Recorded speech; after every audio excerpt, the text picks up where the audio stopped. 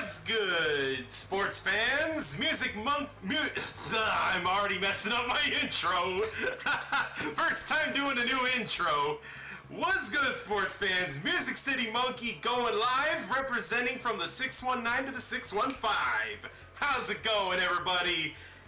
First time covering the NFL since last season. How's it going? I brought my guest right here.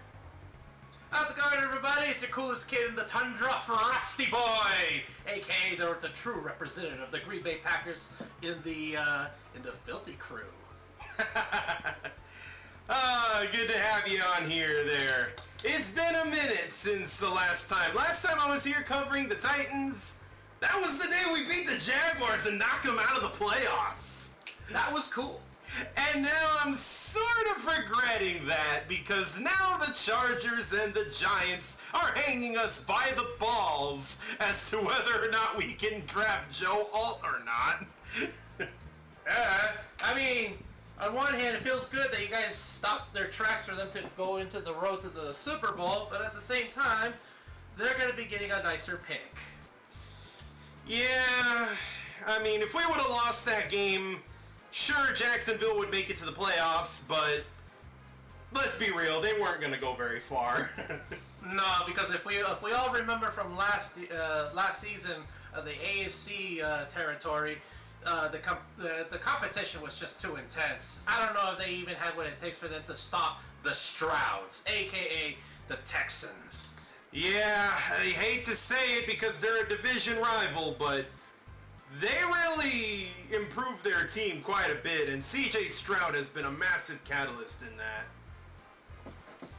Yes, sir. The AFC territory has been acting pretty strong, and near by the end of the season, we were actually in shock that the how quickly the Houston Texans were like so quickly rebuilt, like having the quarterback with C.J. Stroud, and all of a sudden with Tank Dell, Nico Collins.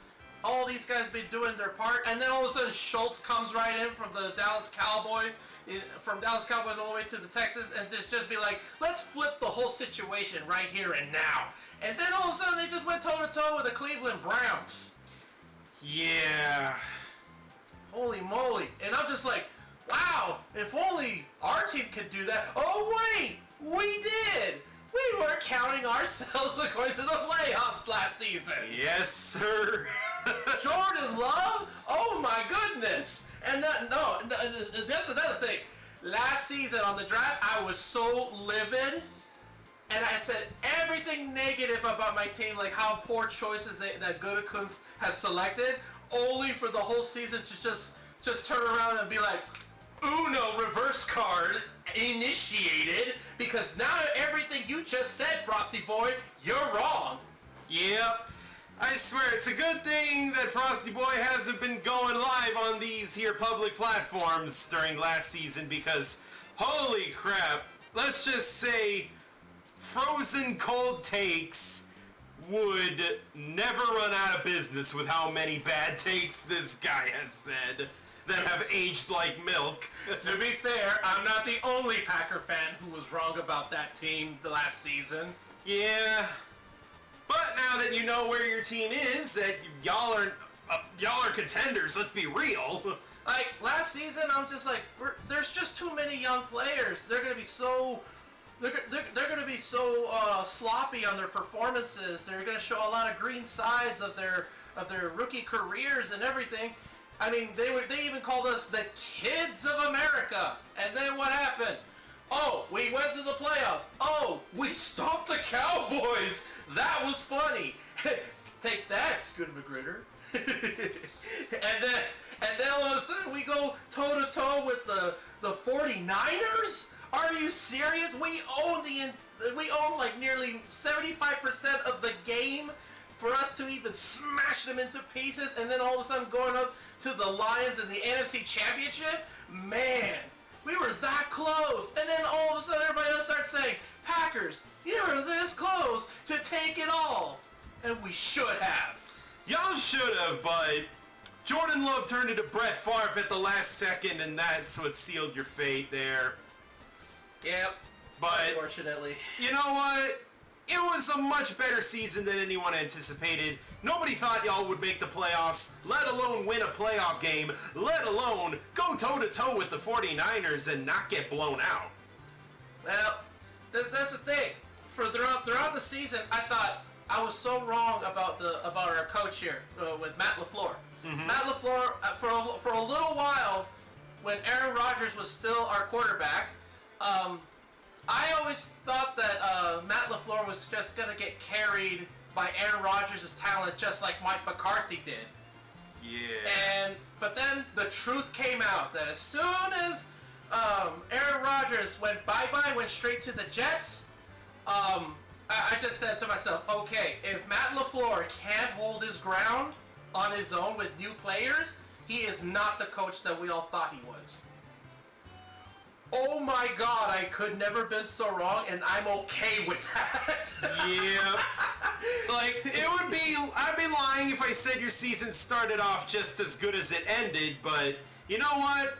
You did say a lot of young players, first year starting for Jordan Love, and you had your growing pains. You lost to the Broncos, you lost to the Raiders, you lost to the Giants, and you thought, oh my God, this team is ass.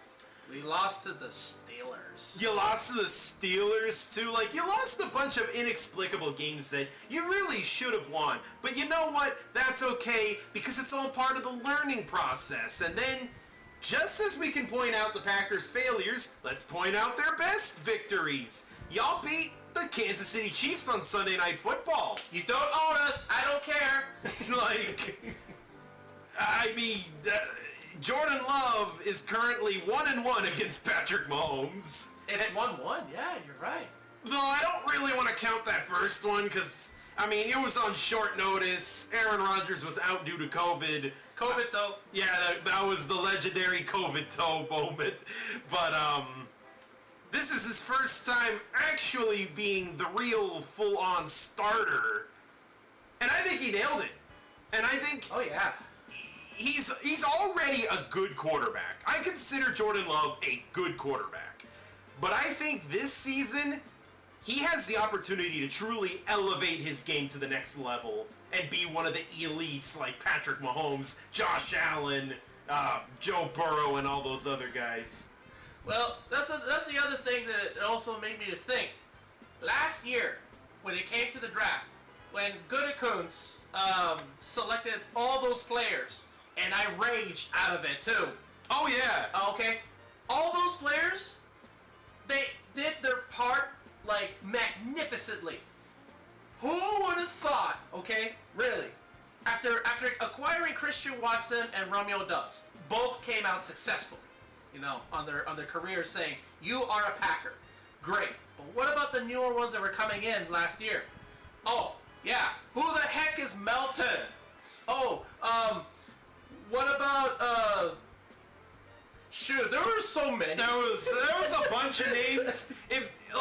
During the Packers' win streak to make it to the playoffs, I was just sitting here every week, a new player Matt LaFleur just pulls a new player out of his ass and he just decides to become a superstar. Who in the hell is Dontavian Wicks? And why is he sexing the defenses that he's going up against?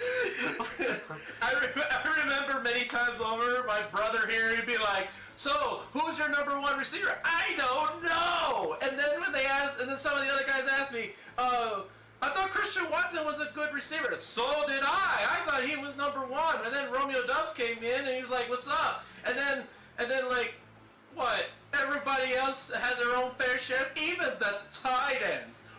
Why, of all players, all of a sudden the two tight ends that we got from last season of the draft, Kraft and Musgrave, really? I did not expect those two ended up being a dynamic duo. And then when they came with it, when those guys came into the fight against the KC at our house, we smashed them into pieces with those guys. The whole time, there was not a single time during that Sunday Night Football game where I thought, oh man, the Chiefs they're gonna pull away with this. No, because the Green Bay Packers understood the formula of how to beat Patrick Mahomes. And not a single time during the game did I feel like the Chiefs were in control of anything. Like, it was all Packers, and the Chiefs were just trying to play catch-up. They're trying to catch up to the Packers. And then we turned them into ketchup. Yeah. Just like the ketchup that Patrick Mahomes puts on his steak, yeah, the Chiefs were trying to catch up to the Packers. They were trailing the whole time because the Packers just kept their foot on the gas, and that's how you beat the Chiefs. You keep playing your hardest football until the clock hits triple zeros. A lot of teams tend to forget that fact. Football is 60 minutes. It's a basic fact, but you see teams like the Baltimore Ravens, they shut out Patrick Mahomes for half of a football game. And that wasn't enough because Lamar Jackson is thrown into triple coverage like a cross-eyed giraffe. And, that's why we ended up getting the Chiefs in the Super Bowl for the fourth time in the last 6 years now? You gotta be kidding me. No, and then, that's another thing, before the season started, everybody else is like, no way, the Packers are gonna come back from losing Aaron Rodgers. They're gonna be in for a rebuild for 5 years plus. It hasn't even been 6 months! And here we go, we yeehawing on this bitch real quick. The Packers were rebuilding, I shit you guys not, for only half of a season. I think y'all only, not even a full rebuild season where y'all are ass. No, half a season you were rebuilding. Craziest thing is, after what we did to the 49ers in the divisional round, the 49ers were on their knees in mud, crying and thanking God from the heavens that they saved their asses in the very end with the power of defense. But let me tell you, 49ers, this is not even our final form. No, the Packers were not even supposed to be contenders this year. Lord knows, if they make the right moves, especially tonight in this draft, who knows? The Packers might... First of all, I feel like the Packers have a good shot at stealing the NFC North crown from the Lions. Which, bummer for them. I mean, they only held on to the crown for one season, and already the Packers are threatening to take it back. But I think you guys could do that. You guys could take the division from the Lions if they're not careful. I mean, okay, let's talk about the Lions about this one. Alright, last season I already said... No, actually, no, that wasn't even last season. Several years ago, I was talking to our good old friends on Discord in the chat, and I was saying, hey, something about this coach named Campbell. I don't know why, but I have a very strange feeling he's going to be a big threat for years to come. Because it's very rare for a team, for a team for the players to say to the coach, I will die for this man. Oh, yeah. That is a strong statement from a player, and that's where, my eyes just went boop. What did they just say? And then as the years went on, they started getting stronger. And then the time when Aaron Rodgers was in his last season to represent us as a Packer, he blew it. Aaron Rodgers blew it. Oh, yeah. The Lions just said, we didn't win the division, but we smashed the Packers' chances of getting into the road to the Super Bowl. It's like, you're welcome. And then us Packers, we had to deal with the pain of having nothing. Breaking news! A.J. Brown has signed an extension with the Philadelphia Eagles. He is going to get 3 years, $96 million. Ooh. He's staying in Philadelphia for the long haul. And as a Titans fan, yes, I'm dying inside. I thought he wanted to go back being a Titan again.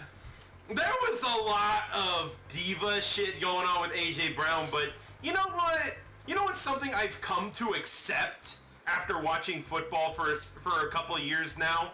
Is wide receivers that are divas. They are a diva because they know they got that dog in them.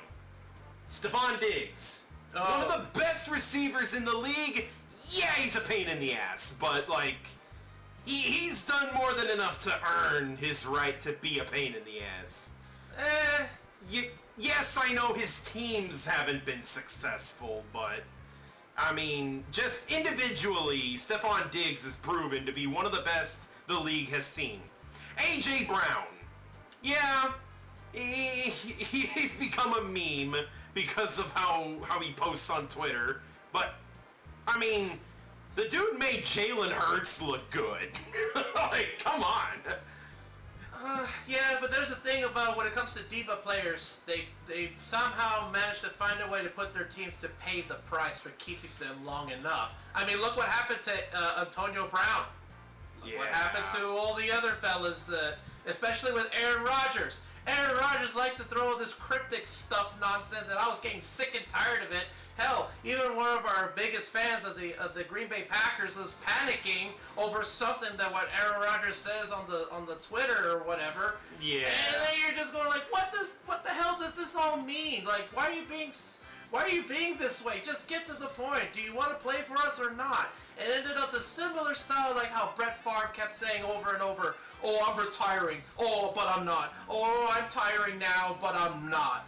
And then Packers just said, all right, screw you. We're kicking you out. That's it. Aaron Rodgers, get out there.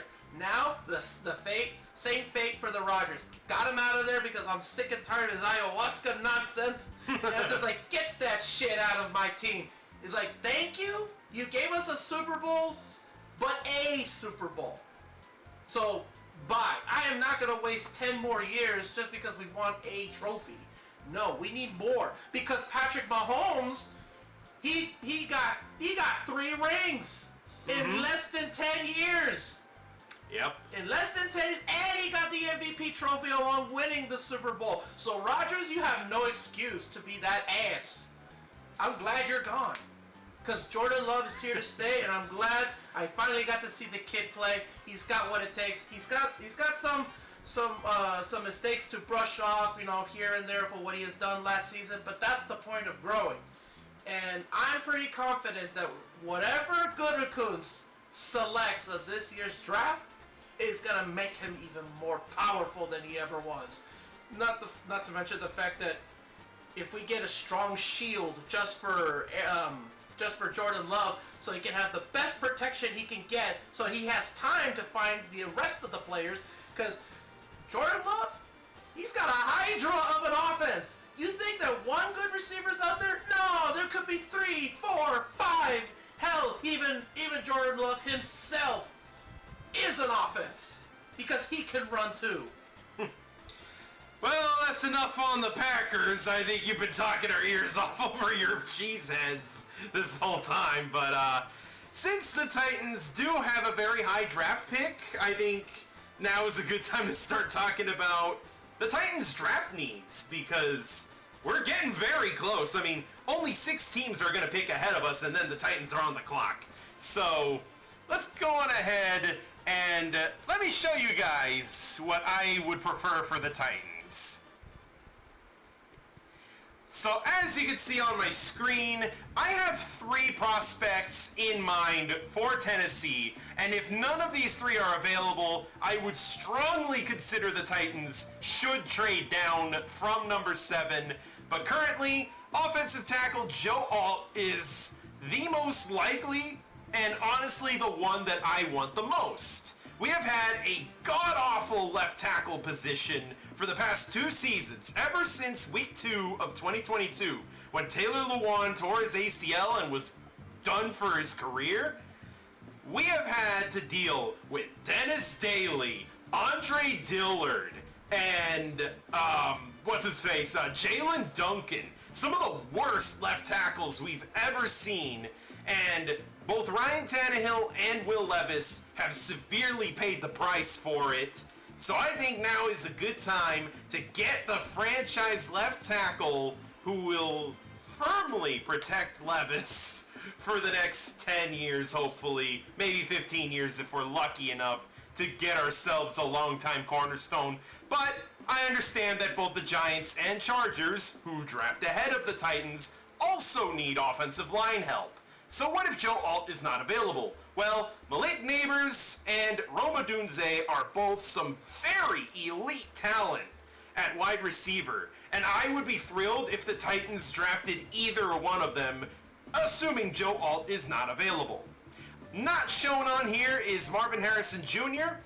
I believe he's gonna be gone well before 7. There is a snowball's chance in hell that he falls to number 7. But on the 0.01% chance that does happen, yeah, no shit, take Marvin Harrison Jr. That should be a no-brainer.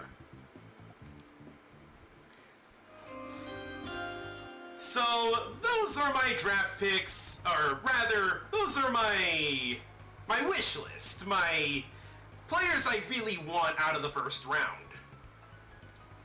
Assuming we stick and pick at 7. Like I said though, if none of those 3 are available at number 7, I think we should trade down, because there are some very good options if we do trade down. Olu Fashanu, the offensive tackle out of Penn State, I like him. He's pretty good. J.C. Latham, the tackle out of Alabama. And, honestly, that's all I would be willing to trade down for in the first round.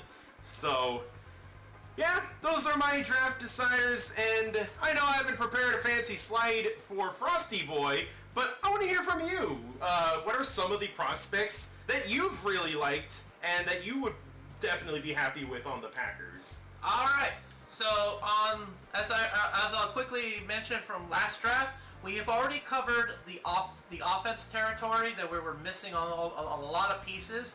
As what they said before, Jordan Love needed weapons, and boy, howdy did they get weapons.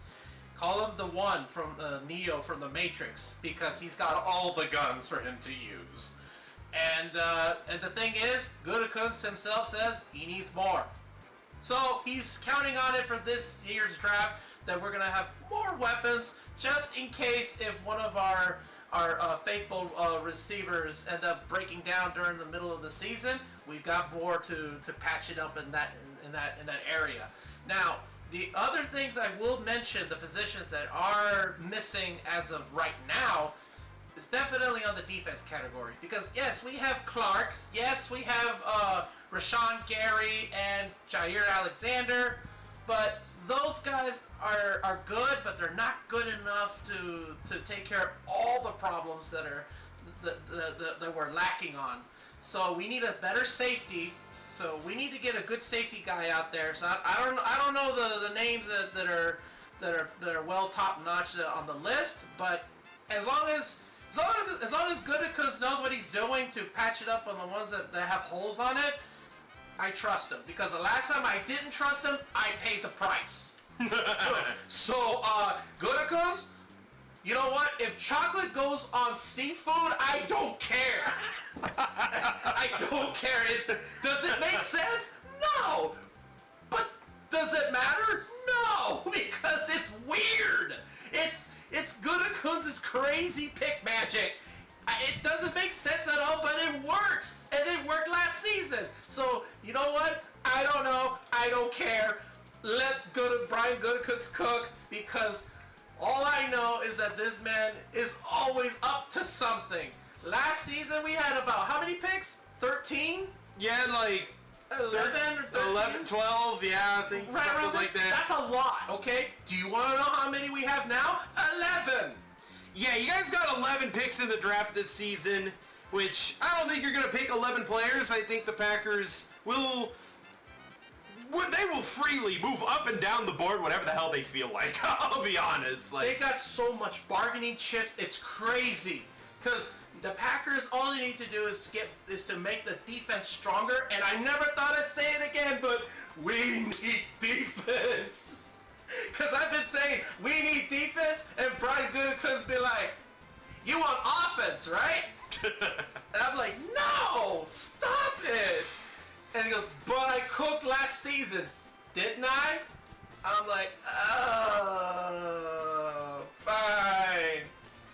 And you thought his pick with Will Levis having a Mayo Man putting mayo in his coffee. Oh god. Was if you thought that was weird, his mayo man just said, watch, I'm not only going to become the guy who puts the mayonnaise in the coffee, but I'm going to be the helicopter man in the middle of a big game. I know we lost that game, but it was was so cool. Also, how about that? Will Levis catches his own fumble. Yeah! What about that? He catches his own... He fumbles the ball. No, but he didn't just catch it. No. He fumbles the ball. It's scooped up by the Indianapolis defense. And then Will Levis transforms into a linebacker and smacks the freaking ball and gets his own ball back. Dude, Levis has some massive cojones, I tell you. This guy, I love his heart. That is one of my favorite Will Levis moments. The other is when he took Jalen Ramsey and folded him into a pretzel and made him taste his own nutsack because, good lord, you see that shoulder bash that Levis did to Jalen Ramsey.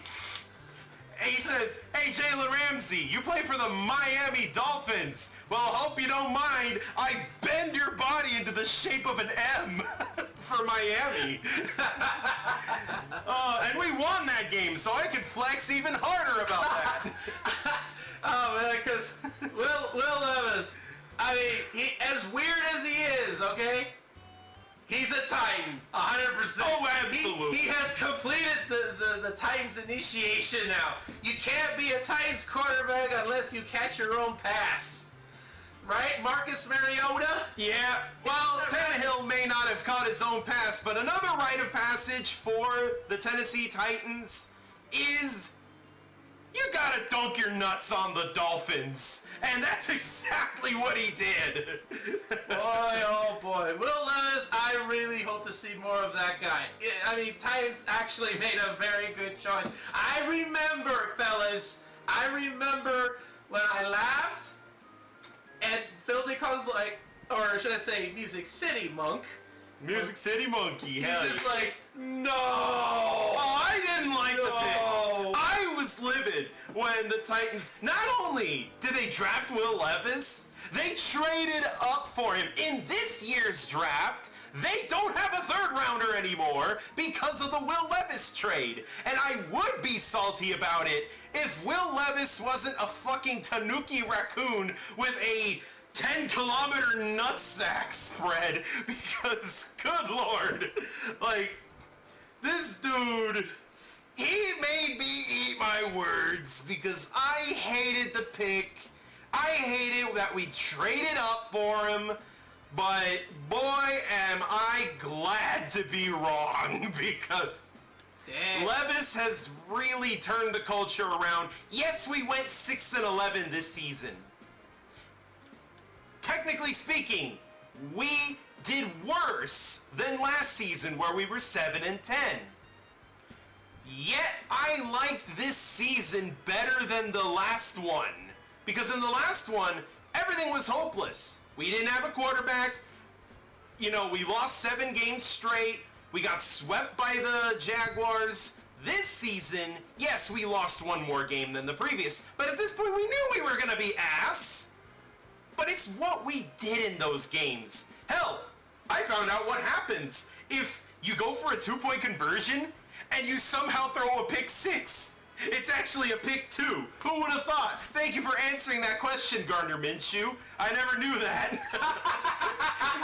Oh yeah, that's right. That was a weird situation right there. It's like, does it really count as 6 points or what? But because it was a 2-point conversion attempt, yeah, we only got 2 points. Man, that should have been 6. I don't care. Amani Hooker went 98 yards for crying out loud. Just give the man his 6. They earned it, dude. And let Nick Folk kick the 7th point.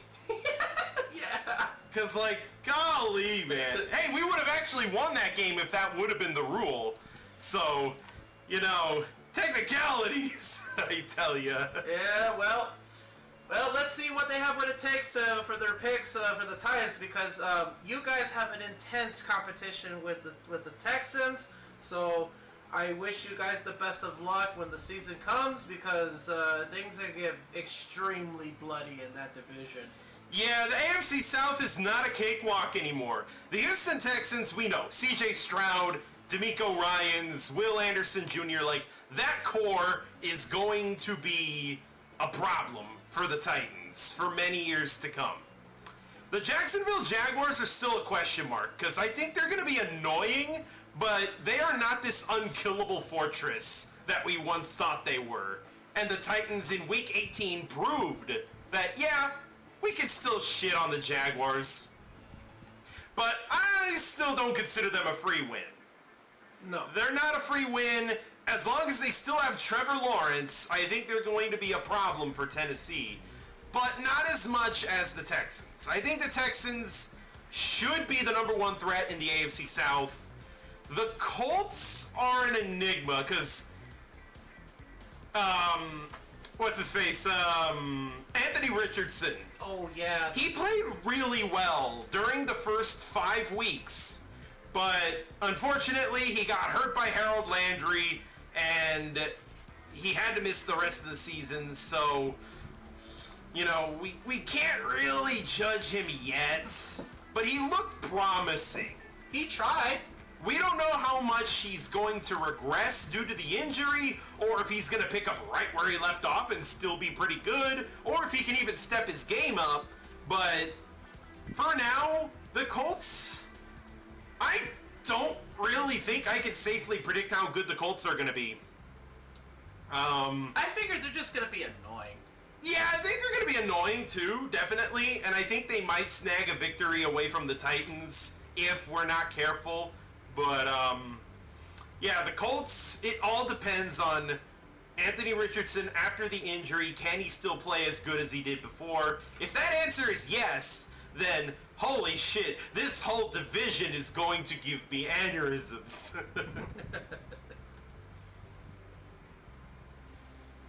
Well, let's see. On my end, with my division right now, things are looking just flat out competition just between the Detroit and us. Because after what I just saw, the wheeling and dealing from Minnesota, I am not convinced at all. And then Justin Jefferson still being with the purple Tinky Winkies, his talent is going to get wasted real quick unless he gets traded to somewhere else. Because his fate with the Minnesota is not going to be a good one for him. He's gonna probably rot in a place like that until one day some savior, a team who deserves better and knows how to make a good offense out of these players, he's stuck in Minnesota forever. He's stuck for good. I'm not convinced he's a big threat. I know my brother here loves to say, Justin Jefferson's scary though, he's a big threat. I'm like, no he's not. And we proved it. I mean, one wide receiver isn't going to carry the team to victory. No matter how great. I mean, remember when Matt Stafford and Megatron were out there tearing it up with the Lions? They were still ass. The Lions were still trash. So having a really good quarterback and a really good wide receiver, that ain't enough. You need a whole team. So yeah, I'll say. Oh, what's going on here in the draft? Hold on. Something's going on. Someone's on stage. Roger Goodell and... Oh! Hey! That's right, we're in Detroit! It's Slim Shady! Yeah! Yo, we got Eminem up in here! Start telling a friend. Oh boy, let's see.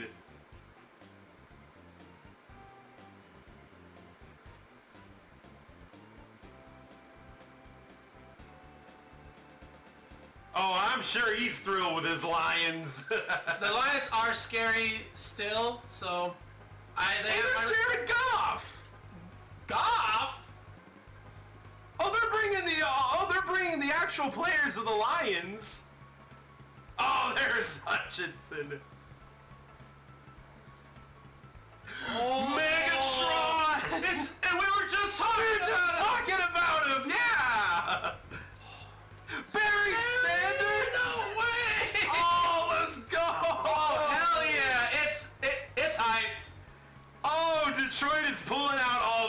props for this draft. Let's go. Okay, that's really cool. They're bringing all the legends and the current players.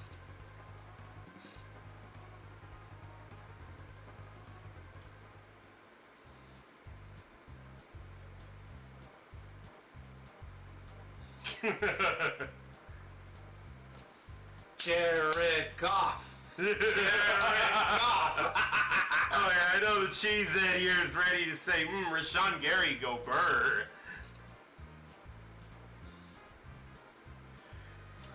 You came close. Not close enough.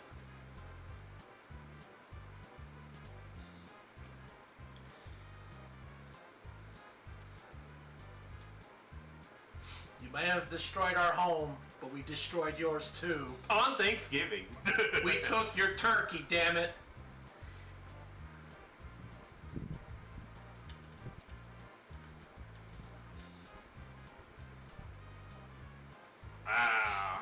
I love this pre-draft ceremony. I like it better than KC. Yeah?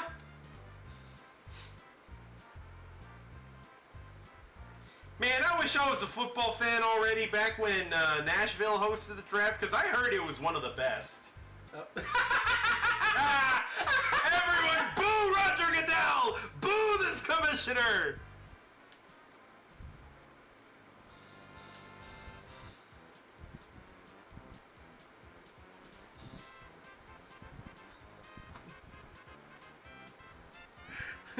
All football fans can all agree. Fuck Boo Roger this Goodell. man. We boo at Roger Goodell. You suck.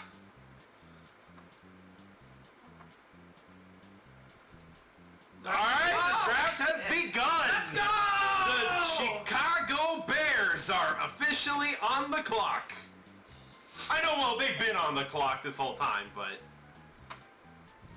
That is the loudest boo I've ever heard. I heard that through my mic so easily. Oh yeah, we can all hear all the boos.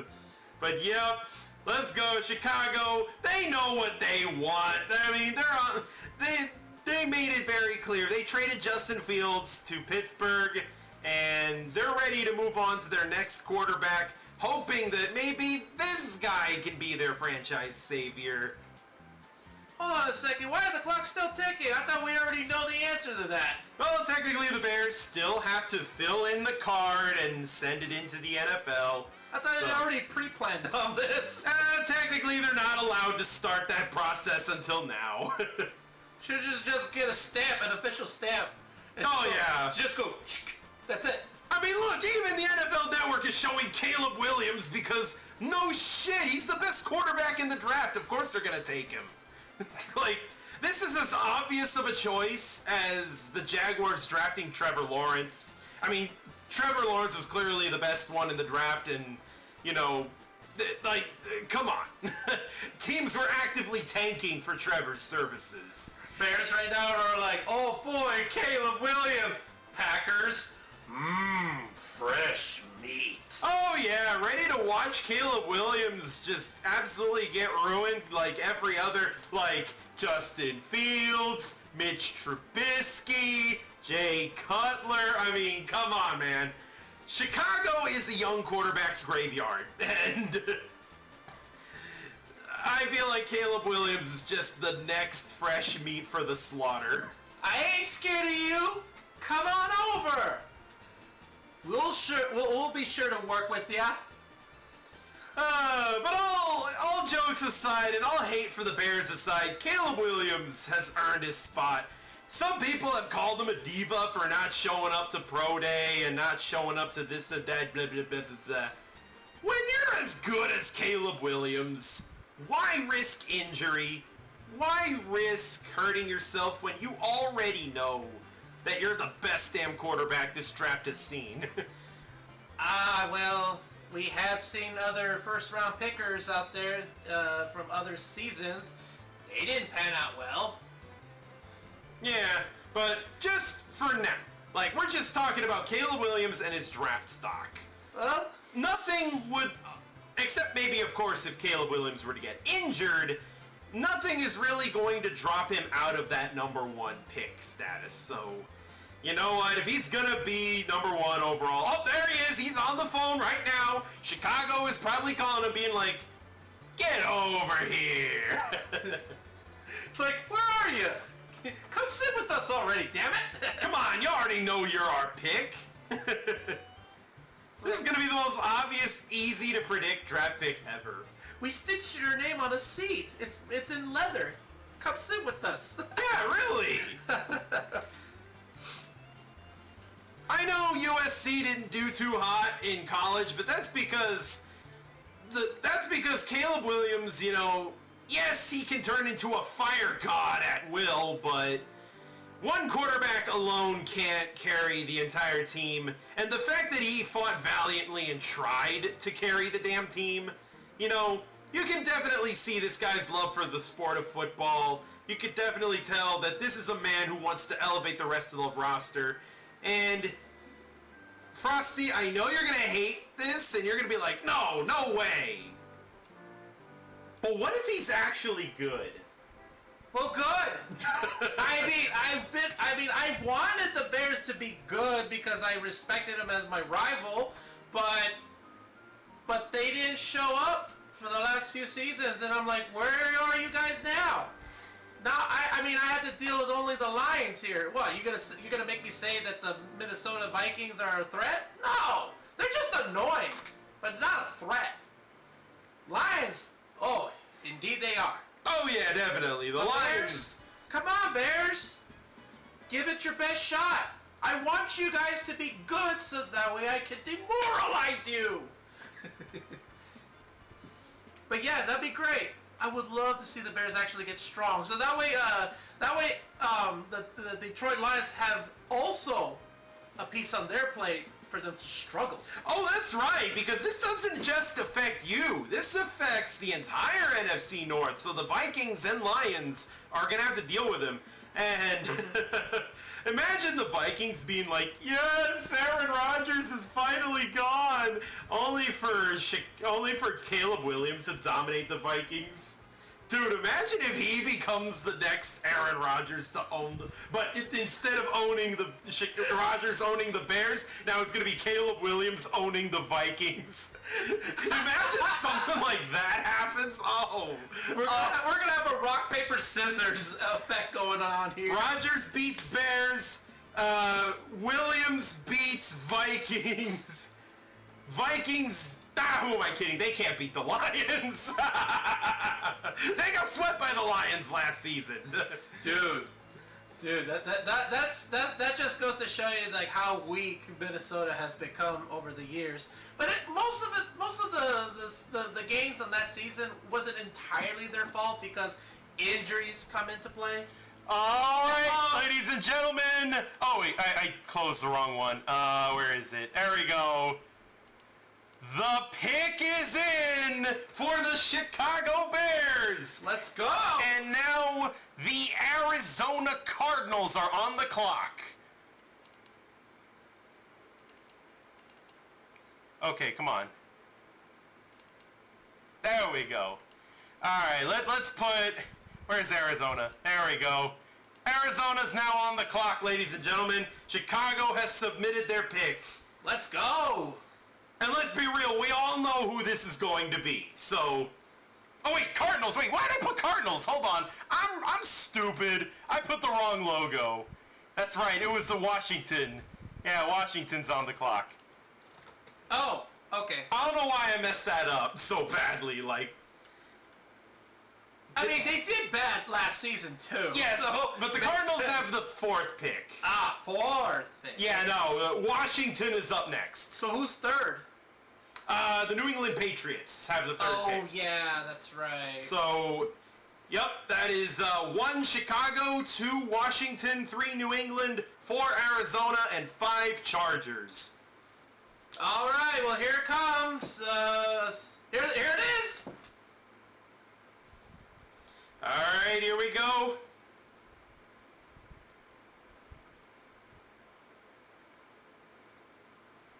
Yep, Caleb Williams, you are a Bear. All right. I can't wait to destroy you. Yeah. And let's go on ahead and officially update Caleb. Hey, Captain Crunk has entered the chat. Welcome aboard, bud. Good to see you here. How you doing? Hope you're not already partying too hard. Hey, what's good, Captain? Good to see you here in the chat. Yep, Caleb Williams is officially a Chicago Bear. The franchise savior, so they hope. Well, welcome to our division. Oh boy, he's being thrown into a very tough position, though. He's got the Lions and the Packers waiting to rip him apart.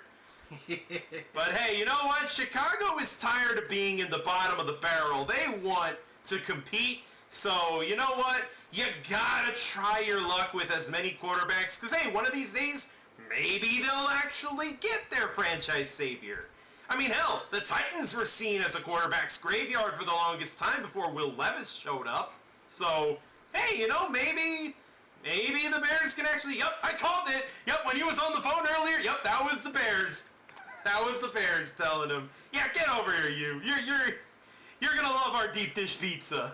just do us a favor, Caleb. Do not be like Justin Fields. Yeah, don't pull a Justin Fields. Don't piss off your division rivals until you have earned the right to do so when you actually start winning games against them. But hey, you know what, the Bears? Thank you, Carolina. Hope Bryce Young is doing you good. Oh, remember Bryce Young was #1 pick last year? Yep, so here's the current update on the Carolina-Chicago trade. Bears receive DJ Moore, Darnell Wright, Tyreek Stevenson, Caleb Williams, and a second-round pick next year. Panthers receive Bryce Young. And that's it. That's all they get. Okay, so I see the puzzles here, what's going on with the offense. It does look scary when you put them all together like that. Oh yeah, DeAndre Swift, DJ Moore, Keenan Allen, and Cole Kmet. I mean, the Bears have the chance to have a competent offense. Well, hopefully. I mean, you were saying that what if the Bears are good next season? It is possible, but competition is intense. Oh yeah, because you have to not just deal with us, the cheeseheads, but the Lions are in the mix too, and they're still mighty hungry. Yep, and the Minnesota Vikings can still be annoying too. I don't think they're going to be good, but they can be annoying. They will be annoying because as long as they have good receivers, and if they have is a C-ranked quarterback. That's generous for Sam Darnold. I thought he was like kind of okay. I wouldn't say he's like good. Oh no, he's ass. Really? He is ass. I thought he was just eh. That's all. No, if he was he would still be on the Jets right now. oh dang. He would still be on the Jets. He's on his 4th team now, and he was drafted in 2018. The same draft class as Josh Allen. Do you consider Josh Allen to be old? Do you consider Baker Mayfield to be old? No, and Baker Mayfield has already been going to the playoffs last season. Yep. And Baker Mayfield already has 2 playoff wins. And funnily enough, both playoff wins were against the state of Pennsylvania. That is so awkward. Yeah, Baker Mayfield owns Pennsylvania. He beat the Steelers when he was with the Browns, and he beat the Eagles when he was with the Buccaneers. They're cooking on something, but they got 3 minutes and counting. Yep, the Commanders are starting to run out of time, but then again, there are 2 big names that they're thinking of. Drake May from North Carolina, I think, I think it was North Carolina where he's from, or Jaden Daniels from LSU. Both of them would be very good choices. Honestly, I can see why the Commanders are a little hesitant because, They got two very good choices, and they're like, which one do I want? So right now, they just said the coach for the, they just hired a new coach for the Commanders. His name is Dan Quinn, or something like that? Yes, they have Dan Quinn. He's replacing Ron Rivera, so Riverboat Ron is gone. Oh, good riddance. Yeah, good riddance to his dumbass. So now they got an actual head coach. And who knows, maybe, honestly, we can tell that the Commanders are trying to wash off the stink of the Dan Snyder era. They are doing everything they can to wash all that crap off of them. And, oh, the pick is in! Yep, let's go! Washington has made their selection, ladies and gentlemen! All right, will the Commanders actually become the next threat for the Philadelphia Eagles? And the Dallas Cowboys and all, etc., etc. Will they become a threat? If so, I'm all up for it. Go Commanders. Because the Giants? You expect me to expect something good from New York? Oh, here's a funny stat. Remember when I said that the Chicago Bears have never had a quarterback throw for over 4,000 yards? They finally do! Who? Caleb Williams is the only quarterback in Chicago history to throw over 4,000 yards and 30 touchdowns. And he did that in college. Oh, but like, I mean, he has to do that in the pro section. He's gonna, but it's like, dude, not even in college have any of the Bears quarterbacks done that. Oh, that's like, just sad. They're sad. Oh right, now that the pick is in, I should update. Hold on, where is it? There we go. Let's update it. Washington has already made their pick. New England is now on the clock. Alright, here comes the Commanders. It's gonna be a quarterback, isn't it? It's gotta be. It's gonna. Hold on. Oh, they take Jaden Daniels. Let's go. What? The quarterback out of LSU. Ooh. It was either him or Drake May. I was expecting May. Oh, you were expecting Drake May? Yeah, I was expecting him. I don't know. Jaden Daniels, he's got a lot of talent too. I think there was no bad choice for the Commanders. I think either way, they would have gotten an absolute baller. Well, good luck to him. And I'll be rooting for that guy, so that way, hopefully, he's good enough to stop the Cowboys, and I'll be laughing even harder. That'd be great. So let me tell you, the last good quarterback they had for the Commanders was what, RG3? Oh yeah, before the last good injuries. one. Well, congratulations to that young guy. Hope to see you do well for the next season. Well, looks like the Patriots are not trading the number 3 pick. They are going to stick and take their guy. And you know what? I think it's Drake May. I think Drake May is going to be a Patriot. Good, because because the next thing you're gonna tell me that they're gonna stick with all these schmucks they had in the past, which I highly doubt that because they already left. But let's just say if they still kept them, neither of those guys are gonna do something for the Patriots. I mean, their starting quarterback is Jacoby Brissett. Yeah, no, they need to draft. They need to draft. Hey, Jacoby Brissett was cool. He beat Tom Brady before he packed his bags on Turkey Day. Okay, that was fun. That was fun when it happened, but it was cool. You don't deny it. Jacoby Kenobi was absolutely fun to watch in short bursts. Unfortunately, though, he's not a starting caliber quarterback. He's a great backup, though, and honestly, I think he'd be a great mentor for whoever the Patriots select, whether it's J.J. McCarthy, which would be very stupid of them. I think they should just take Drake May. But if it's J.J. McCarthy, Drake May, whoever they take, I think Jacoby Brissett would be a solid bridge quarterback. But then after that, they got Bailey Zappi. Yeah, no. They need to draft a QB. if I recall, I wasn't too impressed when the Patriots selected those guys in the draft. I was just like, is he really going to replace Tom Brady?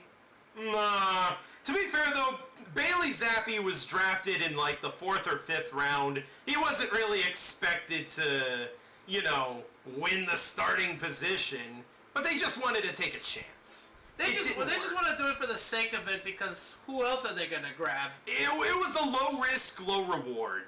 And you know what? Fine. It didn't work out. They didn't give up a whole lot, but yo, look at this. This is Jaden Daniels. They're showing some film on what he's all about. He is fast on the throw and very accurate.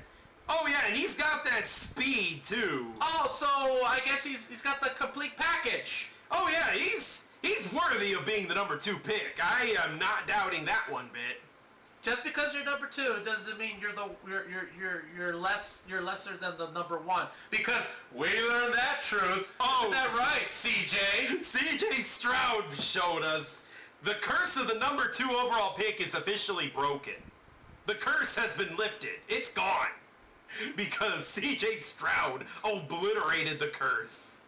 Oh, man. And then if anything, thanks to Brock Purdy, him being Mr. Irrelevant, now it doesn't matter anymore. It doesn't matter if you're the very last person ever to be selected in the draft. If you got the goods, dang! Yep. What do you know? But anyways, now that the New England Patriots are on the clock... Oh, the pick is in! That was quick! Pick is in! New England has made their decision. Now Arizona's on the clock. Traded Mac Jones. Oh, I didn't see it. Oh yeah, they traded Mac Jones for the Jaguars. For the 6th round pick. Jacoby Brissett. Oh, he's only got a 1-year deal. Yeah, he's not the starter. Yeah, he is not the starter. They're drafting a quarterback, and I think it's going to be Drake May. Well, alrighty. If they take J.J. McCarthy, I don't know if I should laugh or not. I'm not as high on J.J. McCarthy as some of these other guys. Like, this has to be Drake May. Everybody keeps saying Drake May. Well, yeah, I mean, he's the best quarterback available right now. Jaden Daniels and Caleb Williams are gone, so yeah, Drake May's he's the best guy. He's the next best guy, so and yeah. They don't have that grumpy old guy anymore as their head coach, so hey, anything goes. Yep, Gerard Mayo is officially their head coach. So we'll see how they want to build it. This is a fresh start. There he is. There's Roger Goodell. All right, let's see who this is.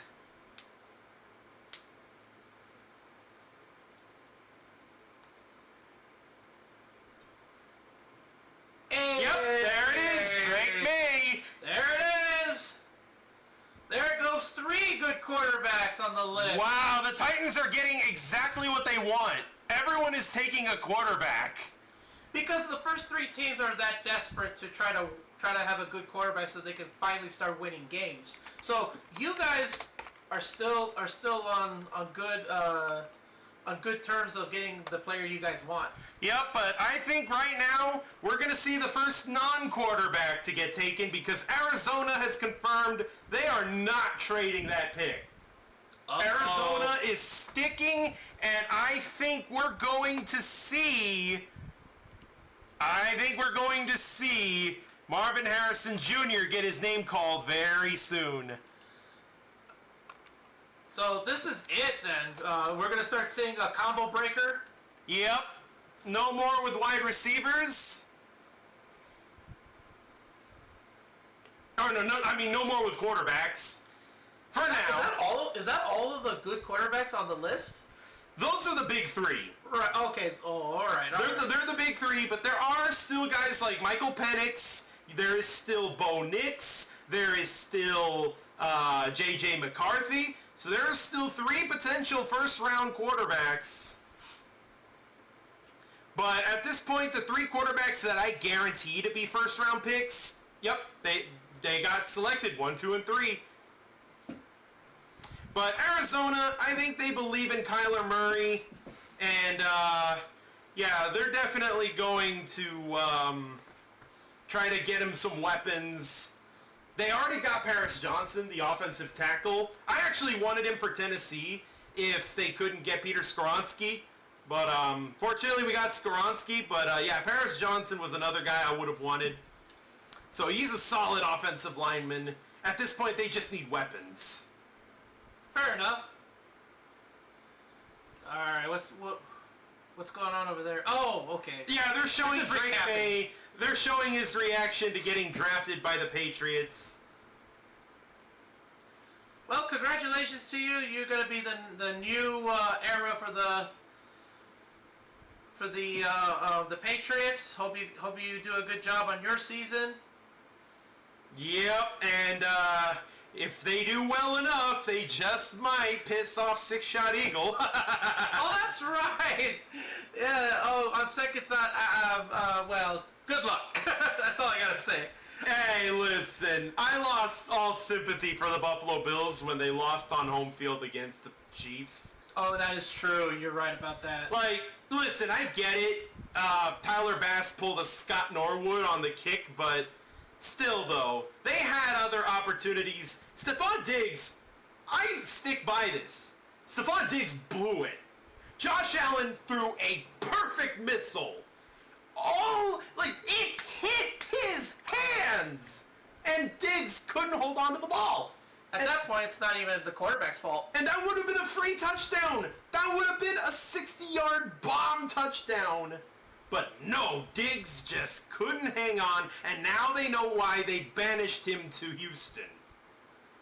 Although Houston is not exactly a shadow realm. No, it's not, and if he does end up being good, He would love to have revenge against Buffalo. I'm mostly just scared for my Titans. But then again, even with L'Jarius Sneed and Chidobe Awuzie and Roger McCreary now being in the slot as our corners, I don't know, man. With all these new NFL... Ooh, the pick is in! The pick is in for the Arizona Cardinals! Well, here comes the Cardinals. And the Los Angeles Chargers are now on the clock. All right. And now for Go Chargers Go. Please don't take Joe Alt! Please don't take... Please! Captain Krug, if you're out there right Anybody but Joe Alt! if you're watching this, Captain, we're ready to laugh. Please! I'll laugh alongside with this guy. Okay, but first things first, we gotta see what Arizona's doing. Like, the pick is in, but, they haven't announced it yet. But yeah, good for Drake May. Hopefully he does well with the Patriots. Also, I hope, they can finally beat those freaking Dolphins, because they've kept losing to the Dolphins so much.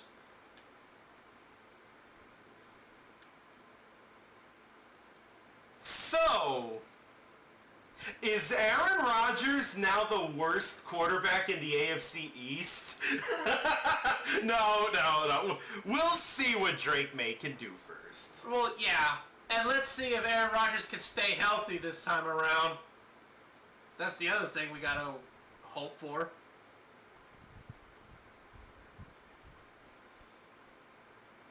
Oh! There it is! Oh, no! There it is! Marvin Harrison Jr. is a Cardinal. Oh, right! The pain is real! Fitzgerald 2.0, here we come! Oh, Here we pain! The pain on Captain right now! He wants that man! I mean, let's be real. The Cardinals were going to take him. Oh, man. A true weapon for Kyler Murray! Finally! Kyler Murray now has his number one weapon. They got rid of Hollywood Brown. You know, they got rid of DeAndre Hopkins. They needed a bona fide superstar number one wideout. And I think Marvin Harrison Jr. is exactly that. Well, Kyler Murray, now it's time for you to put the controller down. The Chargers are not trading. Uh-oh. The Chargers are sticking and picking. Also, hashtag fuck you, Spanos. Yeah, fuck you, Spanos. Sweet. All right, well, Harrison Jr. is out of there. Yep, Harrison Jr. is no longer in play for Arizona. He is in play for Arizona. He's no longer in play for the rest of the draft. So here comes the Chargers. What will the Chargers take? I think this is where Malik Neighbors goes, if not J.C. Latham. Please not Joe Alt. Please. So, yep, Harrison Jr. is now the new number one wideout for Arizona, and the Chargers now are on the clock, after which is the Giants and then the Titans. So, I'm scared, y'all. There's a guy I want, and there's a very... Well, fortunately, because of math, there's only two more teams ahead of the Titans, and I posted a top three. So if the Titans have a brain in their heads, that's guaranteed that one of those guys has to be on the board. We're going to get one of those guys that's on my top three. 3 quarterbacks, and then Marvin Harrison Jr. are the top 4 picks. Well, that's gone, so now comes the fifth. Yep. Fifth pick, huh? Remember, the Chargers got rid of every wide receiver they had. Mike Williams, Keenan Allen, they're all gone. Quentin Johnston is their number 1 wide receiver. That's disgusting. They need to replace him. Talk about housekeeping. Holy crap. And now Joey Bosa is the last remaining San Diego Charger on that team. Wait, Bosa's still there? He's still there, yeah. I thought he left. Nope, they extended him. They readjusted his contract to let him stay, and oh god, there's Marvin Harrison Jr. So that's gonna put a fear on the 49ers. Now you know why Ohio State was as brutal as they were, because he was teammates with C.J. Stroud. Oh. And then when C.J. Stroud got drafted, he still ended up being a beast. He's still him. Okay, well, now we know that Kyler Murray has no excuse this time around. He's got a true, real number 1 who has generational talent. And now the Chargers have 4 minutes left on the clock, yet to make their pick. 4 minutes and counting. Please don't be Joe Alt. If they take your player, that's a big ouch. Yep, the Chargers are keeping pick number 5, no trade, yep. Chargers. Chargers. Don't screw with the Titans' plans. I said it multiple times and I'll say it again. The Chargers were the number 1 obstacle for the Titans getting their guy. If the Chargers don't take any...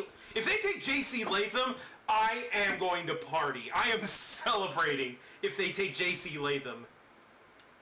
Because honestly, Latham is a better fit for the Chargers anyways. He's a right tackle, and the Chargers need a right tackle. Yeah, you need someone to protect Herbie. Right, but more specifically, where on the offensive line? They need right tackle. The Titans need a left tackle. Joe Alt is a left tackle.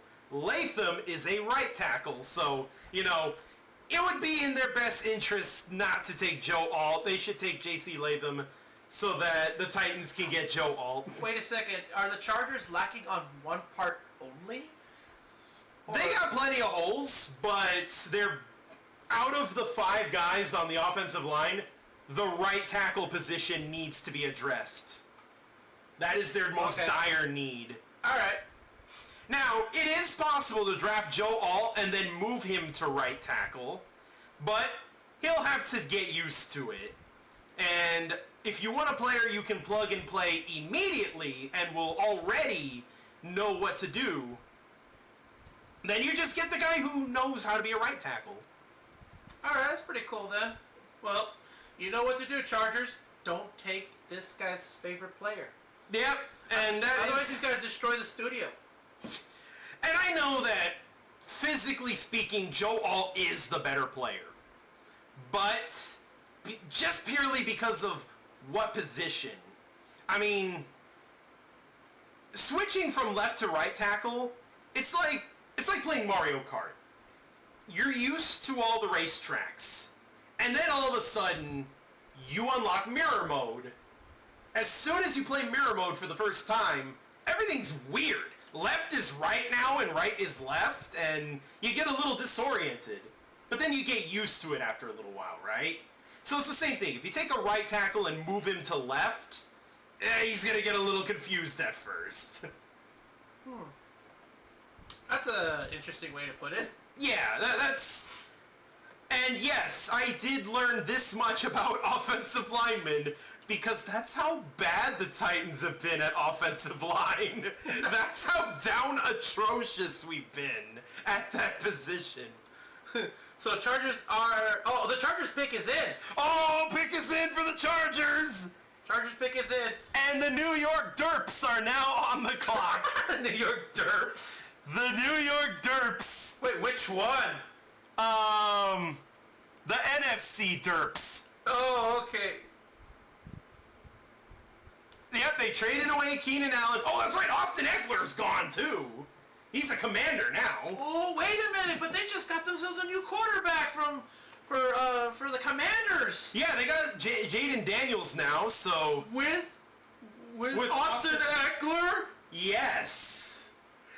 Yes! And they still have Scary Terry as their wide receiver. And don't they have Robinson or something like that? Oh, Brian Robinson, he's alright as a number 2 running back behind Eckler. Oh, then he's got some weapons for that new quarterback. Oh, Mike is saying nut, hard nut. Alright, hold on, we haven't seen it yet.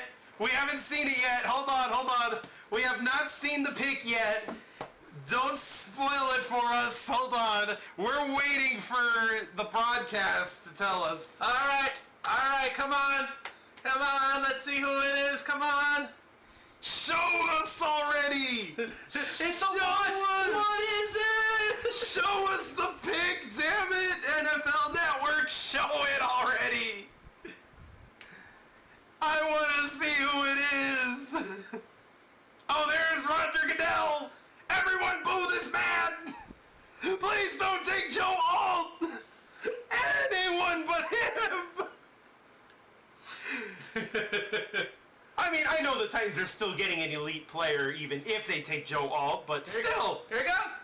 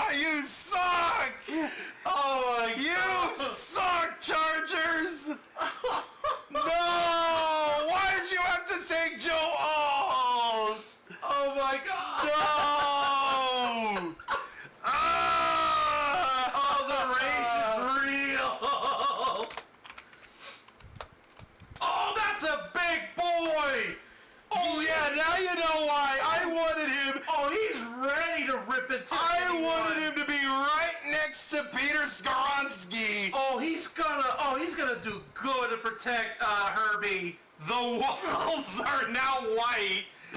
Yeah, baby. No. Damn. No. Why did it have to be Joe Alt? No.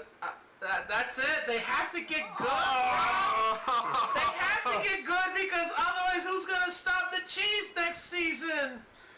Oh, well, needless to say, because he's my #1 choice that I wanted the most. He's an absolute beast. He is built like a brick wall, and this man bullies defensive players for their lunch money. Straight from Notre Dame, baby. I wanted him in Tennessee. Oh, straight from Notre Dame. That is good. That is good stuff right there. For a little bit of an explanation on what you can expect out of Joe Alt, Jake Matthews from the Atlanta Falcons is a close comparison. He's their offensive lineman. He is an absolute beast who's been a staple of that team for nearly 10 years. I think it's been 10 years, actually. He's been that good for that long. Another comparison would be Taylor Lewan, someone Titans fans are very familiar with. So, yeah. The Giants are next. Yeah, the Giants are next. Please don't take Malik Neighbors. He is still available. Please don't let it be Malik Neighbors. If I can't have Joe Alt, at least let me have Neighbors. If they take your player too, oh my gosh, this is gonna. Then we'll just have to settle for Roma Dunze. And I know that sounds funny when I say it like that because it sounds like we're not getting a great player. Roma Dunze's fucking elite, all right? Like, but the pick is in. The Giants have made their selection, and Tennessee is now on the clock. I'm gonna call a Fred. Hold on. Oh, hold on. Where is it? Miss. There you are. Hey, yo.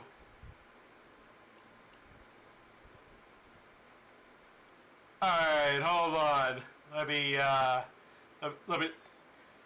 Hey, Captain! You took my guy!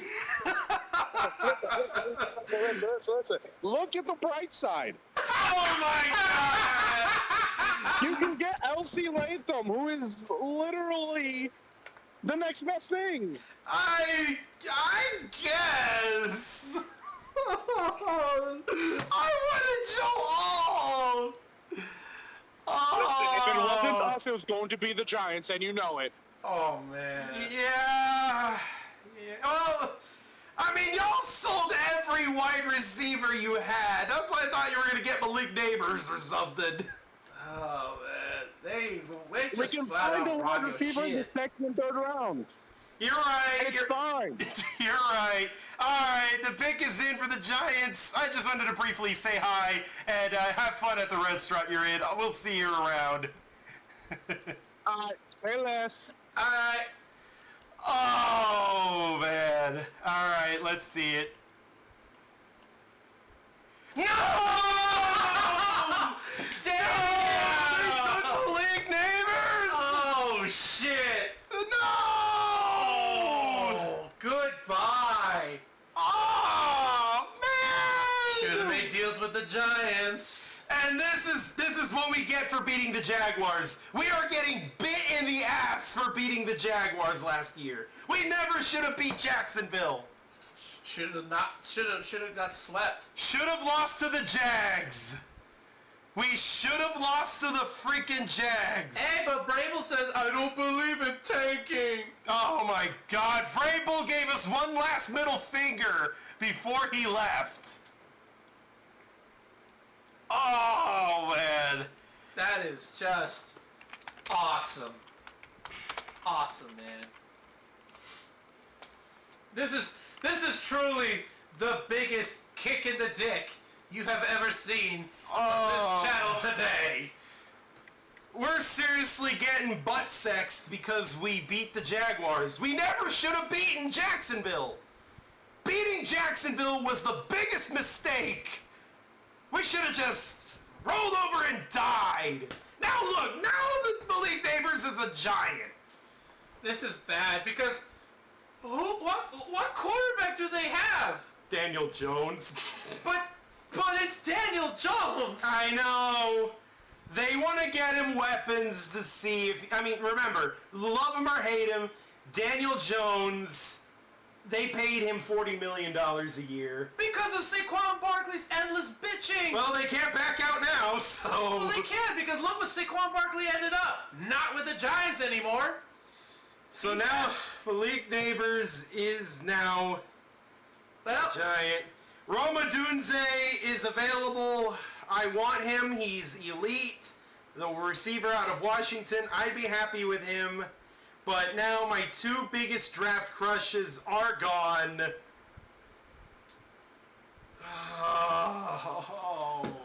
Oh boy. Damn, dude. Damn. Well, how funny is that, though? That Malik Neighbors and Jaden Daniels were once college teammates, and now they're arch nemesis. Commanders and Giants. Oh, yeah, huh? The quarterback for the Commanders, yeah. Oh, get a load of this jacket. Dang. Those are all his memories of all the times he played in his college.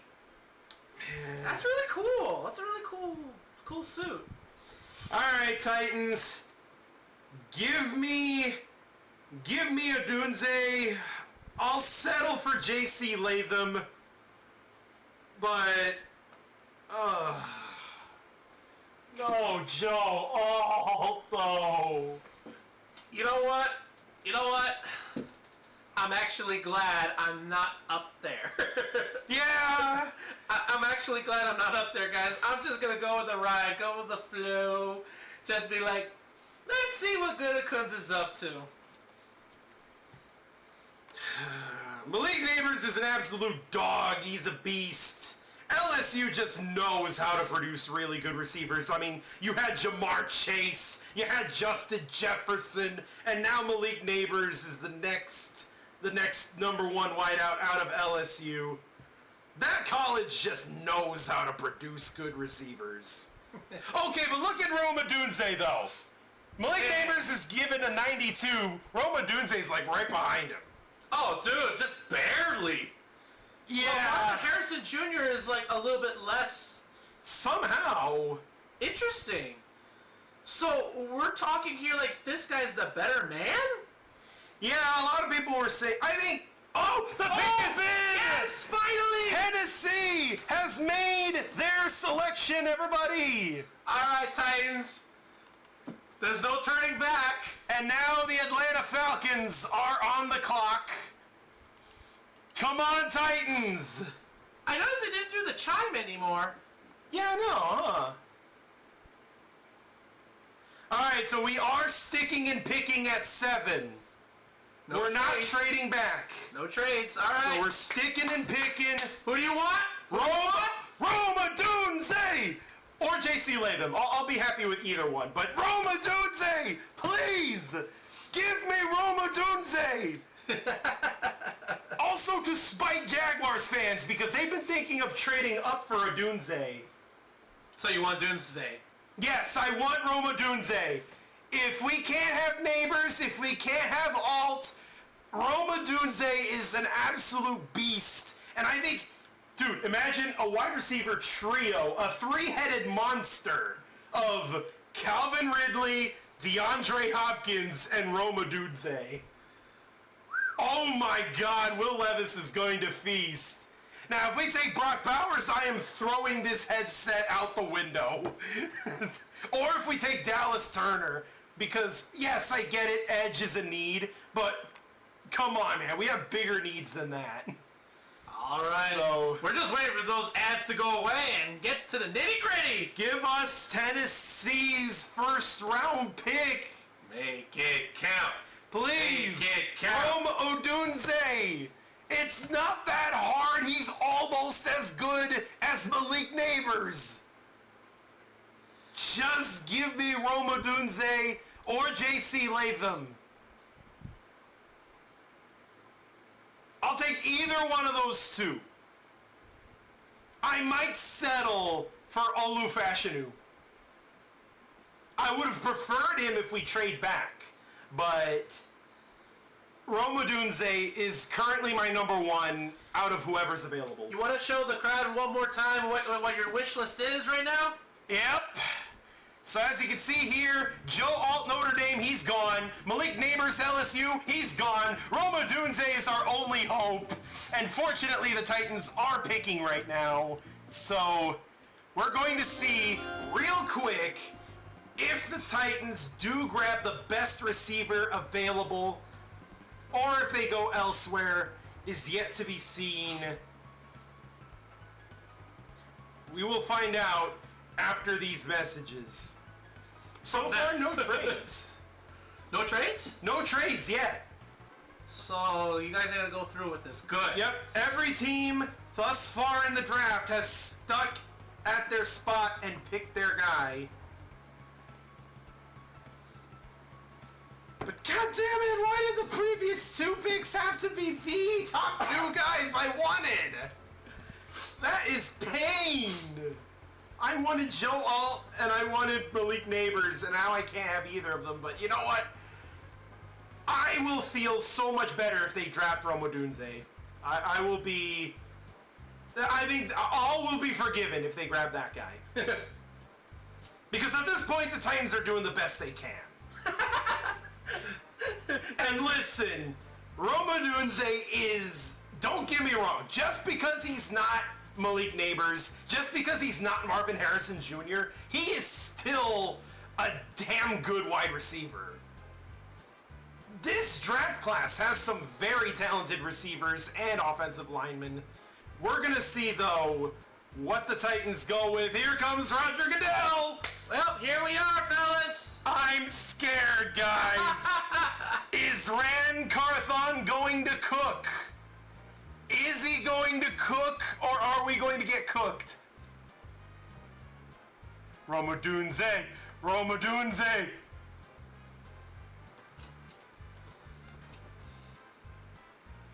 JC Latham! I'm okay with that! I'm okay with that! Alright! That was not the guy! Alright, I'm okay with that! That is not the guy you were chanting for the last 5 minutes, but if you're okay with it... I said a Dunze or Latham. Well, you got him. We got JC Latham. Alright. Huh? Offensive tackle. I mean, yes.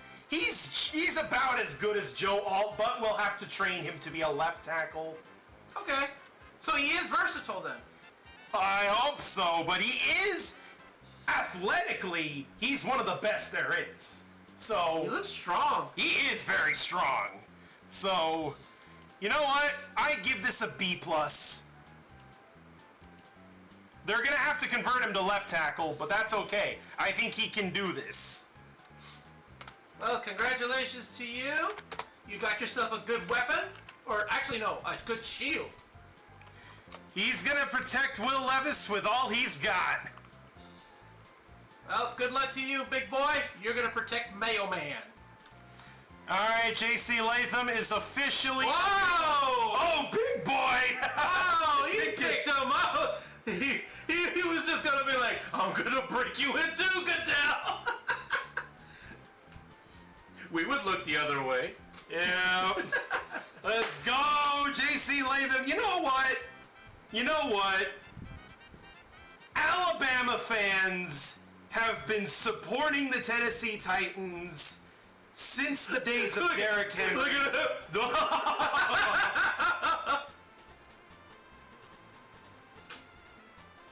I thought he's gonna break him in half. So JC, he picks him up like That's that. a big boy. You guys done good. Yeah, we did all right. I'm okay with this. Welcome to Nashville, JC. There's Ran Carthon. He's cooking. He's cooking something. All right, let's see some of that JC Latham highlights. Upper torque, firm base, bend and balance. There he is. Oh my God, look at him bully that defender. Oh, whoa. You're not going anywhere near my... That's Bryce Young. It is Bryce Young. Yeah, that's right. He protected Bryce Young. I bet Bryce Young misses this man. He really misses this guy. Whoa! Oh, he's an excellent run blocker. Oh, dude, he planted that guy. You know what? Yeah. He's strong. I like this. But yeah, as I was saying, Alabama fans have been supporting the Titans with Derrick Henry, but now that he's gone, you know, we need a new Alabama player to really stand out. And J.C. Latham, all right, I'll take it. He does look pretty strong, so you're in good hands. I'm a little upset they didn't take Roma Dunze, but you know what? We need to protect Levis. We need to make sure. Can't exactly cook without a protection. Yeah, it's not the fancy pick, but you know what? It's a pick that I think will go a long way. I trust Bill Callahan, the offensive line coach. He has worked with some phenomenal players in the past. I think all of Latham's weaknesses can be worked on, and I think he can improve, especially with an excellent offensive line coach helping him out.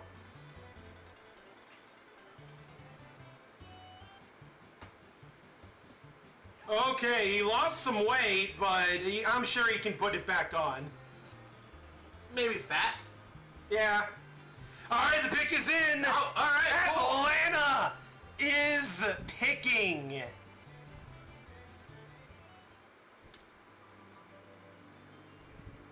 What?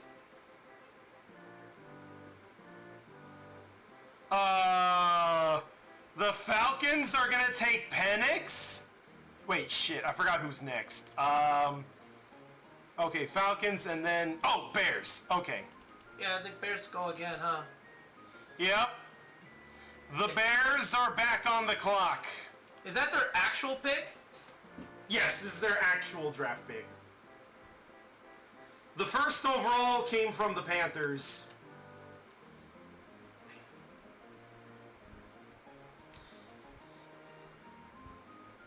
I'm okay with this. J.C. Latham.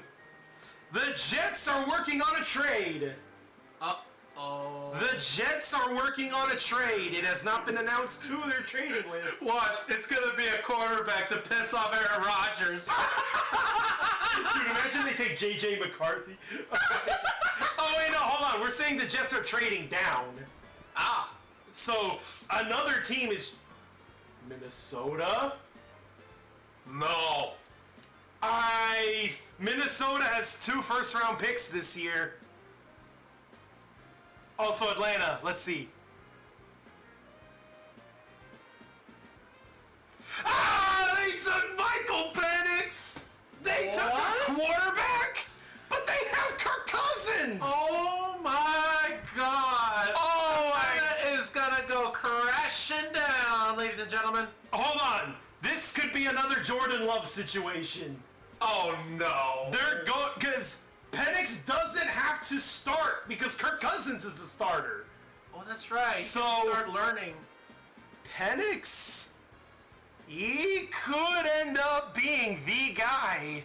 But well, he doesn't fill any immediate needs, but I think Atlanta is focused on the future right now. they want to find a way to heal the 28-3. Yeah, I mean they need to. So they're going for a quarterback. Interesting choice. Even though they got the Thuggins. Yeah, they got Kirk Cousins, but Kirk Cousins is only a present-day solution. They need a future solution. Well, how long are they going to plan to keep him?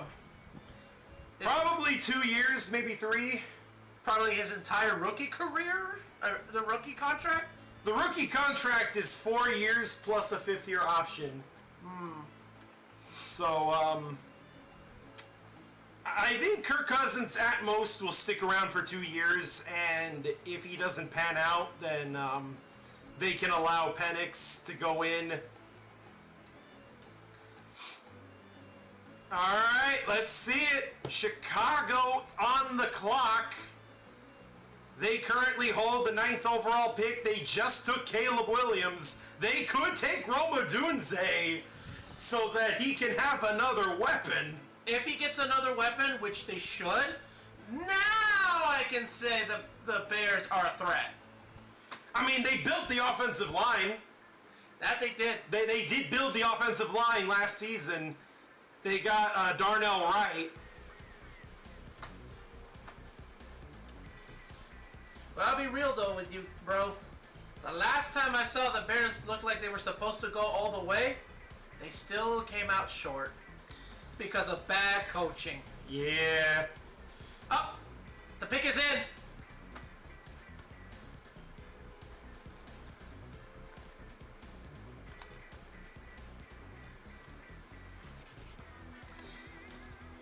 Yeah, they're saying the best attributes of J.C. Latham is he's a powerful man. He's a mountain. So the Bears have finished picking their player. Oh yeah, that's right. So now comes who comes next? Let me take a look. Draft picks. After Chicago is the Jets. Ah, yes, the Jets. All right, I'll bite. What do you have in store this season? Yep.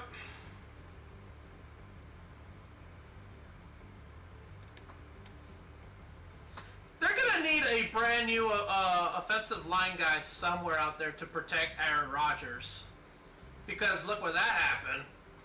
Yeah. No, that's right. J.J. McCarthy is still on the board. The Bears could trade down if they don't want a Dunze, if they're confident in the weapons they currently have. But because a Dunze is on the board, I think they might just take him. Don't overthink this. Just take the best player available. Trade alert! Ladies and gentlemen, we have a trade! A trade? Minnesota has traded number 11 overall. Wait. They moved up one spot? By one spot? They moved from 11 to 10. Huh. Why would the Vikings do that? Well. Oh, let's see it. Chicago. Yep, the Bears took Roma Dunze. All right, Bears, come and get us. All right, I think the Bears are a threat now. Come and get us. Let's have at it. I'm ready for you guys. I want a good fight from you guys. Yeah, I think the Bears are not going to be a free win anymore. So already the NFC North is starting to become a gauntlet. All right, let's see here. Do you like what you guys got? Yeah, I'm okay with J.C. Latham. If We haven't gone next yet, so I don't know. He was talking to me. But, oh, there we go. Minnesota is on the clock now. Fine.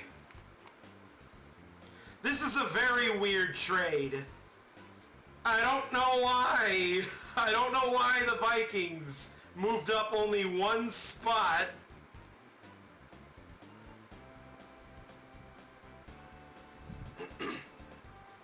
There's Roma Dunze, a Chicago Bear. Now you're going to see why I would have wanted him. I like J.C. Latham, but... He is compared to Larry Fitzgerald. Yeah, this is what I would have wanted. Look at that. Look at that, man. Well, then again, he is a contested catch guy. That's kind of overlapping a little with, that's overlapping a little bit with, what DeAndre Hopkins is already doing. But, still, if there's a young star talent, you take him, man. We passed on Roma Dunze. Better hope J.C. Latham ends up panning out, or else we're going to regret this move. Well, put him up. Put him up, Bears. I'm ready. Caleb Williams, DeAndre Swift, DJ Moore, Keenan Allen, Roma Dunze, and Cole Kmet. Holy crap, that offense has gotten a facelift. But now Minnesota, what are you guys doing? I mean, they have Sam Darnold, so They have to go quarterback. Even Captain Croak agrees. They have to go quarterback. he's a starter though, right? But how much did they give him for Sam Darnold? $10 million 1 year. 1 year? Oh yeah, they're gonna go for a QB. They're getting a quarterback. They're getting a new QB. Now the question is it Bo Nix? Is it JJ McCarthy? Who could it be? Oh, they just said it. They just said the name. Well, they're saying it could be JJ McCarthy. Oh, the pick is in! Let's go. Minnesota has made their selection, and now the Jets are on the clock.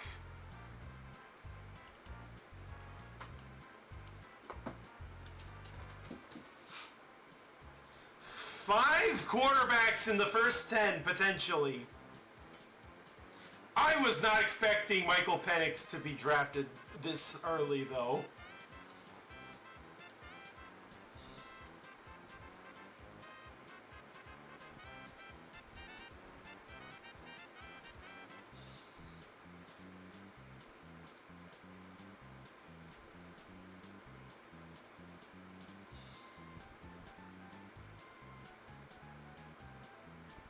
Better hope the coach does good things for you guys.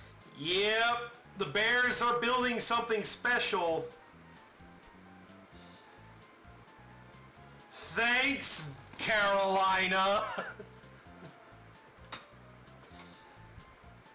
I still hate you guys. Alright, let's see. Minnesota pick is in. Jets are on the clock. So we finally got our first trade of the draft. I'll laugh my ass off if it's another quarterback for the Jets. Just to piss off Rodgers. I don't know. They got some pressing needs. I think they might take Olu Fashanu, the offensive lineman, out of Penn State. I think they need offensive line badly. Who was the other quarterback we were missing? Are they still in the list right now? Bo Nix, JJ McCarthy, and I think that's about all I can really say out of first round potential. Imagine those guys get selected by the Jets. Oh man, I'm ready to laugh. Well, first we're gonna see what the Vikings do.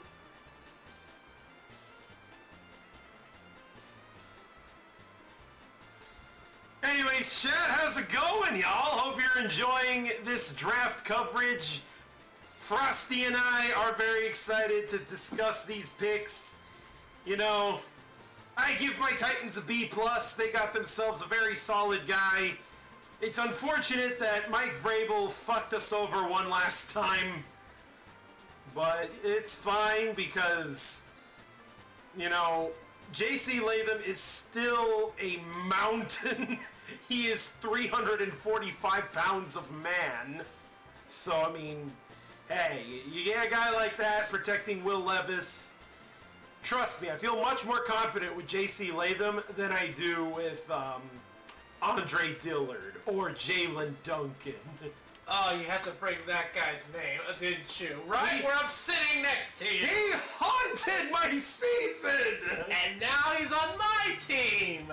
Yeah. Why? I guarantee you he's a backup. He's not going to start because the Packers would be very stupid to let Jordan Love die like that.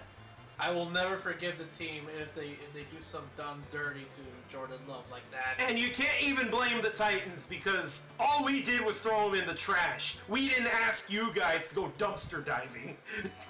Well, that is the difference right there. If it was a trade, I'll kill you. No, but we just threw him in the trash. And then Gutekunst is like, ho, there's still meat on that bone still. I can fix him. What kind of guy is this fella? Is he like one of those on YouTube restoration channels, taking an old console and splash it with rubbing alcohol and then polish it up and clean them up and everything, and then good as new. Oh, we're gonna resolder the wires here and there. All right, now the console's back the way it is. Oh, come on. Can you imagine if all of a sudden Dillard's like, I am now a probable machine. Thanks for nothing, Tennessee, right? God damn it. Well, those are just jokes, what ifs.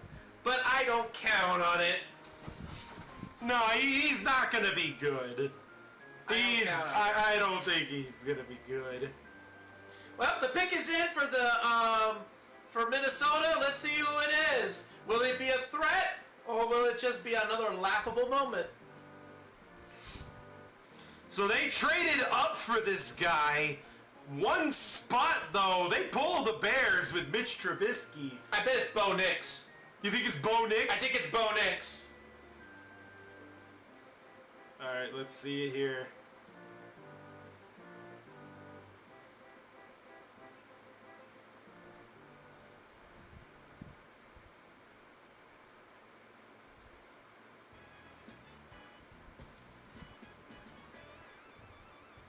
Huh.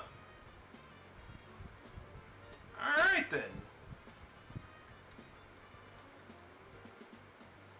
Oh!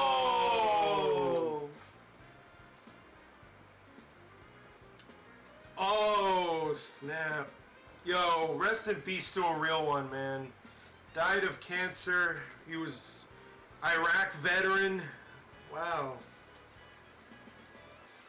Rest in peace, and we are happy to support the family.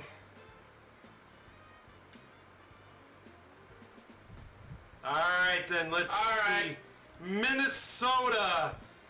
What do you select?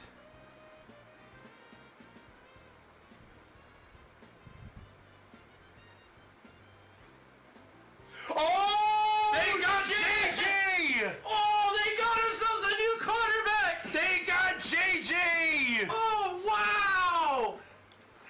Yes, let's go! The NFC North is becoming a gauntlet! Let's go! Wow! Okay. Yes! Now we have a real rivalry division! Hell yeah! Let's go! Let's get 'em, boys!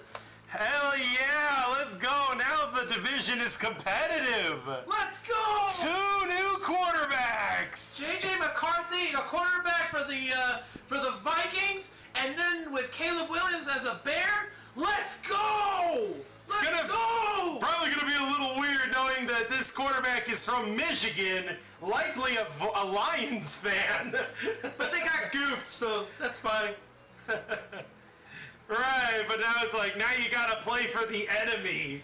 And even worse, remember not TJ Hawkinson, remember Aiden Hutchinson, that beastly defensive player from the Detroit Lions? That was his former teammate. And now he's gonna go out there killing this quarterback. That's funny. Now they're gonna have a real rivalry during the season. That is twice now that we are seeing top-rated players that were teammates in college now becoming arch rivals in the pros. So, now we know the real answer here. It's not Sam Darnold that's gonna be The pick is in. Ooh. The Jets have made their selection, everybody. Here we go. Now the next in line is The Denver Broncos are now on the clock. the Denver Ponies. Got it. The broke ponies. The Denver Donkeys. Broke donkeys. Yep. Oh, this should be good. All that mess with Russell Wilson's trade. They're still not gonna come back from this. No way. They're comparing him to CJ Stroud? Wow, they are actually comparing J.J. McCarthy to C.J. Stroud. If they're comparing him already, why didn't anybody else grab them as soon as possible? What took them so long? I mean, Caleb Williams better. Jaden Daniels better. Drake May better. Michael Penix apparently is better. Remember, folks, C.J. Stroud was not number 1. He was number 2 behind Alabama QB Bryce Young, and we all saw how that played out.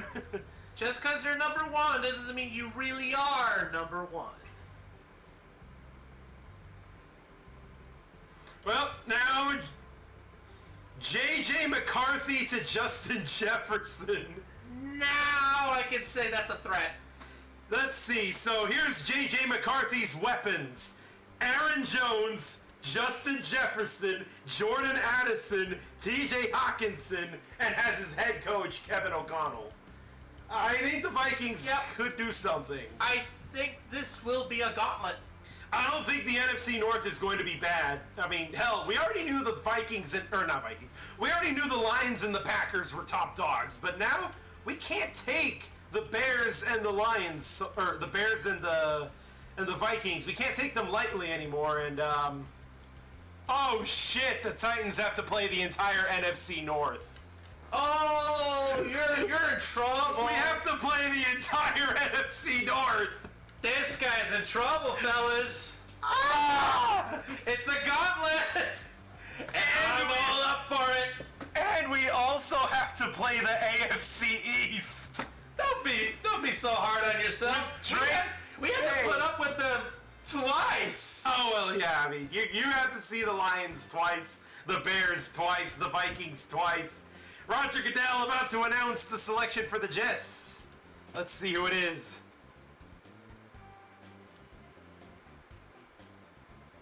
Yep, I knew it. I knew it. They were going to take Olu Fashanu. Oh, wait, no, hold on. Broncos are still... it was this I needed. That's just no-brainer. They have to pick someone to protect Aaron Rodgers after what happened last season. Oh, yeah, and Olu Fashanu, yeah, he's definitely that guy. He is... Oh, look at that. Yeah. Oh, yeah, look at him go. Yeah, he just holds silence. Silence, you curd! And pushes him off like nobody's business. Yep. So Olu is now a Jet. Finally, some real offensive line help for Rodgers because they don't want Aaron Rodgers to end up dying after only 4 snaps again. They can't afford to let that happen again. So, yep, get a guy. Get a guy that you know is going to defend Aaron Rodgers with his life. All right then. Do you think we should take a little bit of a break? If you want to take a break, that is totally fine. Are you gonna stay right here? Yeah, I'll stick around right here. All right, I'll be right back for just for a split second. Yeah, all right, go on ahead. If you could bring me some water on your way back, that'd be cool. That's exactly where I'm going. All right, cool. All right, chat. So in the meantime, while Frosty-Boi is getting some water, how are you guys doing? I am whelmed. I'm not overwhelmed. I'm not underwhelmed. You know, we passed on Roma Dunze, but we got J.C. Latham. So, like, if Bill Callahan molds him into a superstar, I will be okay with it. I do think protecting Will Levis is paramount. I think they really cannot understate how much we needed to protect him.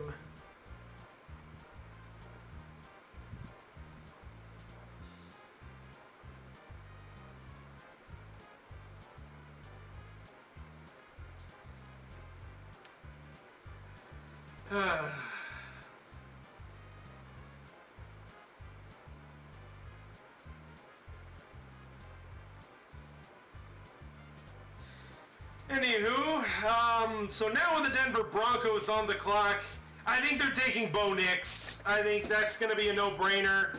With J.J. McCarthy, Michael Penix, and the top 3, the big 3, all off the board, that basically only leaves one first-round talent quarterback remaining. And, yep, I think Bo Nix goes right here.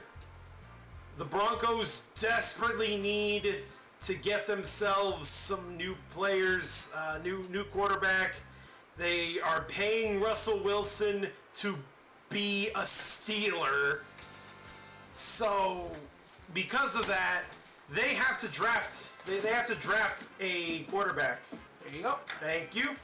Yep, they have to draft a quarterback because they can't sign one in free agency. They're paying Russell Wilson too much money. So, yeah, I definitely think they gotta go quarterback.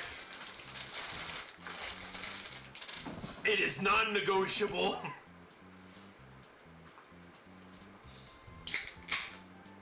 So yeah, I think Bo Nix is going to be the guy.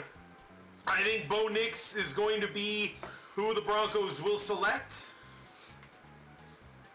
And honestly, the draft is going to get a whole lot more exciting afterwards because, well, that's basically all I know in terms of the draft of who I've studied in the first round.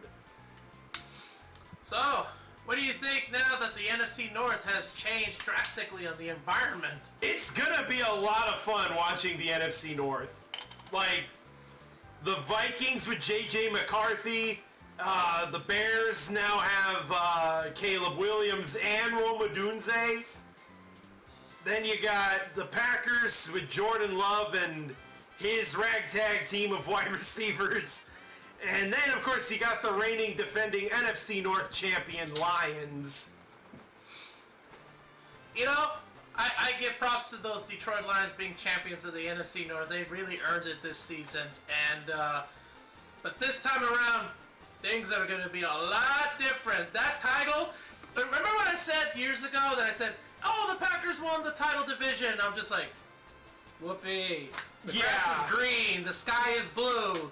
We own the Bears.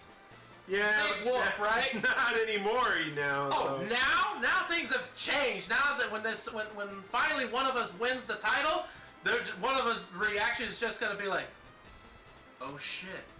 I think the NFC North is going to come down to Week 18. I think the very last week of the regular season is going to determine who wins the division. And if any of the teams of the NFC North wins, it's more like a, all right then. I mean, we'll accept whoever wins the division. I mean, somebody has to come out on top, so... So I even expect now that the season count's going to be a lot smaller on the number of wins for each team of the division. I feel like it could be more of a split on each of us. Yeah, I think whoever wins the division is probably only going to have 11 wins at most.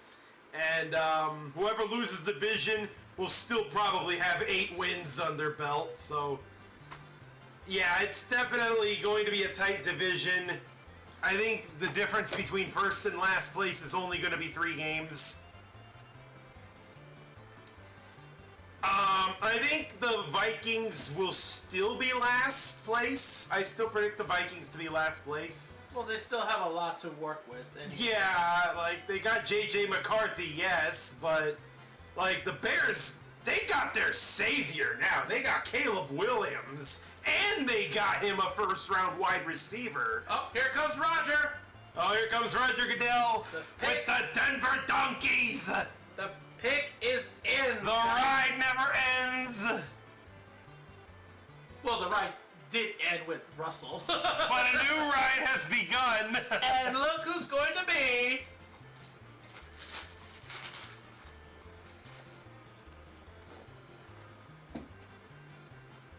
Yep, we knew it. Bo Nix. Finally, Bo Nix. 6 quarterbacks. You know that in the NFL this season, they're in desperate need for quarterbacks after what they just saw with the Texans coming back in the quickest rebuild ever, and then with the Packers coming in too with Jordan Love and the new receivers. Everybody's desperate now to make some magic happening on their own teams. Yep. And now the Raiders are on the clock. Ah, the Raiders. Okay. I wonder what they're. Oh wait, they need a good quarterback too. Well, all of them are gone. They're all gone. Oops, they're all gone. You know what they say about the cereal? Oops, all berries. Well, oops, all gone, baby. We're only at the 13th overall pick, and already 6 quarterbacks have been taken. Well, let's go. At this point, any quarterbacks that get taken, I don't really consider them first-round talent anymore. Okay. At this point, I think these are going to be reaches. Hell, I think Bo Nix was a borderline second-round pick. Do you really think the Raiders would have tried to make a deal with the Broncos so they can try to take Bo Nix? I think they would have wanted to, yeah. I think the Broncos... Funnily enough, the Raiders' habit of always dominating the Broncos actually came back to bite them in the ass because of the draft. Oh, dude, Denver's going nuts. Yep, they found the guy who will hopefully be their savior. I say hopefully because, you know, we've seen the Broncos draft quarterbacks before. To this day, the Broncos have never drafted a true Hall of Fame quarterback. Remember, John Elway was originally drafted by the Colts. Oh, the pick is in! The Raiders have made their selection, and I do believe That was fast. this could be the very first defensive player taken off the board. And now New Orleans is on the clock.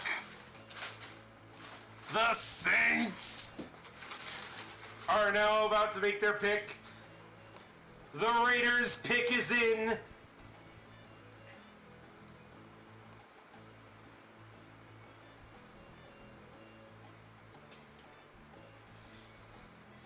I'm still butthurt about Joe Alt, though. Go to the Chargers. Ugh, Gardner Minshew signed a 2-year contract for $25 million? $15 million guaranteed. Oh.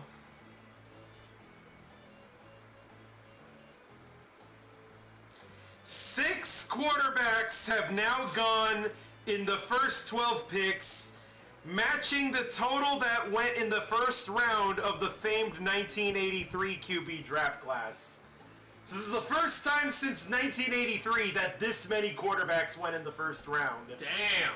And if you remember, 1983, who are some of the most notable names? John Elway, Dan Marino, I believe. Hey. There were some other noteworthy picks. Here he comes. Yep, here we go. The Raiders pick is in. Oh, boy. Also, thank you, Raiders. Thanks for Josh Jacobs. Love it. All right, let's see the Raiders pick.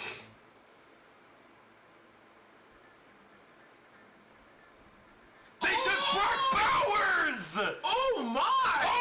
Oh, dang! A tight end.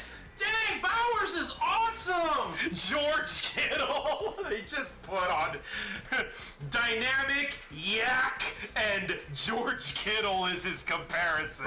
Brock Bowers is awesome. He has showed his true skills, and it would have been amazing if he ended up as a Packer. Yeah, but there was no way. With his talent, there was no way he was going to fall all the way down to 25. He had to get taken early, and the Raiders are now going to have Brock Bowers as their guy. But they don't have a quarterback. Well, they don't have a choice. They can't take a quarterback anymore. I mean, at this point, it would be a reach. I guess. You take the best player available. The Raiders are kind of in a sticky situation. They couldn't exactly, stick and pick a quarterback. I feel like they should have traded up. I think they would have wanted to trade up, but Maybe they were denied? I think they probably... Ooh, now Brock Bowers is joining Devontae Adams and company. Something's going on over there. Oh! That's Raider Nation. That's their reaction to getting Brock Bowers.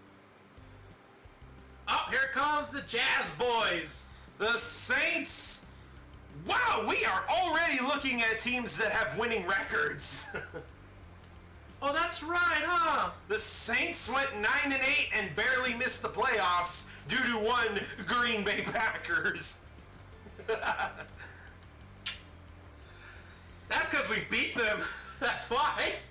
Oh yeah, you were wondering about the 1983 draft? Yeah. Here's all the quarterbacks that were taken. John Elway. Todd Blackledge for the Kansas City Chiefs. Jim Kelly, the Buffalo Bills star. Yep. Tony Eason for the Patriots. Then Ken O'Brien for the Jets. Dan Marino for the Dolphins. Oh yeah, the 1983 draft saw a lot of quarterbacks in the first round alone. Yep, it was a crazy draft full of quarterbacks. That has got to be a year to remember. Yep. Also, another thing worth noting about this draft right now, we are 13 picks in, and not a single defensive player has been taken yet. I think they're waiting for next round. Every single pick has been on offense so far. It's because everybody knew that they were desperate for a quarterback. Quarterbacks, receivers, offensive linemen. Like, we've seen plenty of those already taken.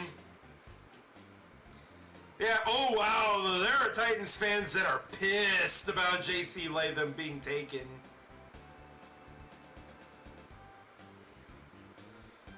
I was wondering, why am I hearing such a nice, blissful sound? It's coming from the commercial.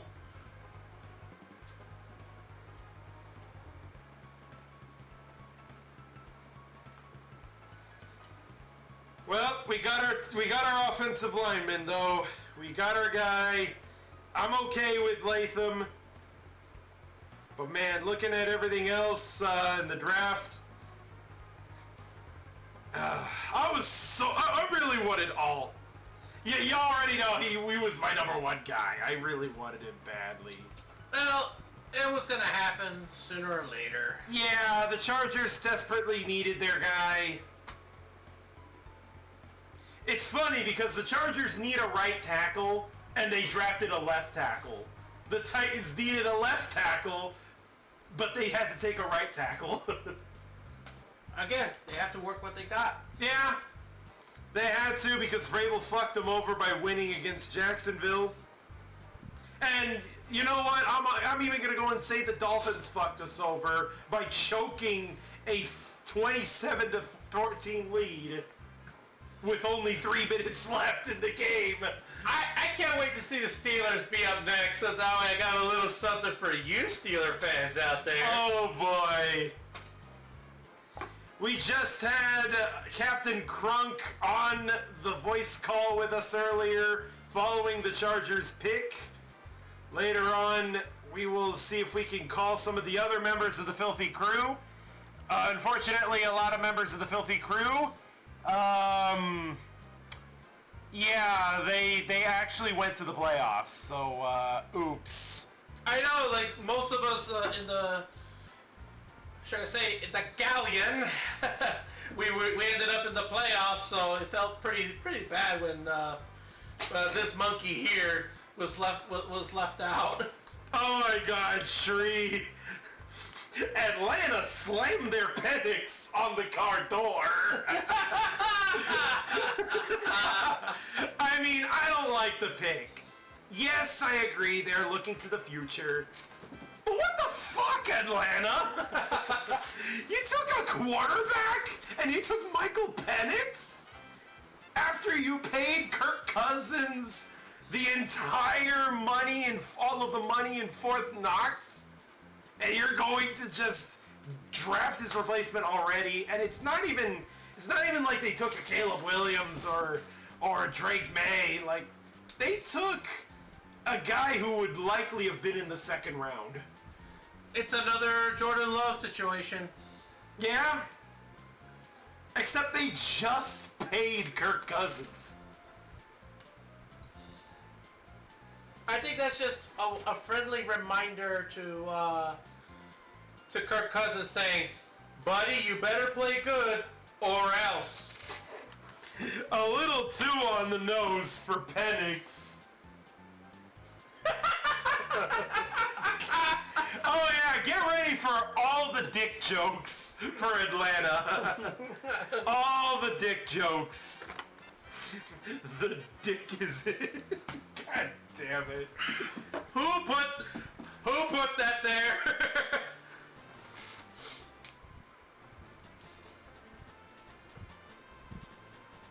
Yeah, everyone is clowning on the Atlanta Falcons on Twitter.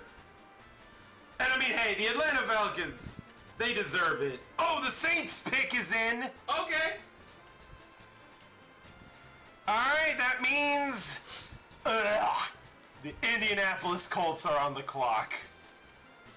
Oh, feeling a little sick there, brother? Yeah. Here.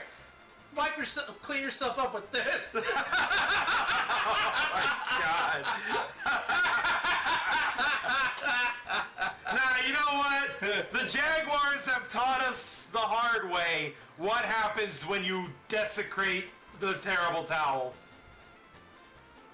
I'm sorry, what? I can't hear you over the sound of me winning a championship.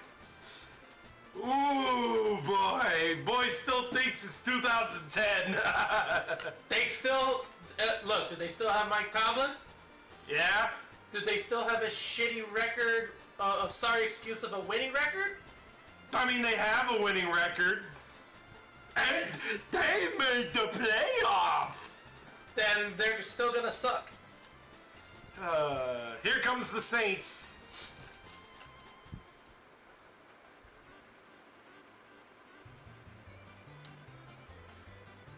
They took Fuaga? He's a guard. Wow, I sound like everyone who criticized the Titans for taking Peter Skoronski. Well, the thing is, the Saints are lacking in defense. Wait, no, he's an offensive tackle. Oh, he's an offensive tackle? Yeah, he's an offensive player. Oh, okay, maybe he's gonna be the guy to protect Derek Carr. Yeah, Derek Carr. Yeah, the Saints are going nowhere, let's be real.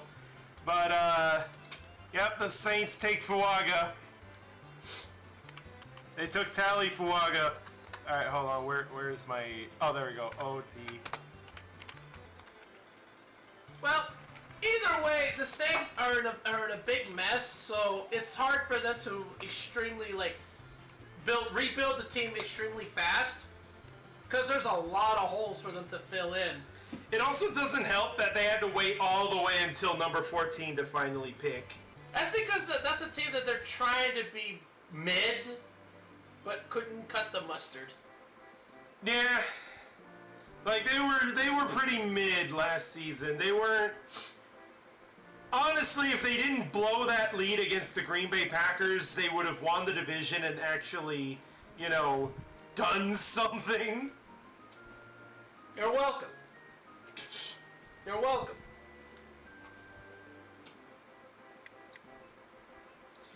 Alright, number 15 overall pick, it is the Indianapolis Colts. They finished the season 9-8, but just missed out on the playoffs due to one Jacksonville Jaguars being ahead of them, as well as losing the season finale on home soil against the rival Houston Texans. The Colts were one game away from winning the division. So, sucks to suck, man. Like, if only they beat the Texans, if they would have swept Houston, they would have won the division, made the playoffs, and who knows what would have happened from there. Joe Flacco signed only for 1 year? Yeah, Joe Flacco is there, but only just to be a backup for Anthony Richardson. Isn't that sad? A guy like him who has won a Super Bowl, for him being a starter quarterback, is now just a handyman? Yeah, he's just a backup, That is a mentor. Imagine if Tom Brady was like that. Oof. There's your quarterbacks there, ladies and gentlemen. 6 in the first 12 picks. Again. Put him up. So you got J.J. McCarthy for the Minnesota Vikings, and you got Caleb Williams for the Chicago Bears. I'm ready. I'm ready for the gauntlet. And you should too. Yeah, because I have to play every single one of them. Fortunately, we get to play the Packers and Vikings on home soil, but for the Bears and the Lions, we have to go to their places. And in the case of Detroit, going to Ford Field is death, because, yeah.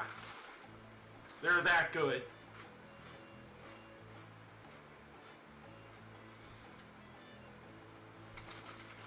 Now, who will the Colts pick, I wonder?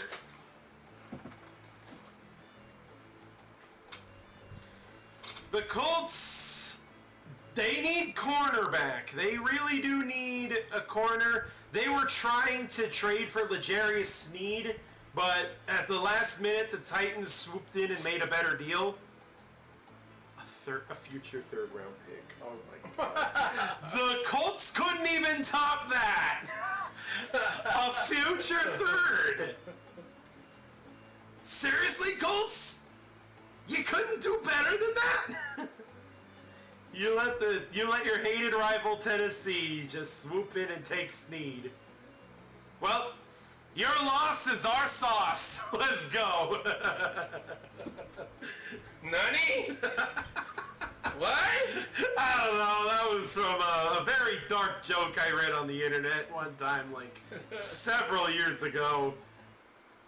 Hold that thought.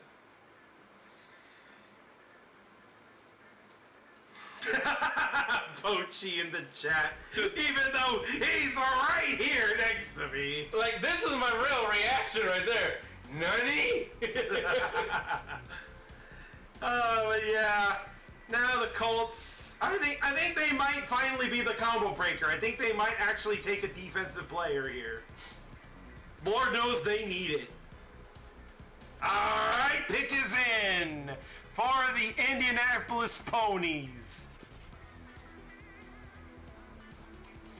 And the Seattle Seahawks are now on the board, or on the clock.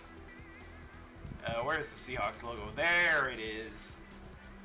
Alright, Seattle is on the clock. The Indianapolis pick is in, yet to be revealed. Yeah, everyone's taking notice that everyone's taken offense so far. They're craving. They're craving for some brute force. Yep.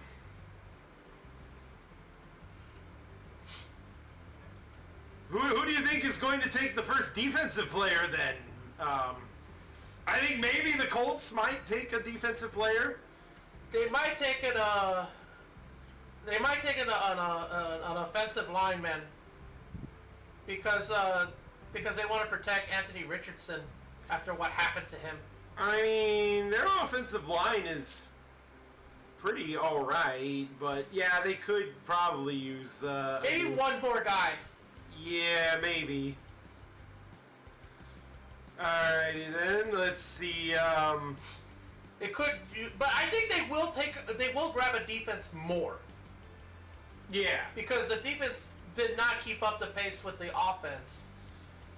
Because, yeah, there were several games from the Colts that they actually scored points. 30 points plus, right? Which is impressive. Yeah. But what good is it if the defense are allowing the enemy to score just as much? True. We'll see who they take. Boo! Boo!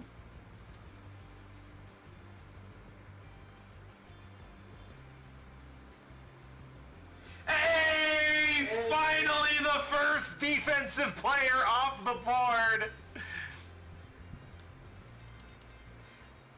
Edge! Latu is now the newest member of the Indianapolis Colts. Dude, I never thought that being number 25 in the first round in the first round pick, it takes so long. Just because we ended up as a divisional playoff contender. Oh, this hurts. Okay, all I want, okay, hear me out, people. All I want is Gutekunst to cook on the defense side the most. Yep. Cooper DeJean is a name that has been mocked to the Packers before. I think he has a good shot, especially with how many offensive players are being taken. I think you guys might get your first pick of, maybe, oh, not the first pick, but you guys will maybe get, you know, a top-of-the-line premium defensive player. I would love to get my hands on a new safety, quarterbacks, because we need more people to cover against the pass, and maybe one more big guy to help out Rashawn Gary and Hercules. Yep. Yep, there's my new enemy. There's the guy who's he's gonna directly go up against J.C. Latham, who we just drafted. This is your new opponent. Yep. Have fun. Laiatu Latu.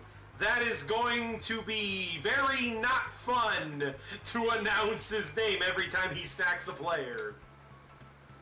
J.C. Latham, please spare me the trouble. Please block this man from Will Levis.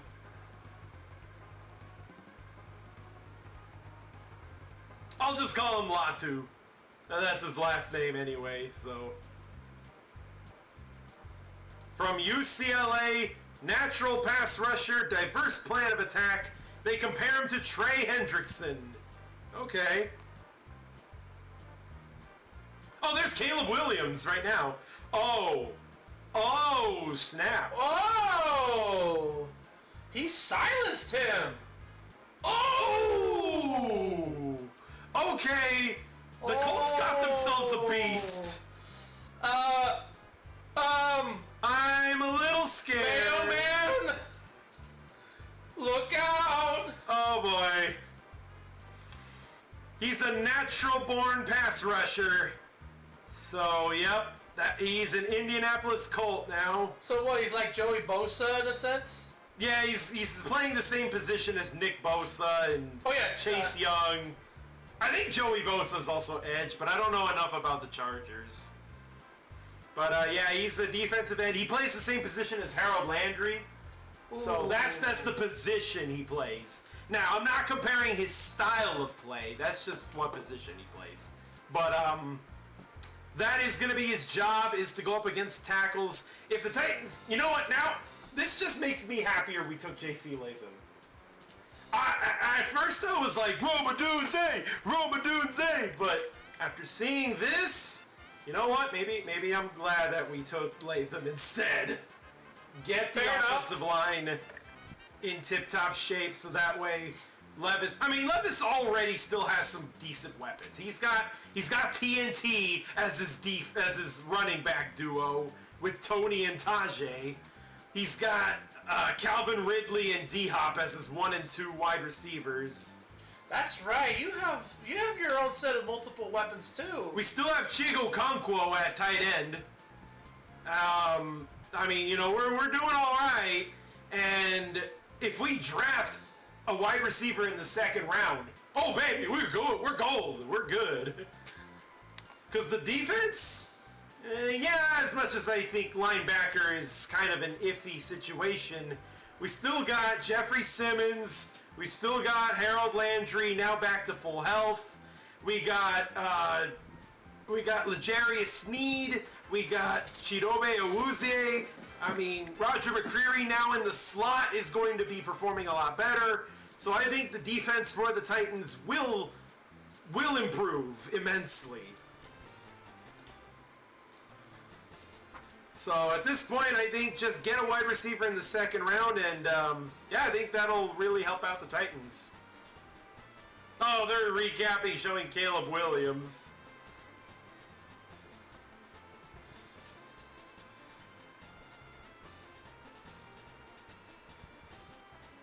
Dude, that was so out of nowhere, though. that, oh, the pick is in! Hello. The pick is in for the Seattle Seahawks.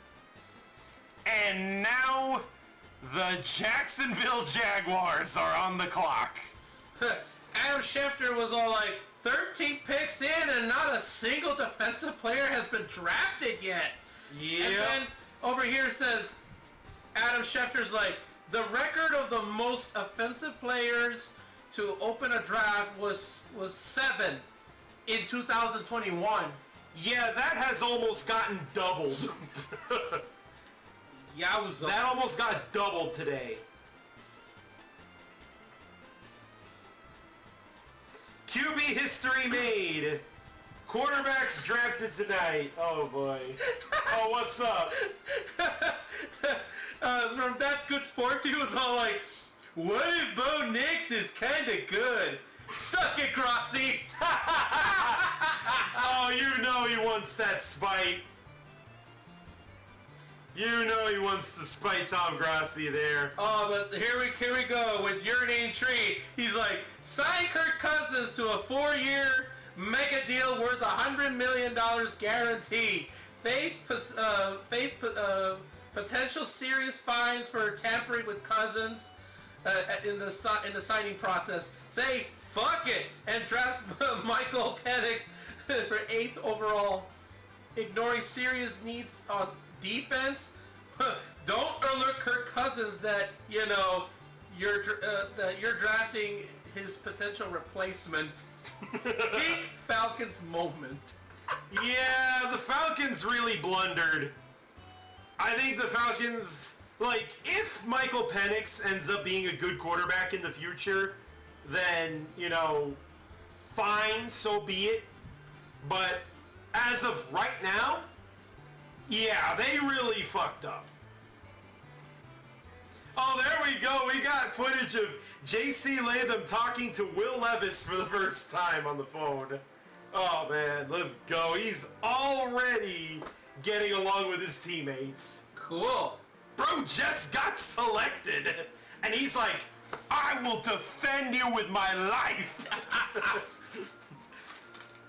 Well, let's make it happen. Better hope. We better hope Latham is good enough to keep Levis healthy.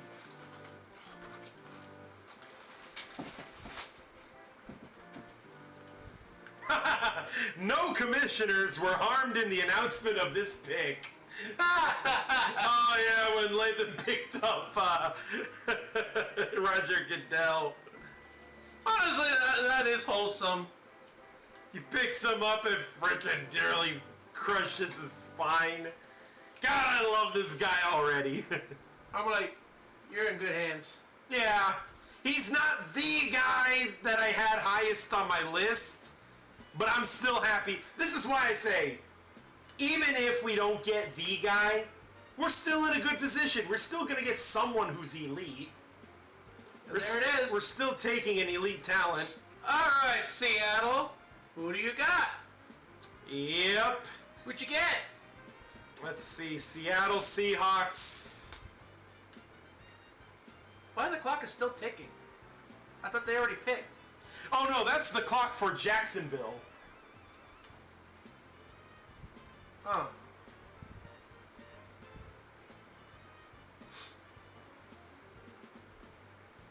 Okay.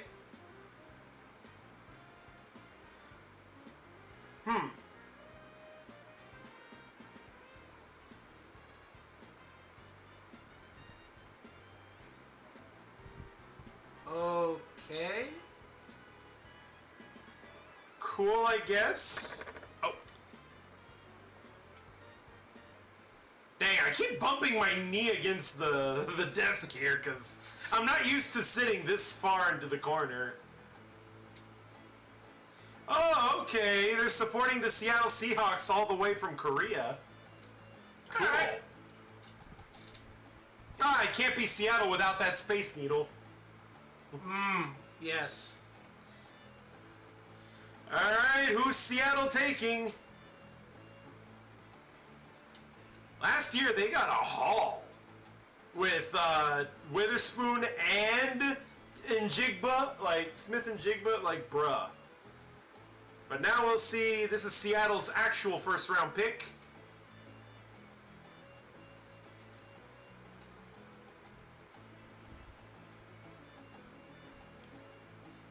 Oh, a defensive tackle! They want to bring back the Legion of Boom. Oh, they're working on defense now. Byron Murphy. I actually saw Tom Grossi mock draft this guy to the Packers. He wanted the Packers to take him. A little bit of a reach, I guess, but you know what, Byron Murphy? Okay. I think the defenders are up next. Like, yeah, we're starting to see the defensive players flow in. And now Jacksonville is on the clock. I don't like Jacksonville. Whoever they take is going to be mid. even if they steal Caleb Williams from the freaking Bears, which I know is illegal, yeah, he's still going to be mid. Not ass. No, I want the Jags to keep being mid. Stay 8-9, 9-8, miss the playoffs. Because that is what we call football hell. Is Geno Smith still the quarterback? Yes, he is. Okay. Wait, whoa! the Minnesota Vikings are back. Oh no! Jacksonville has traded back. Trade alert, ladies and gentlemen. Minnesota is on the clock again. Oh no, because they got J.J. McCarthy. They're going to try to build another solid offense. Maybe they'll try to build on the defense. Maybe take Dallas Turner. That is possible too. I mean, they already got Justin Jefferson and Jordan Addison, T.J. Hawkinson, Aaron Jones. So I guess they just need maybe a running back? Whoa, what a haul. Oh my God! Okay, Jacksonville. Oh, wait, no, hold on. Those are just 5th, 3rd, 4th. Okay, a decent haul for Jacksonville. That's a lot of picks, though. A lot of picks in the later rounds, but, yeah, that's a big pick right there. Or that's a big trade. Minnesota is now on the clock at number 17. What in tarnation is going on here? And the pick is in for Minnesota.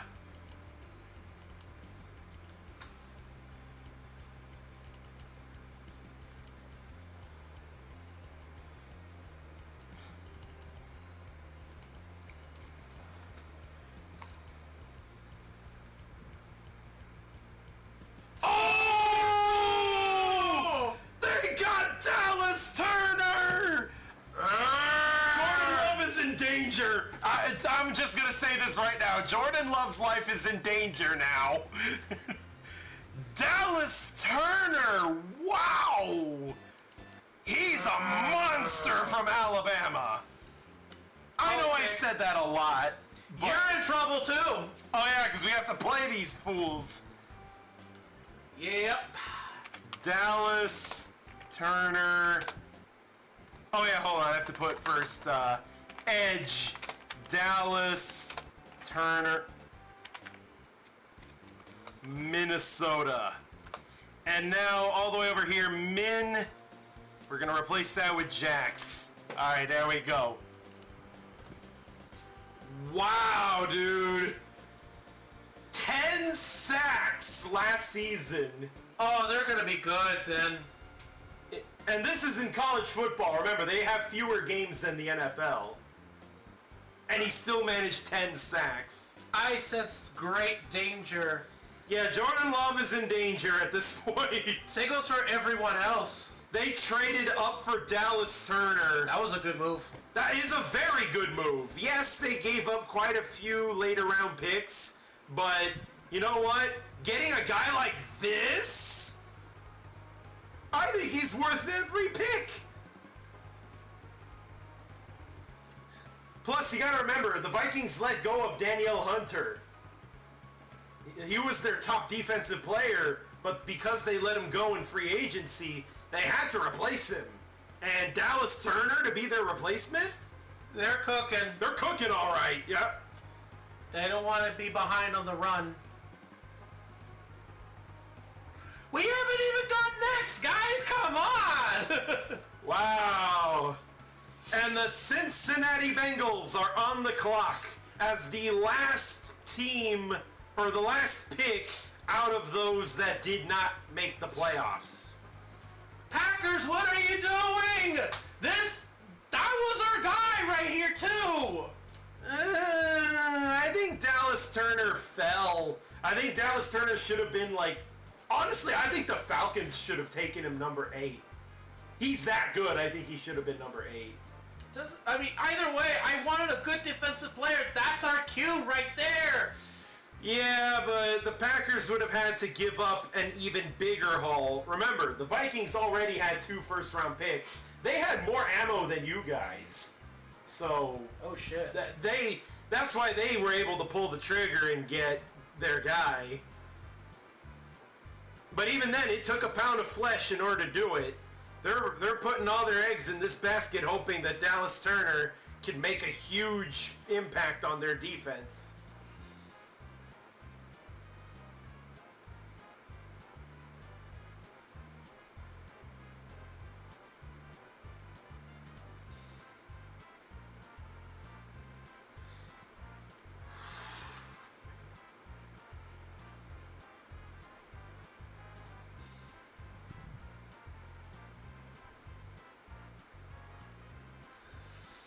Oh, this is going to be annoying. Yeah, the Vikings are tired of being ass. They want blood. And I think this division is going to be gruesome. Well, to all you fellas that told us the NFC North is trash, I don't think so. Yep, Minnesota. First, they got their guy who's probably going to be a franchise quarterback if all goes well. They now have a franchise edge rusher in Dallas Turner. Jeez, man.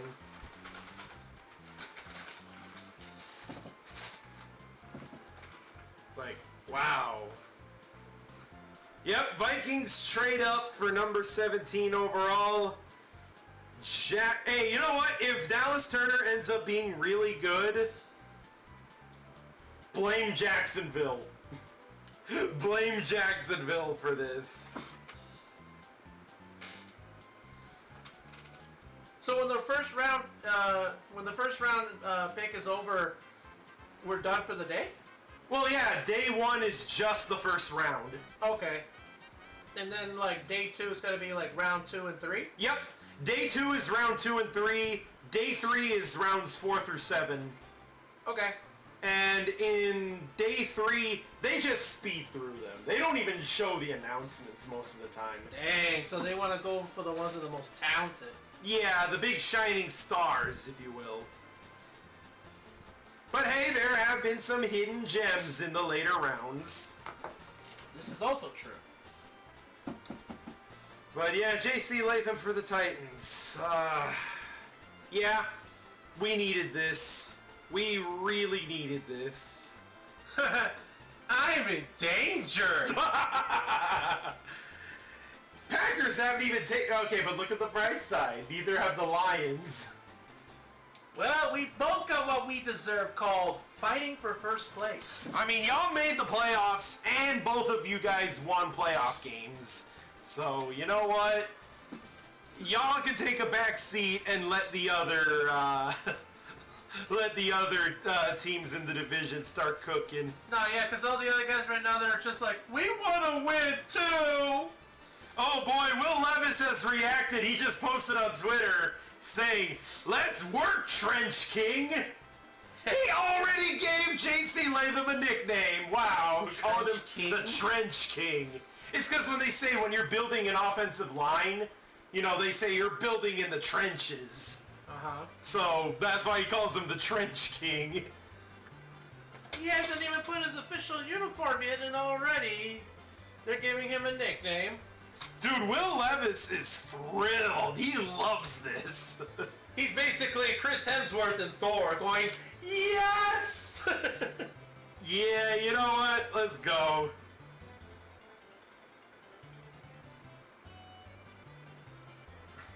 That's a cute bee. Oh yeah, because YouTube TV is like, here, enjoy the Zen. You're eating trees like, wait, the Rams have a first round pick?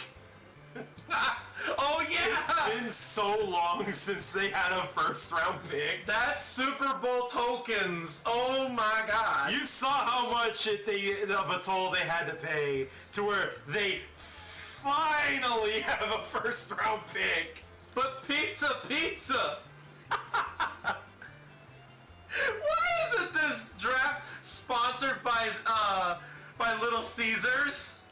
Isn't Little Caesars own takes place in Detroit? Oh well, the Bengals pick is in. All right. And now the Los Angeles Rams are on the clock. Oh, here we go. The playoff boys are here. Yep. The pick is in. I wonder who the Bengals are taking. I have no idea what they could take at this point. They're going to need a new receiver to replace some of the players that left. T. Higgins is demanding a trade. I think they could go with a receiver to... I mean, we all know Jamar Chase is the number one guy there, but they definitely want a number two. T. Higgins has been excellent at that position, but Here he who comes. knows how much longer he'll stick around. So, let's see the Bengals. The Cincinnati Bengals are about to reveal their selection.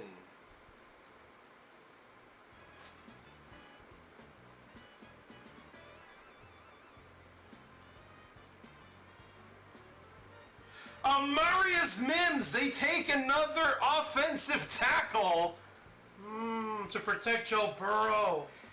How many offensive linemen have been taken already? Everything. They wanted to grab everything. Grab all of these people. Grab everyone. And the Chargers got the best one on the board, but the Titans got the most physical. And you know what? It's the Titans' identity of being the most physical, rough team. So you know what? Getting this mountainous man of what's his name, J.C. Latham. I think he fits what the Titans do. And wow, Amarius Mims, 0 sacks allowed on 156 pass block. Wow. Okay, this dude really doesn't give up sacks at all. Yep, there he is. There's Mims. Officially now a Cincinnati Bengal. He was teammates with Brock Bowers. Which, Yeah. now he's gone. Oh, yeah. But, like, just to give you an idea of who's been helping block. And now we have the teams with 10 wins or more.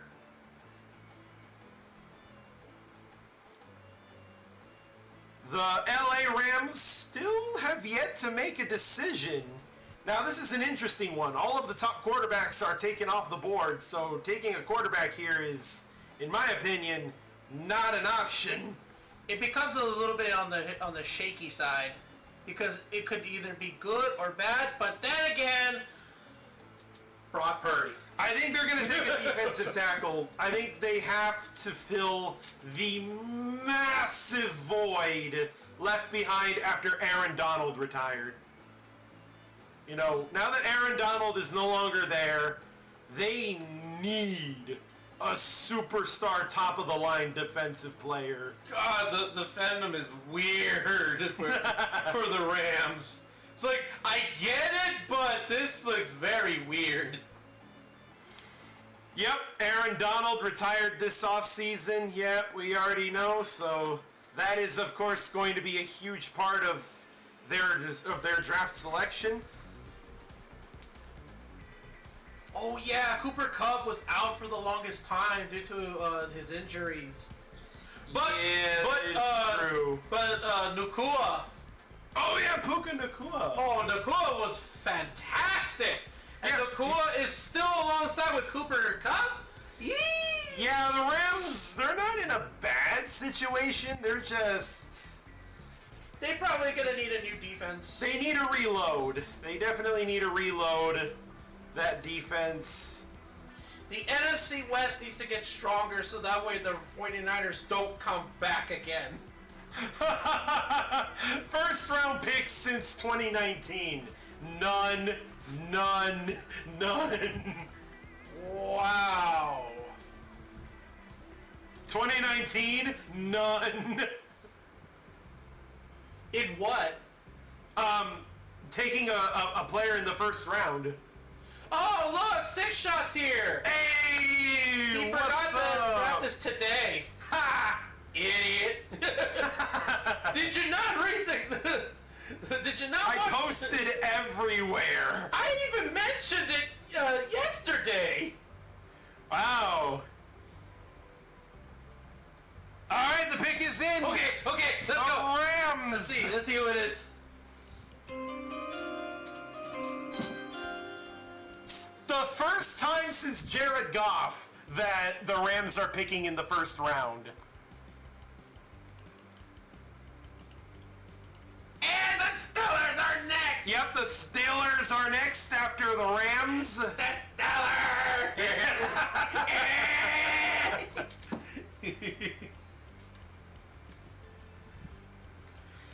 Who could the Rams take? Oh, Six Shot is saying, I read it, I just forgot. Rams trade Jared Gatt for Bobby Shmurda. Imagine if the Rams traded their first round pick again. Nah, they won't. It already says the pick is in, so the Rams did select a player. So we're gonna see who that player is in a little bit. But yeah, worthy things to mention is Aaron Donald's retirement. Matthew Stafford ain't getting any younger. Though, unfortunately, like 6 quarterbacks have already been taken. Like, do you really think they should take QB number 7? It would be, I mean, it would kind of make sense because Matthew Stafford is old, too. Right, but like, with how many of the good quarterbacks are already off the board now, is it worth using a first-round pick? That's what they get, too, for throwing so many Super Bowl tokens on other teams in the past. Like, they missed out on so many other potential first-rounders, but... And to make things matters worse, they ended up in the playoffs. So Yep. that means you're going down. You're going further down. That's why they had to wait until 19. All right, here it is. The Rams are making a selection in the first round. All right, you know the drill. Boo this man, and then let's hear what he has to say.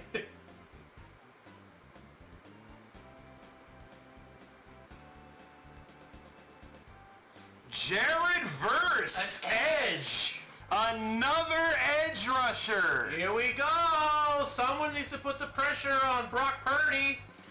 Oh, Six Shot. What number is this? The Rams just selected at number 19. Pittsburgh, number 20, is currently on the clock. Jared Verse from Florida State is your newest Los Angeles Ram. This is for you, Mom. Here you go.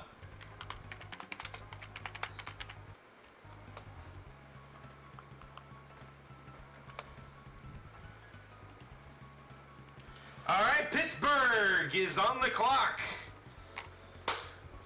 So, Six Shot, in case you're wondering, the Buffalo Bills, let me look at the draft order again. The Buffalo Bills have the 28 overall pick. So you still have a little more waiting to do before it's the Bills' turn.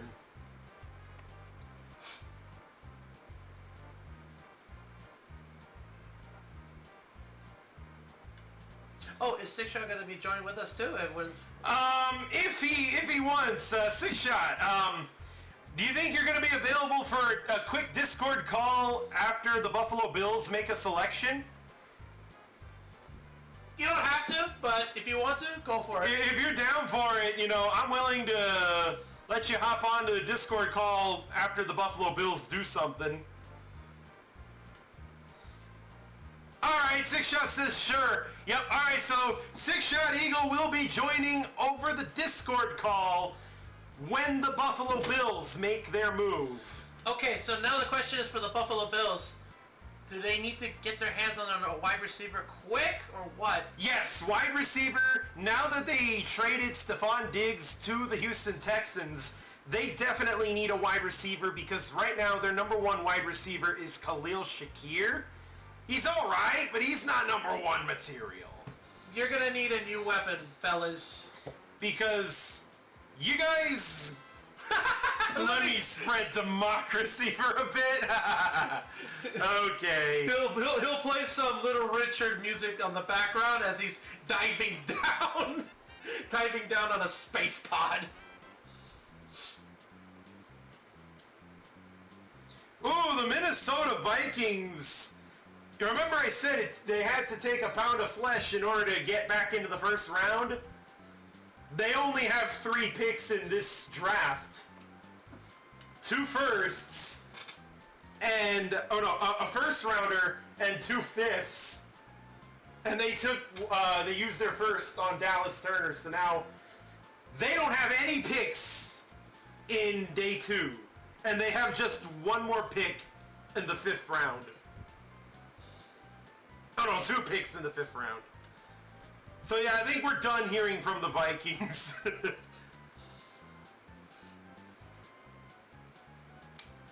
A ballsy move, though.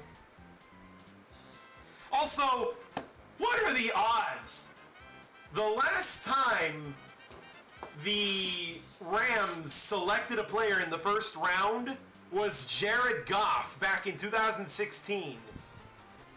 And after finally all this wait of not having a first-round pick, their first round pick this year is also a guy named Jared. The pick is in! Alright, the Steelers! The pick is in for Pittsburgh!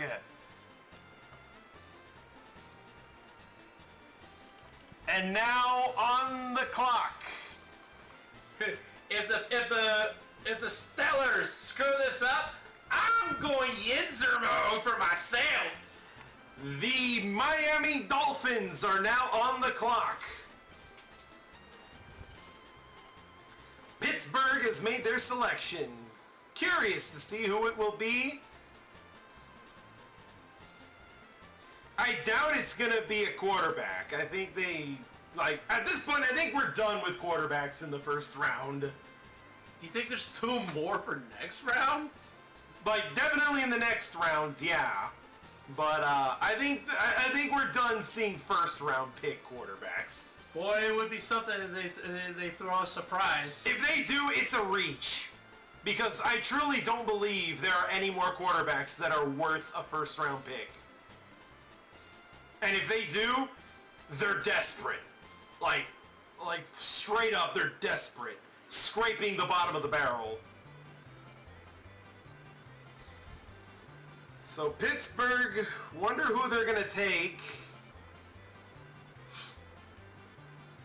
Yep, so after Miami is Philadelphia, then Jacksonville, then Dallas, and then finally Green Bay. So Green Bay is coming up soon. After Green Bay is Tampa Bay, then Arizona via Houston, and then Buffalo after that. Then after that is Detroit, Baltimore, San Francisco, and last but not least, Kansas City. Blech. I'm sick and tired of those fellas. And then that's the end of the first round. The first pick in the second round goes to the Carolina Panthers. Holy crap, the Panthers have to wait all the way until 33 to finally take a player. Najee Harris, 3 straight seasons. They took out the whatever that was saying on the banner. Have not won a playoff game since 2016. Oh! Oi! Yo, way to shit on the Steelers, man.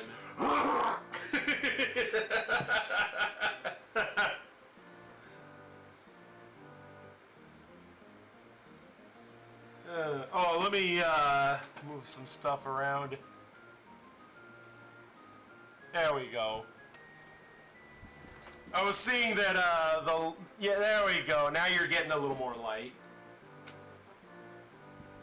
I know the lighting isn't too great. My PC is kind of blocking the light a little bit. How you doing, Pochi? Can you see this? No, they actually couldn't. Your hand was out of the frame. Dang! God damn it. Oh, okay. The Steelers selection coming right up.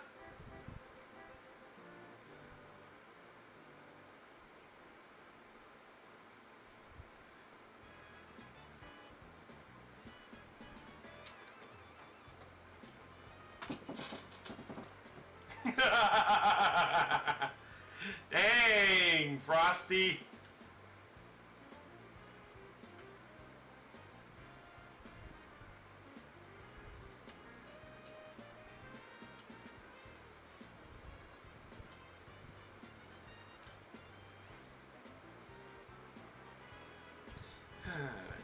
Blah, blah, blah, blah, blah.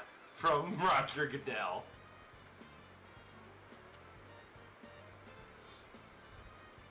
Alright, so who are the Steelers taking?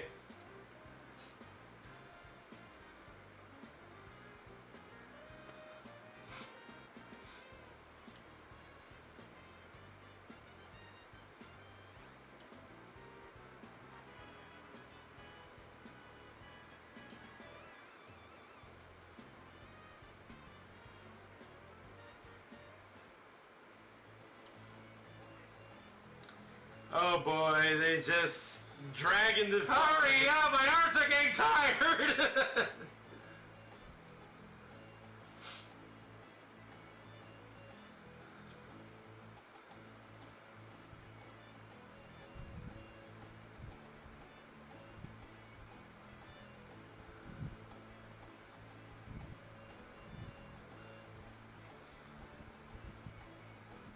Ooh, they take Troy Fautanu.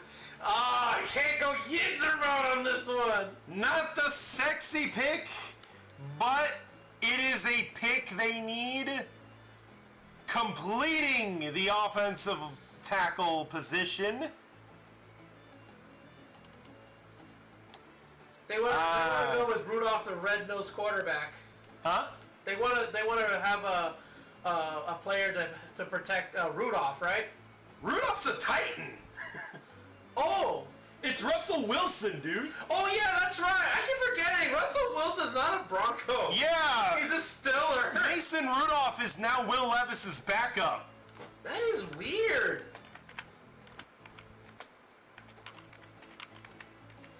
Well, Steelers, you guys made a smart pick 2 years in a row. The Miami Dolphins are currently still awaiting their selection.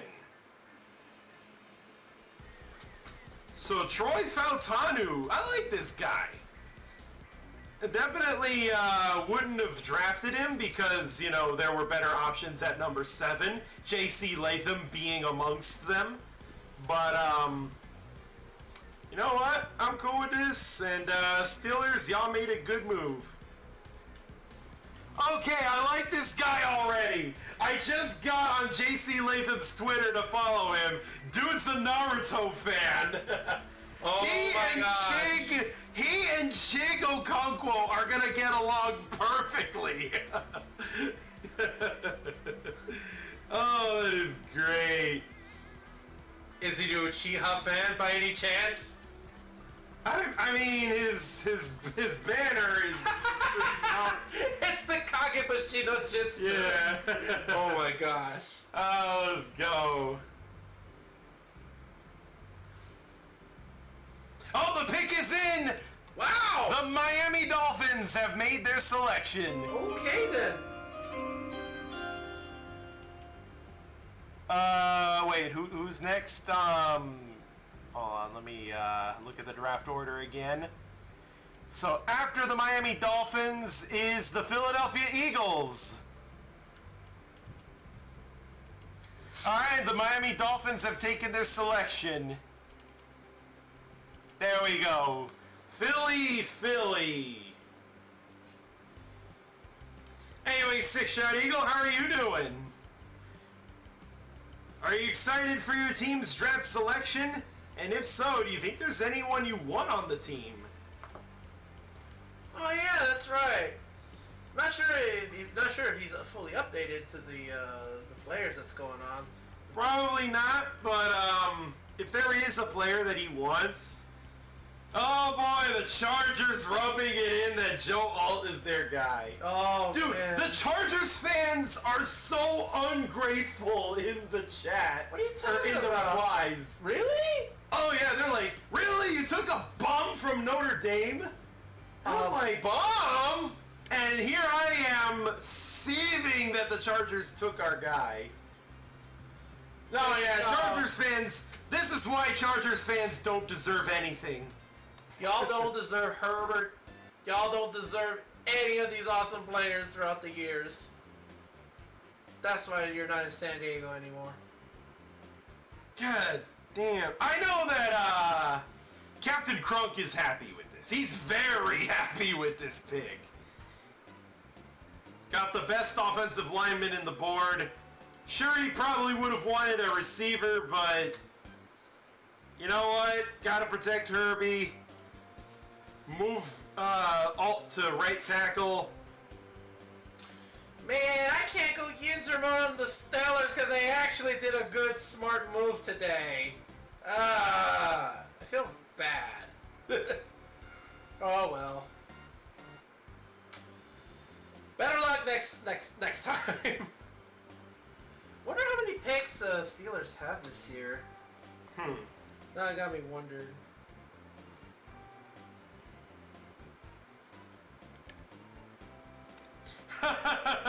Who thought it was a good idea to have Adam Schefter spoiling the picks on live TV? I mean, seriously, that was, I really don't like it that they had Adam Schefter on the freaking TV already spoiling who the teams are picking. Maybe just don't follow on Twitter real quick. No, I said on the TV. Oh, on the TV? Yes, I said that like 5 times. Yeah, he's on the TV spoiling the picks. Fortunately, we're talking to each other and the chat, so we're ignoring a lot of what's on the TV, except for, of course, the Just actual put duct pick. tape on him. Just put duct tape on his mouth. Man. All right, Miami Dolphins have made the pick. The pick is in. Who do these dandy fish take as their number 21 pick? The Pittsburgh Steelers have 7 draft picks this season. Oh, okay, same as everyone else.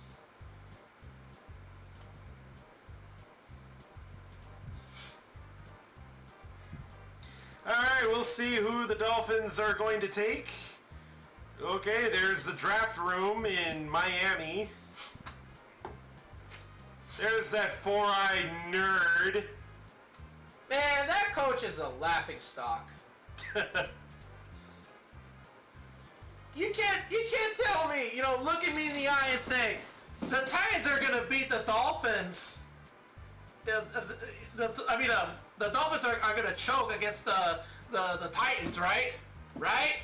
How about how they choked the division away to the Buffalo Bills at the last second?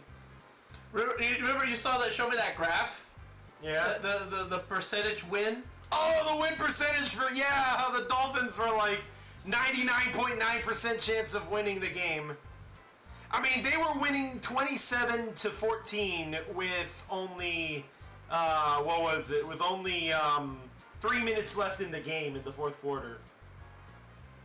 Like, how do you mess that up? And it was going like super high up, like deet, deet, deet, deet, and then suddenly, boom. Yep. All right, Dolphins, who do you take?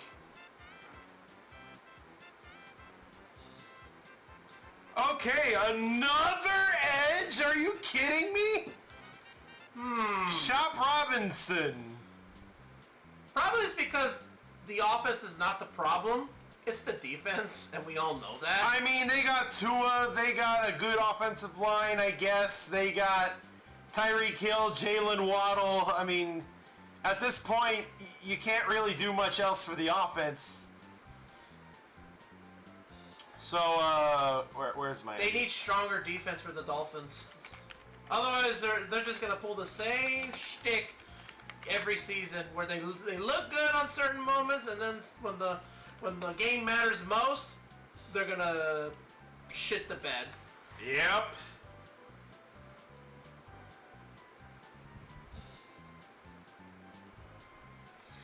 Well, good job, Miami. You got your new defensive player. They do need it, so that Yeah. makes sense. It's because they were a glass cannon. They really were. Like, at their peak, the offense was dropping 70 on the Broncos.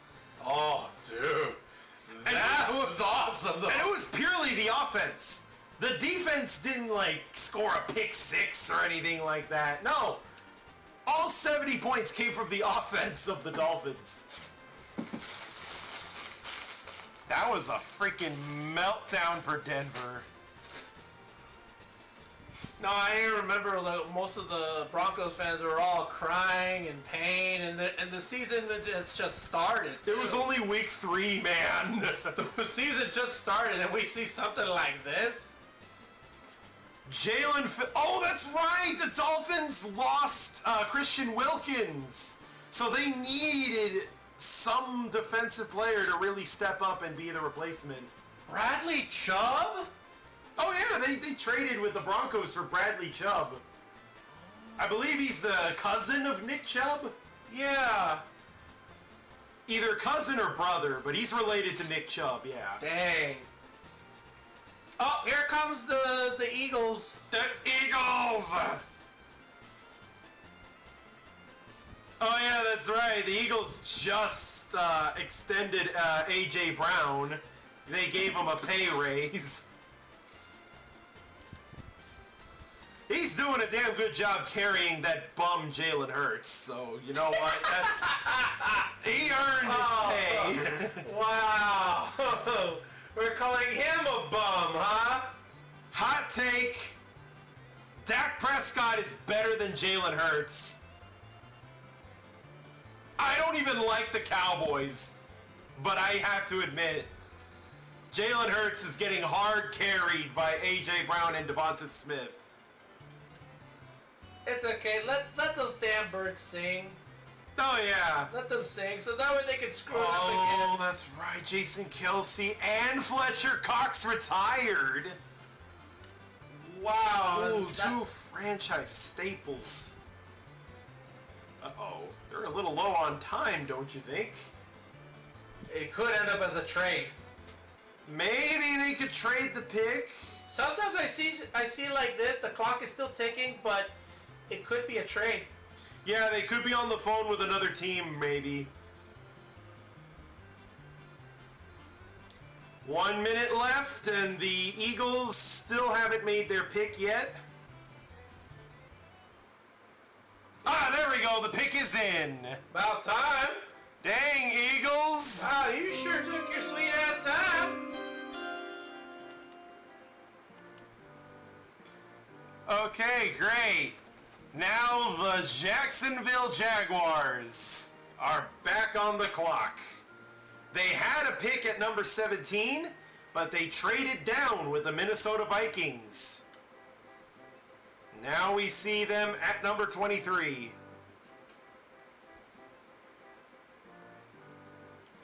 Also, you want to hear the funny thing?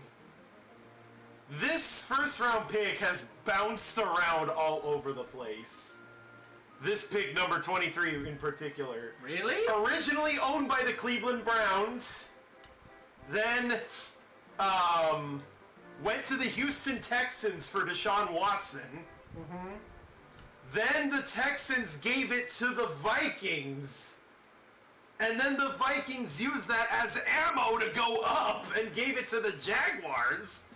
So this is the very same pick that was owned by other teams. Yep, and this originally belonged to the Cleveland Browns. That is, and finally it's gonna get cashed in. It's maybe.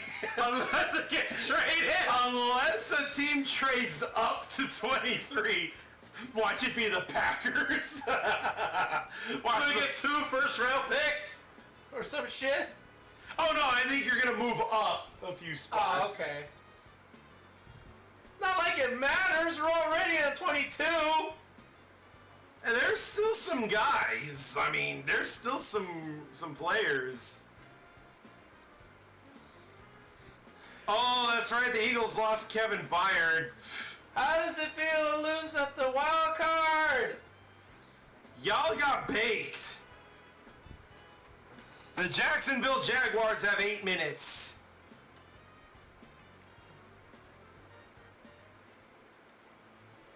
But currently it's the Philadelphia Eagles who are about to have their pick revealed. Well, there'll be more dumpsters being on the fire as soon as they pick their new guy.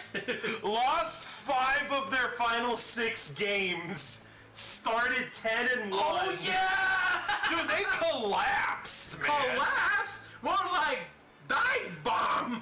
Dude, that was a Chernobyl-style meltdown, what happened at the end of the season. To go from 10-1 to 11-6 and then lose in the wild card. All right, here comes the Eagles pick. What?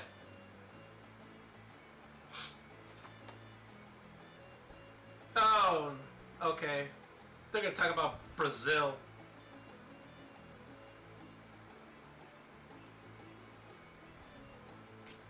I hate Brazil.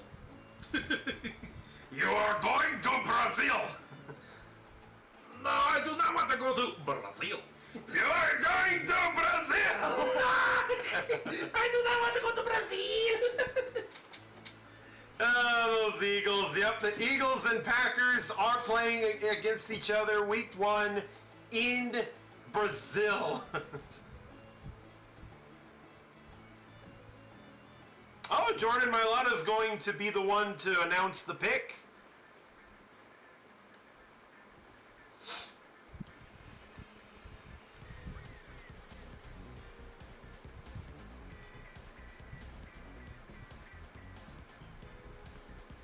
All right, let's see it, Eagles. Oh, Australia. Wait, what? Yo, Jordan Mailata's in Australia right now. I want to go.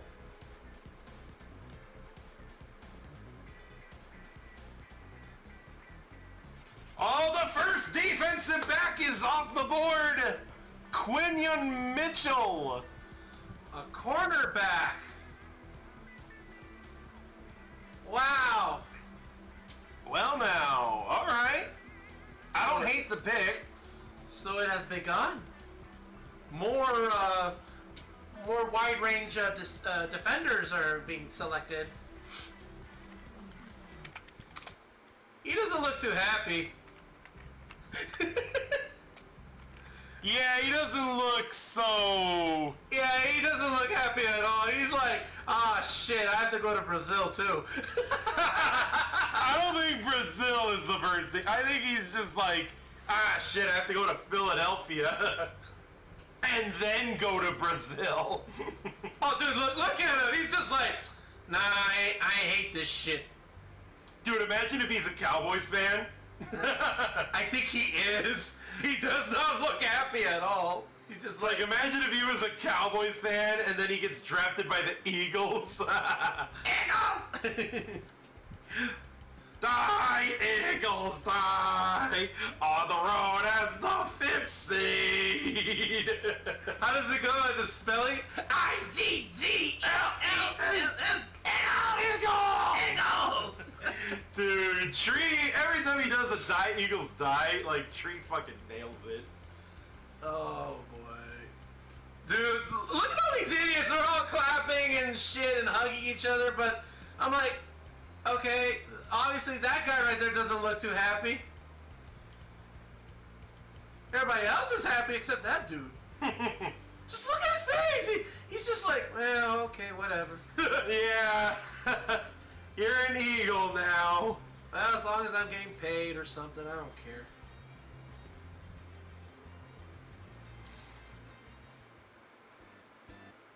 Well, there goes the Eagles, and now number 23. Dude, I never see his face so disappointed. Dude, what the hell? He's throwing a fake ass smile I've ever seen.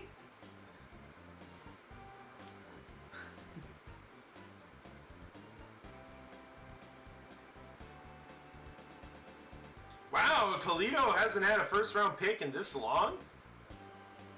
Wait, how old is this guy? Oh, it's not about how old he is. They're talking about the school he goes to. Oh. That this is the first time Toledo has had any player in the first round in over 30 years. Oh, okay. 20 pass breakups in 2022. Ooh, okay.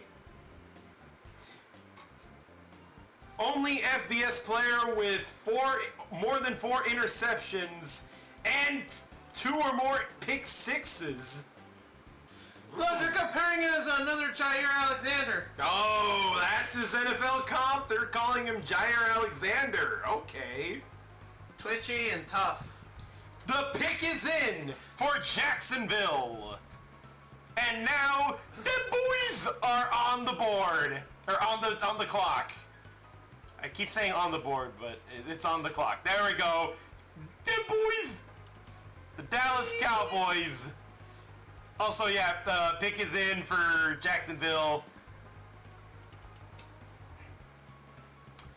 I mean, I don't hate the pick. I think the Eagles chose a player they need. I mean, there's still a lot of holes to fill it in after what happened last season, so one pick ain't gonna solve all the problems. They got a long way to go. Oh, yeah. Now Jacksonville has pick number 23. The pick is in. We'll see who Jacksonville takes. I will laugh alongside with you if they screw this up. Yep. So, what positions do you think the Jacksonville's gonna get their hands on? That's the most highest priority. Like, they need wide receiver. They let Calvin Ridley go to the Tennessee Titans. Oh, yeah. And now that means Christian Kirk is their number one. And he's okay, but like he's not really number one wideout material. So they need to do better to get some weapons. They could go tight end, but I don't think there's any tight ends worth a first round pick. There's only one Brock Bowers in this draft. So Alright. they're limited in their choices. But Acquired Mac Jones from the Patriots. Calvin Ridley went to the Titans for $92 million. which sounds expensive at first, But it's 4 years. But it's a steal of a deal when you look at some of the other wide receiver contracts. I mean, AJ Brown just got a fuck ton more. He got like $30-something million a year. Yeah. Players. Oh, finally! The number 23 pick is finally Players going to keep get finding ways used. to increase their payroll. Here goes. Brian Thomas? Okay, another LSU wide receiver. I called it. It was going to be a wide receiver. To fill in Calvin Ridley, then. But Brian Thomas? He's not even the number one wide receiver on his own team. He was in Malik Neighbors' shadow. Desperate, I assume?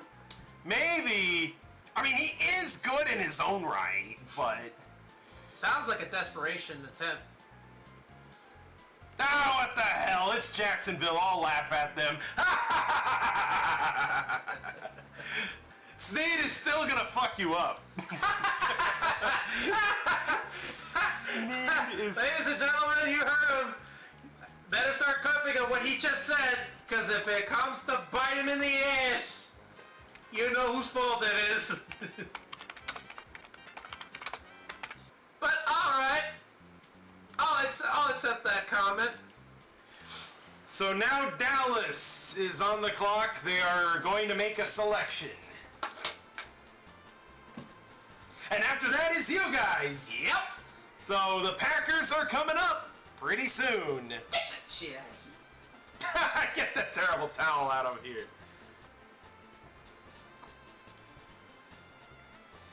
Silky smooth, top speed. Okay, so that's what they're saying about Brian Thomas Jr. Did he just say he's silky smooth? He's not Sohan. Ooh, dang. He can really catch. Wow, okay, so if somebody wants to throw a bomb, he can catch those. Okay, he's got some very long reach with, He can break away from defenses. So yeah, he was teammates with Malik Neighbors and Jaden Daniels. Ooh, flashy. Ooh. Bright colors. It's a darn shame it has to go to such a sucky team. When is do you think you know when the NFL draft's gonna take place in Tennessee? No idea. No idea? The last time they did it in Nashville was 2019. Oh wow. So that was recently. So probably it's gonna take a while. Yeah. Trevor Lawrence now has Brian Thomas, Gabe Davis, Christian Kirk. Meanwhile, in the Dallas Empire. Oh, the Death Star and Palpatine. These Cowboys fans are tired of Jerry Jones. Damn! Wow. Oh, you can't make this shit up, folks. The fans are sick and tired of Jerry's bullshit. This is great. No, we are not slander. You can go ahead and see the TV yourselves. Stay suck, Cowboys.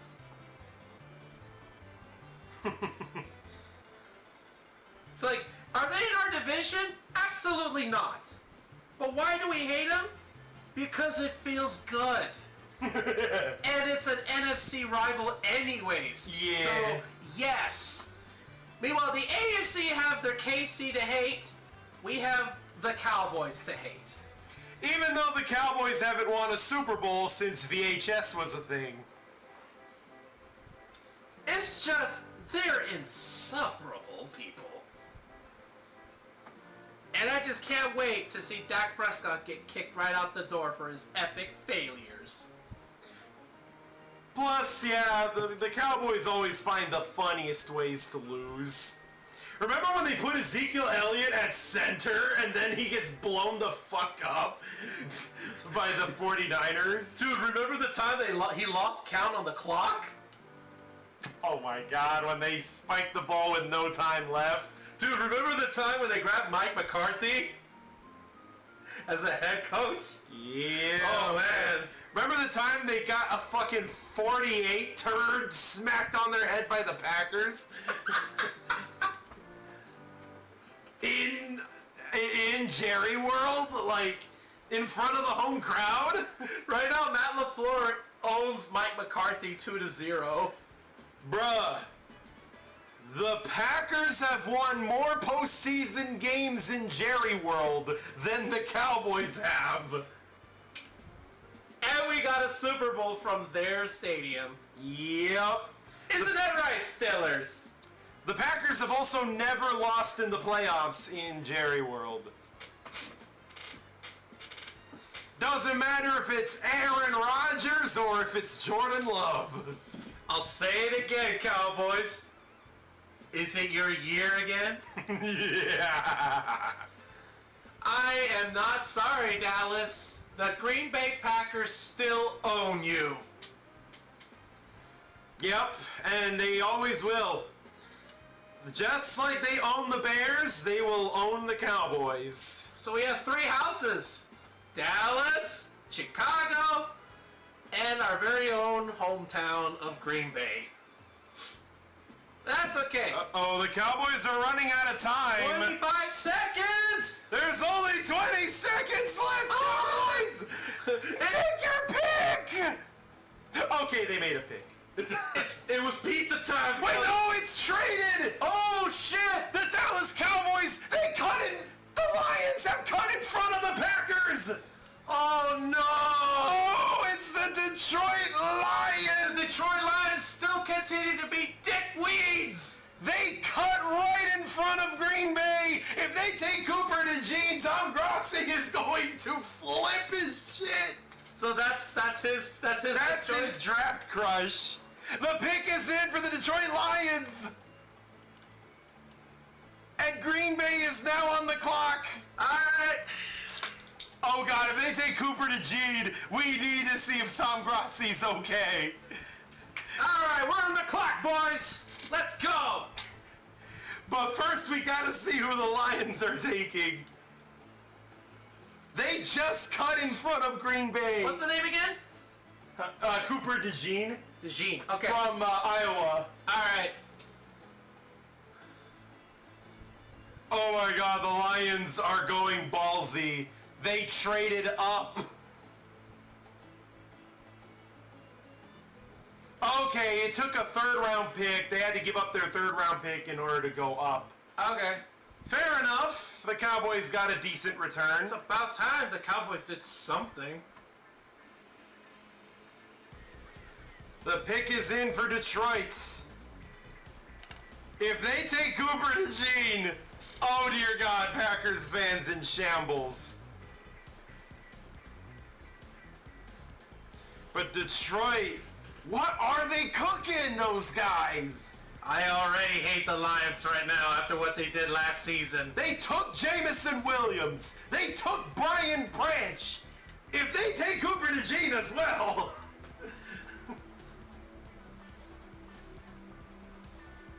That's 3 draft crushes in a row that Tom Grossi wanted for the Packers that are going to become Detroit Lions.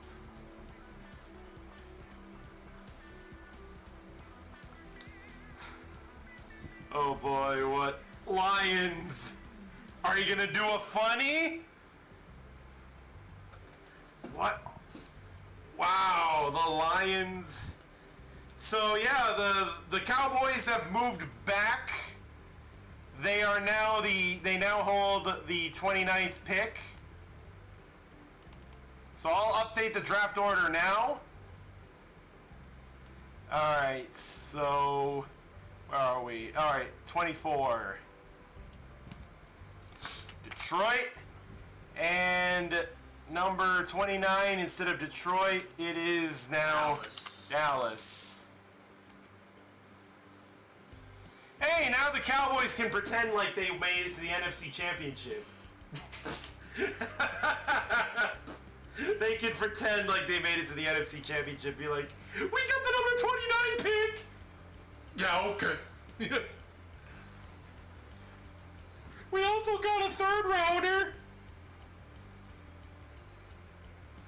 Hey Dallas, nice brand mark from Green Bay.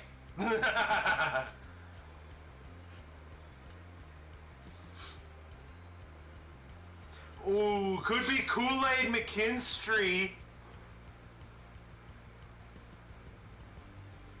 Or Terrion Arnold. It could be Arnold, it could be DeJean. I do like DeJean. I did see some of the moves. Yeah. He did look good.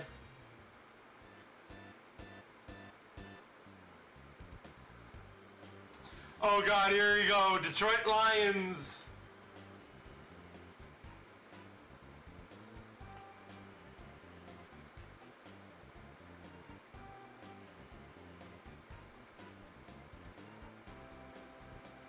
Huh?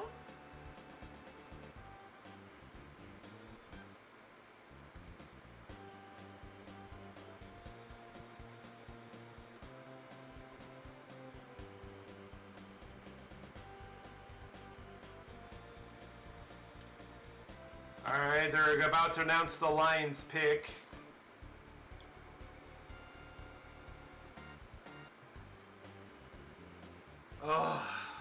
Six Shot says you guys are slow and it's not because of Twitch?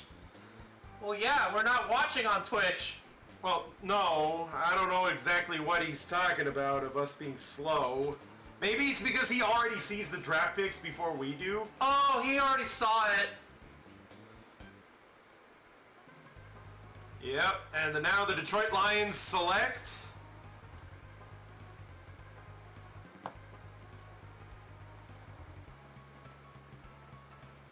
Oh, they got Arnold! Okay, we're in the clear. We're in the clear. You can get Cooper Yes, Dean. let's get him. Let's get him now. It's our turn. Terrion Arnold. Give me defense.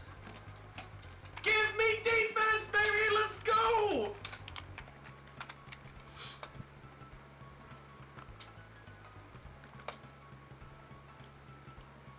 Okay. Terrion Arnold is officially a Detroit Lion. And now we're going to see... Oh boy, the Green Bay Packers are now on the clock. All right, come on, boys. Goodacoons. I believe in you, okay? You hear me? You better not blow this up. I mean, you didn't blow it up last season, but just saying. Now I believe in you. You hear me? Oh my god.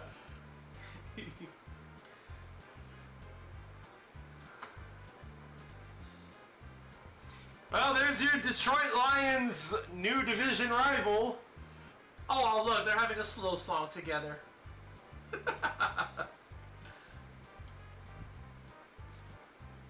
I'm glad the Lions went back to their throwback uniforms. They looked really good. And I'm glad they're now the permanent uniforms. How did they get their jerseys so quick? Oh, they already have them all printed and ready to go. All they need is just the little sewing machine to attach the letters. Huh. As soon as they find out who got taken. Must be really fast, though, because they had to do a trade. Right. But also, you notice that when they say the pick is in, and then it takes a while before they actually announce it? That's why. We would have to see behind the scenes to know how they really work. As soon as they find out who the pick is, they already get the jersey. God, they work fast regardless. They just go like, alright, that's it. Wow, I can't wait to see what Packers are packing. Come on. Who did we get? Who did we get? Let's go. Let's go. Alright, here we go. Packers. You fool! You did not grab the player we were looking for. Oh, man.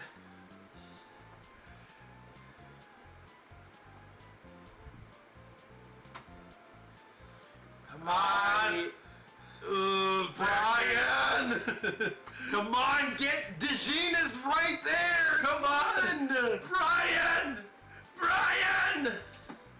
Oh boy, Six Shot Eagles like want a spoiler? No! I'll ban you if you do. Wow, Six Shot actually spoiled? Wow. You know what, dude? Dude. Nah, dude. Nah. You're banned. I'll unban you when I feel like it. Nah, dude. Nah. The fuck, man? So yeah, our internet connection is slow and what we're seeing on TV is a little behind.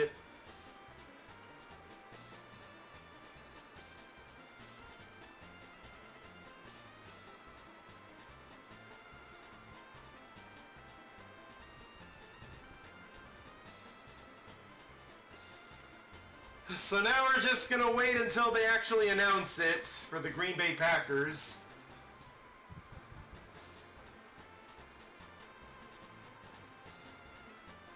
Dude, that Dan Campbell sign though. Right now, it looked like that because he looks good out there going all ballsy and shit. Oh yeah, even though it was his ballsy decision making that was his undoing. live by the sword, you die by the sword. Am I right? Yeah. You live by the nuts, you die by the nuts. That was said. Like, oh, hold on, let me clear chat. Or hold on, how do I... You know what, I'm gonna just do this. There we go.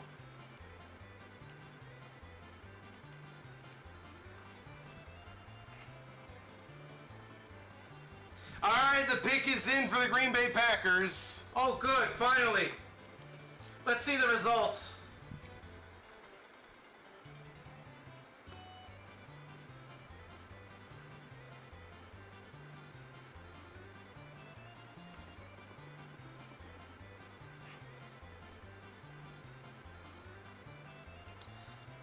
Alright, hold on one second. I'm gonna do something real quick. Alright. Okay. Alright, the pick is in for Green Bay. Yes, sir. Alright, get him out of here. Get him off the screen. I don't care. Get him off the screen. I want to see my team.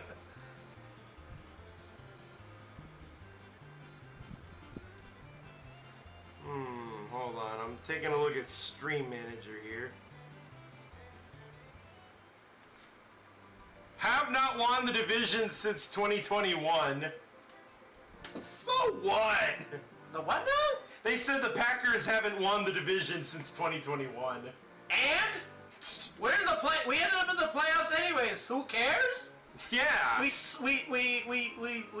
dumped some nutsacks directly to Dallas. Yeah. So who cares? We won the Super Bowl when we were wild card. Okay. Winning divisions don't mean everything. Isn't that right? Detroit. Also another team that should have beat the 49ers. Yes! Come on. And host of 2025's draft. Oh, offensive line! There's the Bakhtiari replacement! Yes! Yes! We patched the hole! Yes! Yes! And there it is, fellas. Jordan Morgan. Go, Pack, go! Jordan will protect Jordan. Hell yeah! We got a shield! Okay. Problem solved. I feel pretty good right now. I'm good. You good? We good. Yeah. I am so happy.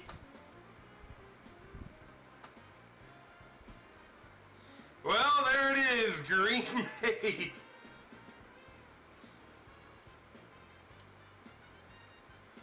I am so happy. Let's go. Hell yeah. Go, Pack, go. Goodakums. Keep doing your thing, man.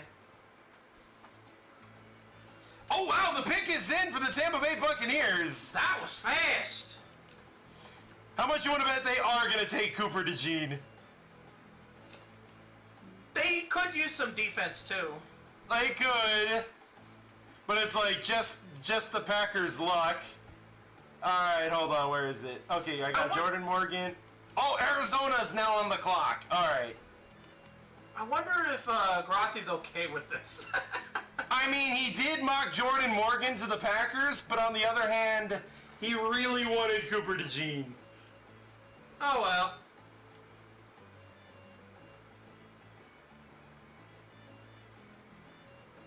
Hey, look, man. As long as we get our guys that fill in those holes, I'm cool with that. Wow, it's been a long time. It's been a long time, Music City Monkey.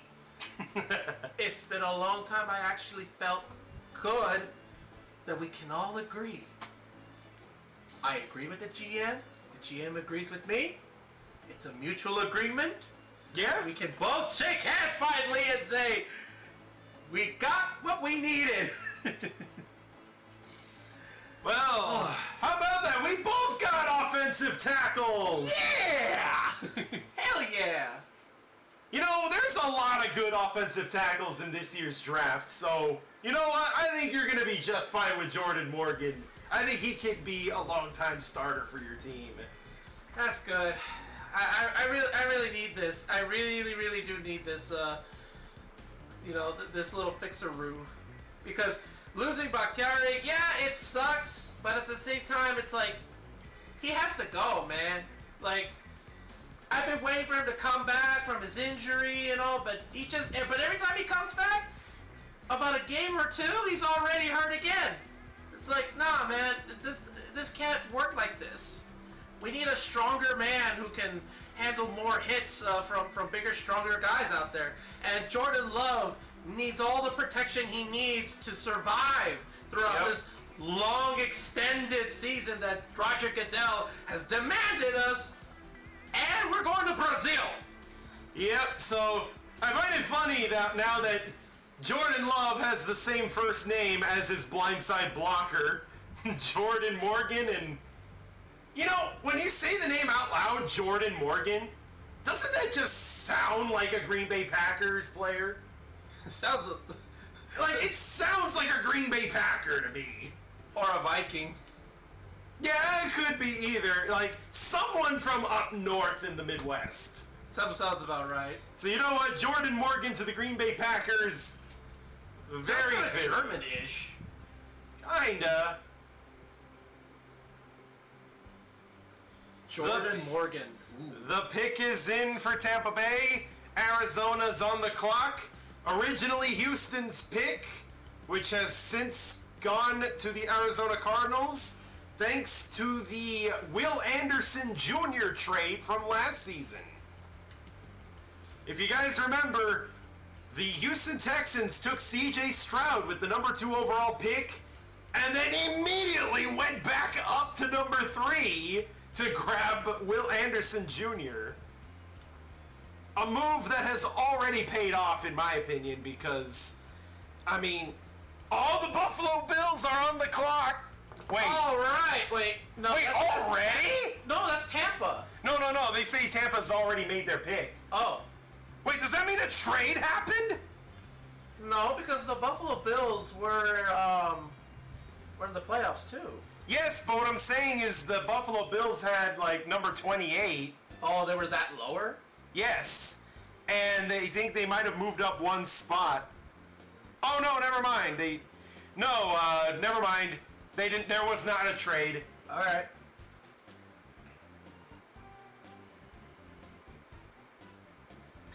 No, the Cardinals already made their pick. So yeah, we're very behind on this YouTube TV. Okay. Wow, wait, I can fast forward? Okay, so there was no trade, sadly. Okay. Oh my god, I can fast forward quite a bit. Alright, want me to do that so we can catch up? Yep. Oh!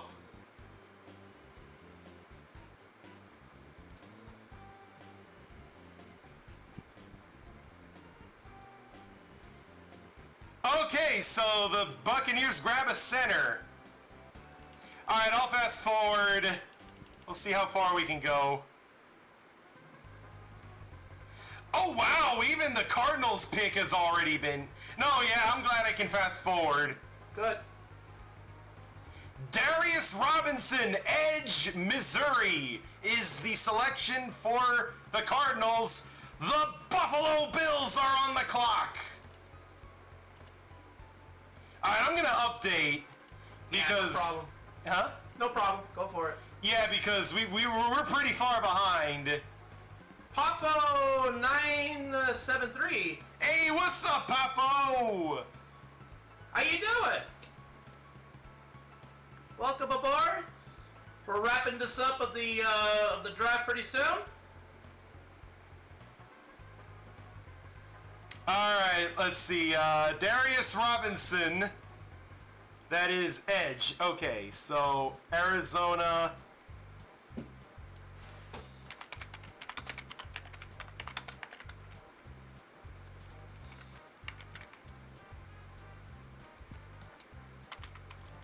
Arizona got 2 first-round picks. They picked some good ones.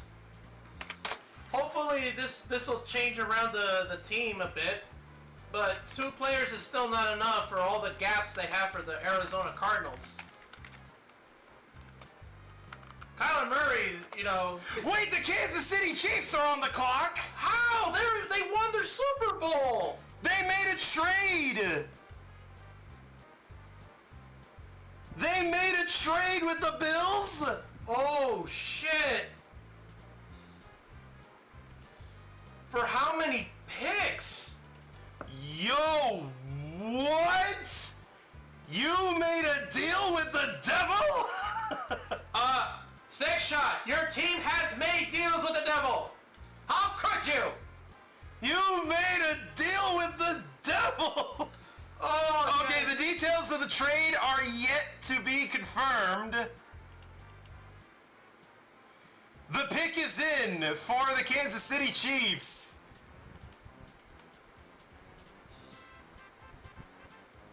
Oh, Lord. Oh, Lord, what is going on in here? Wow, the KC are that desperate to make a comeback even after winning a Super Bowl. I think it's Cooper DeJean. They need to replace L'Jarius Sneed. Right. They got rid of Sneed. What did we trade for? Don't worry, Six Shot. I'm looking for... Okay, here's the details. Kansas City receives the first-round pick of the Buffalo Bills, number 133 and 248. In return, the Buffalo Bills get number 32, number 95, and number 221. So, you guys got a third-round pick. Dang. Okay, so some pick swaps. The Bills got more value in the later rounds to move down the board a little bit. And by the way, we're doing all right there, Papo. Well, welcome aboard. Who's your team? Six Shot is asking, is that good? Honestly, I'm actually going to go and say yes. This is a good deal for Buffalo.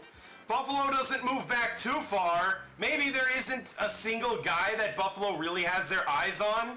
So, they're just, you know, they're just okay with moving a little back because now their later picks in the later rounds have gotten more valuable. Instead of number 133, you've now moved all the way up to 95. My team is the Giants, but I don't know, it's been rocky. Oh, you're a Giants fan. Hey, you got Malik Neighbors! Yeah, you did. You got Malik Neighbors! I mean, you guys got an absolute beast of a wide receiver. I mean, if Daniel Jones doesn't make the cut, y'all know what to do. Six Shot Eagle says, I feel like that's a bad choice if Buffalo needs defense. Yeah, but I think Buffalo is chill. I think there are multiple defensive players that they're okay with. And that's why they're okay moving down a little bit. They still need a receiver to replace, you know, Stephon Diggs. Right. And that's a tough one because all the other good ones have been taken. There's some very good second round, late first round. That's our job. Oh my god. That's our job. We're good at the second rounds. I mean, some names off the top of my head of who's still available at wide receiver is Xavier Worthy. He's really good. Okay, he's still available. A.D. Mitchell, he's available too. Troy Franklin, if you guys really want to reach on that, you know, it could pan out well. Oh, man. The wide receiver class is very deep, so you can at least be happy with that you're still going to get a good receiver. It's been wild, I tell you. Some surprise trades here and there, especially with the Cowboys. Making a little trade with the Detroit Lions. That was a hell of a good move from Detroit. But they did not grab the player we're looking for. If the Chiefs grab a wide receiver, I feel like this move is going to sting Buffalo in the ass. I'm just going to say this flat out. Who is it that you're referring to? The wide receiver? Yeah, if the Chiefs take any receiver, Okay. this could bite the Bills in the ass.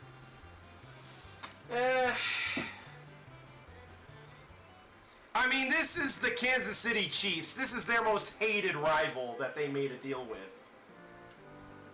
Last time the Bills made a deal with the Kansas City Chiefs in the first round, they let the Chiefs get Patrick Mahomes. Oh no! They birthed the demon!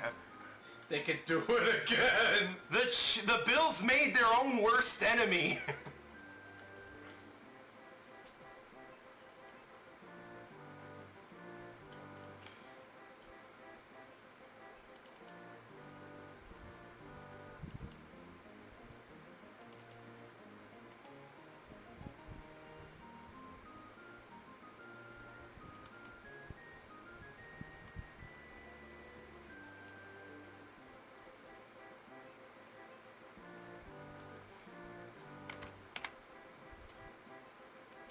Alright, let me,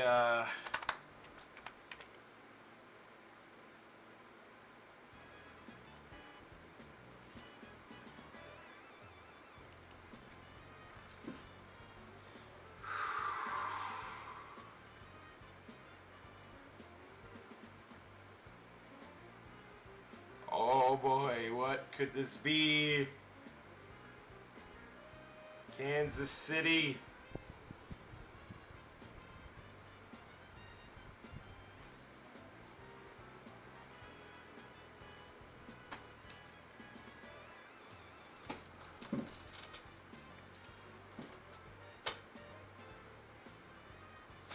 They got Worthy!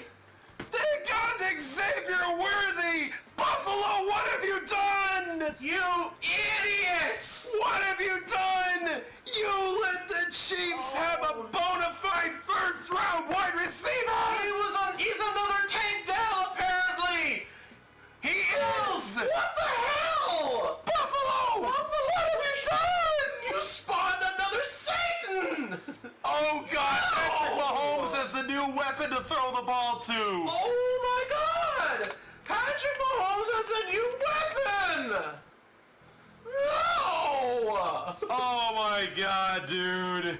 Oh! Wow! Kadarius Toney, you are fired! I just heard Kansas City has traded Kadarius Toney to McDonald's.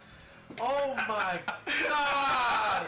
Now with Marquise Brown, Travis Kelce, and Xavier Worthy with Isaiah Pikachu. With Patrick Mahomes as a... Oh man! Oh That's a hell of a patch.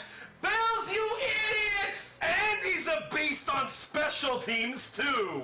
Oh my God! So that means he's gonna get the football then, right? On the kickoff? Yep. He's a beast on special teams for punt Aye, returns. aye, And he's a bona fide first round pick. I fucking knew Oh my God! The rage! Hold on, we gotta bring Six Shot Eagle onto the show. Here we go! We gotta bring Six Shot Eagle. You know what? I'm calling him right now. The Dallas Cowboys have made their pick. Oh yeah, the pick is in for Dallas. All right, Six Shot Eagle, we're calling you right now. We're calling you up. We're gonna put you on speaker because I think you got a few choice words to say. Hey, Six Shot, how's it going? Hang on. All right, you're on stream. How's it going? You want to talk about it? You want to talk about the deal you made with the devil? We're gonna have some therapy session now. What made you to give up a really good pick? I mean, you still got a first round pick at number 32, but like,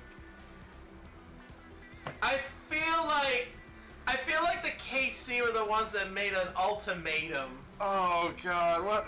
Were they holding Josh Allen at gunpoint or something? Like, Fucking mobile Discord. Fucking hell. Okay. All right then. Can you hear me now? Oh yeah, yeah. I can hear you. We can hear you.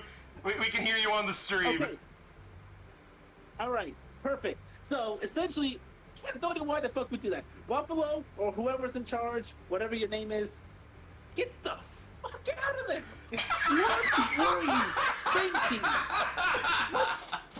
What will they? Just what idea would make you think we are desperate for defense and replacement for Stephon Diggs?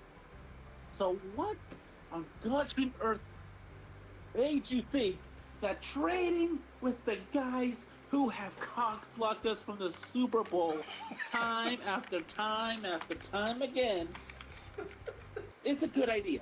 What made you think, just trade with the Chiefs? That's going to be a great idea. Now, not once thinking that the freaking not once thinking about what the fuck you need and how badly you need a good player. Oh my god, dude. Why? Dude, your chat message is taking up the whole freaking chat box on Streamlabs. Yeah, that's exactly my thing. That's why I said right there. Just holy shit, my guy. Oh. Holy shit. You know what? All I gotta say is one thing. Whoever you are in the Buffalo War Room, who has proved that shit. Whoever, and who had a good, say, that's a good idea. That's a good idea. Get the fuck out of there. Get the fuck out of there. Like, you're all fired.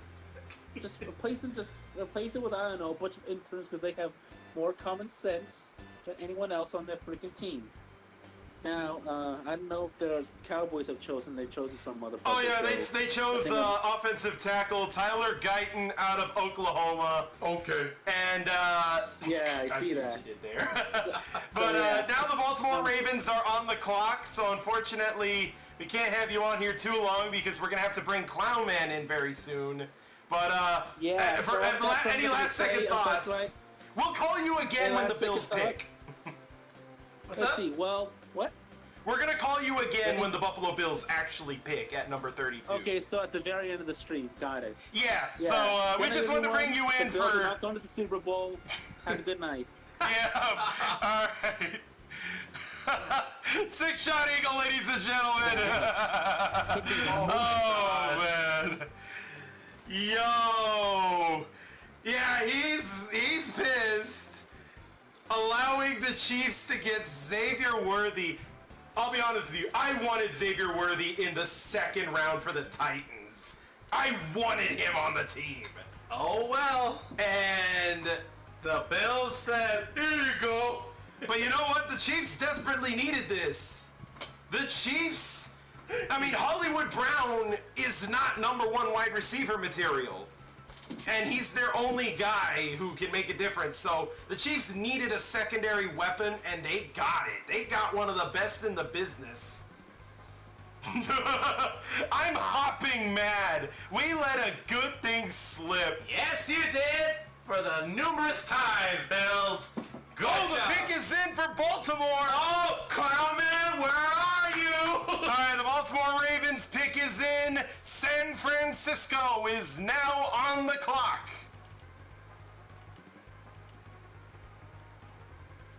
Oh boy, we're gonna bring Clown Man on here very soon. Let me take a look. Where did I put him? Oh, there he is. All right, we're gonna call Clown Man after we find out who the pick is. The pick is in. San Francisco 49ers are now on the clock. Baltimore about to get announced. Could be Cooper DeJean. If you guys get DeJean, you freaking earned it. The last time first round picks, that's right, they got Kyle Hamilton and Tyler Linderbaum. They were cooking. They cooked in 2022 draft. They were cooking, but it just wasn't enough. Well, we'll see what they got now for their first round pick. Number 30 overall, the pick is in for Baltimore. They lost in the AFC Championship after winning the number 1 seed. They were 13-4. Now they are the 30th overall pick. We're gonna see what it is they select. Oh, that's right. They took Hollywood Brown in 2019. Okay. So that's where it started. Yep, he started out as a Baltimore Raven. Then he got traded to the Cardinals. Then the Cardinals let him go to the Chiefs. Let's go. All right, Baltimore.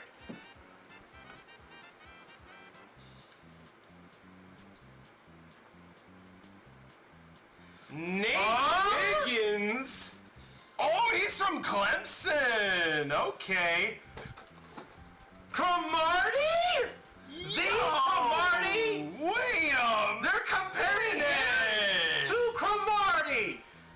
Let's see. Dynamic disruptor. Oh, he could have had that ball and he said nope. Intercepted. Oh. He smacked that ball out of the way. Oh, there's his return. Oh, He did it twice. God. Oh, he knocked that ball out of his hands. So not only he can score touchdowns by intercepting, but also can negate someone else's touchdown. You know what? Knowing Baltimore, they're gonna develop him into a Pro Bowler. I think the Baltimore Ravens are eating good tonight. That's a good choice. I think Quarterback, they got themselves a beast. They got themselves a damn good player, and we're gonna go on ahead and bring in Clown Man. All right, Clown Man, you're getting the phone call. Let's see if he picks up. He did say he was going to be on standby. Yeah, he did tell me in person earlier today, so we'll see if he actually holds true to that. Wow, dude. Clown Man, where are you? Yep, at pick number 30, the Ravens selected Clemson cornerback Nate Wiggins. Dude, he and Marlon Humphrey. He hung up. Wow. Wait, he didn't hang up. It just automatically disconnects when he doesn't answer. Clown Man, if you don't answer right now, you automatically forfeit the duel between you and I and Mario Kart. And I have every right to call you Stinky. You're a big stinky driver. Hey, Game Strain! Ew, someone is a Packers fan. Ew, someone's a loser. How's it going, Game Strain? How you doing, buddy? Glad to have you here on the show tonight. Yeah, things are looking pretty good. My pick was chef's kiss. Exactly what I was looking for. Yeah, my general manager right now, he's doing a fantastic job of patching up all these holes that we have left in our team from last season. After saying goodbye to Bakhtiari, we need to find someone to find a perfect replacement, and hopefully this new kid that we picked up, he'll do just fine. So I'm excited for that. LaBelle, what's good, Filthy Crew? We're doing pretty good. You know what? I'm happy with the Titans selection. I'm not super thrilled, but I'm not disappointed. So, you know what? Titans did good. We got J.C. Latham, the offensive lineman out of Alabama. And Pochi here, or also known as Frosty-Boi, he's pretty happy with his pick. Got Jordan Morgan. So manly. That is honestly a perfect name for someone who's going to be protecting Jordan. Football player named Jordan Morgan. And he's a big offensive lineman too. Man, can you imagine if imagine if his name was George? The spells with the J, just like from Halo Reach. Man, oh man, I'm really happy. What I'm not happy is seeing the Kansas City barbecue here. Dude, Kansas City got Xavier Worthy. Alright, here comes the 49ers. The pick is in. Buffalo is once again on the clock. Starting your weekend? Oh, that's cool, dude. That's cool. Oh, by the way, I've already released a trailer on my channel when I did my last stream yesterday on Pikmin 4. So you can go ahead and check it out. The timestamp is around nearby 3 hours and 45 minutes or so. So you can check up on the trailer and see it yourself. Alrighty then, Six Shot Eagle, since Clownman did not actually accept the call, we'll be calling Six Shot Eagle once again if the Bills make a move here. Or I guess I should say once the Bills make a move. They are dead last, aren't they? Yep, they have the last pick in the first round. Idiots. I'm so mad. Bills, what have you wrought out to this world? You guys didn't learn a damn thing, did you? You birthed Patrick Mahomes, and now you birthed Xavier Worthy! I can't wait to see a fourth Super Bowl ring for Patrick Mahomes because of you guys. Can't wait to see Xavier Worthy get a game-winning touchdown against the Bills in the playoffs. And maybe even get an MVP Lombardi trophy to go with it. I think Patrick Mahomes has had enough of winning Super Bowl MVP. He wants his teammates to start eating good too. Oh, definitely. Winning their awards. He's probably going to be like Oprah going, you get a Super Bowl trophy, you get a Super Bowl trophy. Did Travis Kelce already got his? He didn't win Super Bowl MVP. He didn't win any Super Bowl MVPs? Nope. Patrick Mahomes has won Super Bowl MVP every time they won the... Really? Yep. All three of them? Yep, all three of them, he won the Super Bowl MVP. Shh, get a load of that guy, right? It's all your fault, Buffalo. Yep, Buffalo, you guys make your own worst enemies, I tell you. You guys find a way to screw the AFC and sometimes the entire NFL. 50-yard penalty, spending more than 5 minutes talking about Bills football outside of Buffalo. Ha! Oh, this should be good. All right, Niners. Who? Oh, yeah. Who? Ricky Pearsall. Troy Franklin and A.D. Mitchell were literally right there, San Francisco.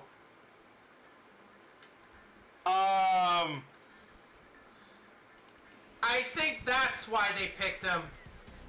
He's a great one-hand catcher. Oh, wait, no, he said 5 seconds. Oh, pfft.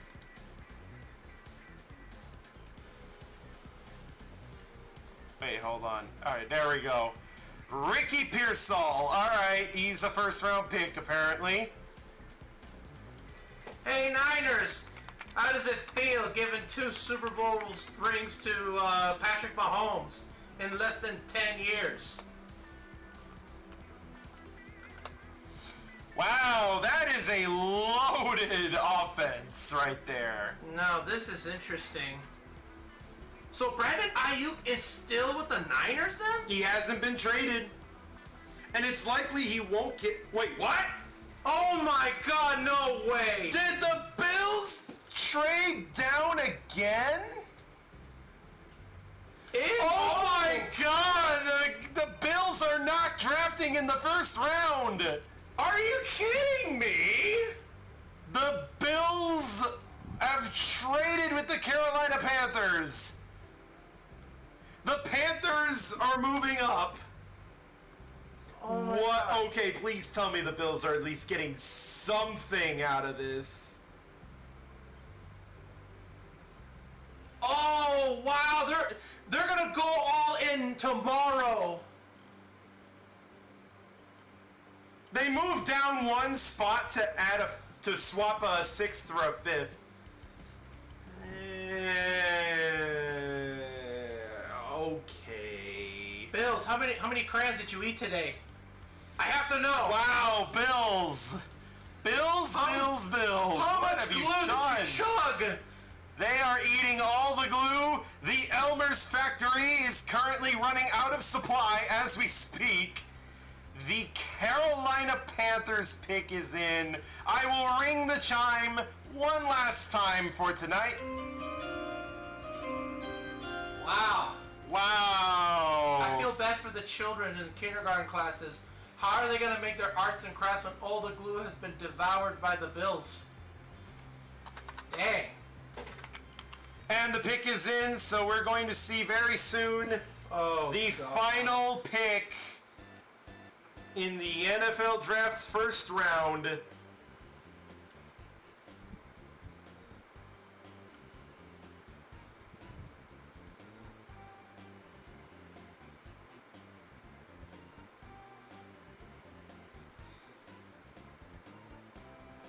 Yeah.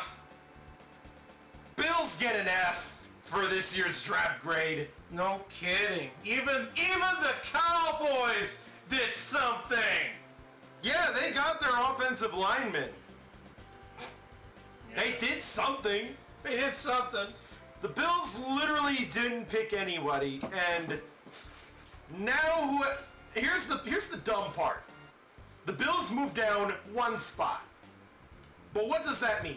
Well, their 6th round pick just upgraded to a 5th rounder.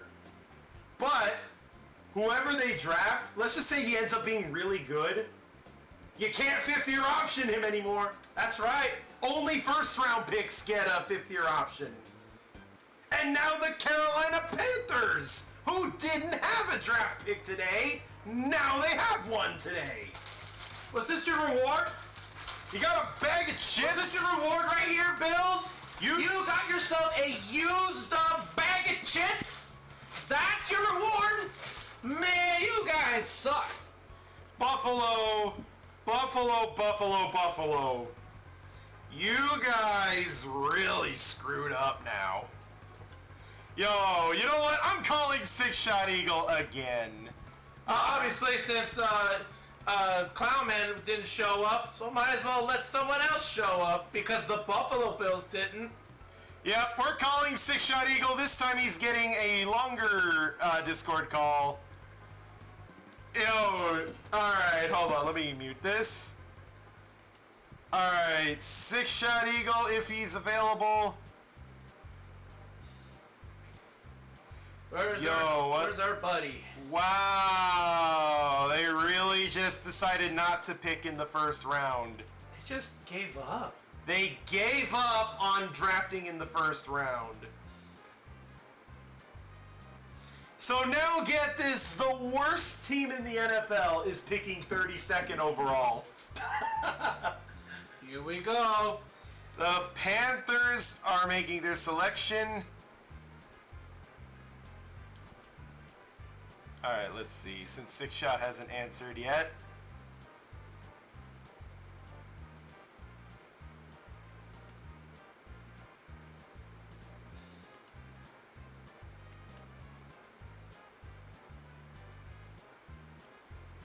What?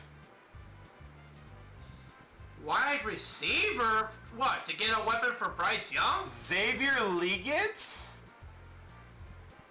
Huh? So they did a stupid again. So both teams did dumb moves. Awesome. I can't even spell right now because of how stupid this was. He's supposed to be the next AJ Brown. Okay. Oh, upside though. If he reaches his potential. Oh, okay. That's an if he reaches his potential. That's not even reassuring. Wow. Oh, there's Six Shot Eagle. What the fuck? You want to talk about it, Six Shot? I'll call you again. I'll call you again if you want to talk about it. There he is. All right, there we go. What? Hang on a second. Okay, what's up, Six Shot? Alright, let me just transfer to the better mic. We're gonna give you more time since now the 1st round of the draft is officially over. Okay, like I said before, I don't think say, because we didn't really pick jack shit, we traded everything to the freaking. We traded to both the devil. We made a pact. We got a pact made in hell, and we traded to the Panthers for God knows why. Like, Holy what? shit! What was the point of that? Well, I don't know. You ask the motherfuckers in the room. You ask them and tell me, what's the point of us trading away? What's the point of trading lower in a freaking draft? Like, What? Is there like some okay, gold? Is there some gold in the muck that we found? like, Some BS? okay, there are multiple reasons why a team might want to trade down. Even I would have been okay with the Titans trade down, but you need to get a king's ransom from whatever team you're trading with to justify moving down. Exactly. If that's what I'm saying. Because honestly, I was gonna say this, but I didn't know because I know how hard it's gonna be. I was gonna say we better be getting Travis fucking Kelce from the Chiefs for that kind of fucking trade. Oh, Like, man. what do we trade for the? What do we trade for the Panthers? More lower round picks. Yep, so you upgraded your 6th round pick into a 5th round pick. You upgraded your 4th round pick into a 3rd round pick, meaning that in day 2 and 3 you guys are going to draft a bunch of players. But here's another downside. I just brought this up. I don't know if you were able to hear earlier when I said this. When a player is drafted in the 1st round, all rookies get a 4-year contract. It doesn't matter. Yeah. You get a 4-year contract when you're a rookie. If you're in the 1st round and the player is noticeably very good and the team wants them to stick around a little longer, a team can choose a 5th-year option. Meaning it gives the team an extra year to try to work out a long-term deal. So let's just say the Bills choose a really good player with the number 33 pick. You don't have that option anymore. You don't have a 3rd. You don't have the 5th-year option anymore. Well, good fucking shit. So what the fuck? Which means you're probably going to have to pay a buttload of money right away. Guess what the Bills don't have a lot of right now? A buttload of money. Let me get fucking money. All because we sent to the God knows where for God knows what. Just why? Who's in charge? You know, I don't know who the fuck's in charge of these here. This is why I don't really care if Chuck and Buffalo. It's all just disappointment and bullshit.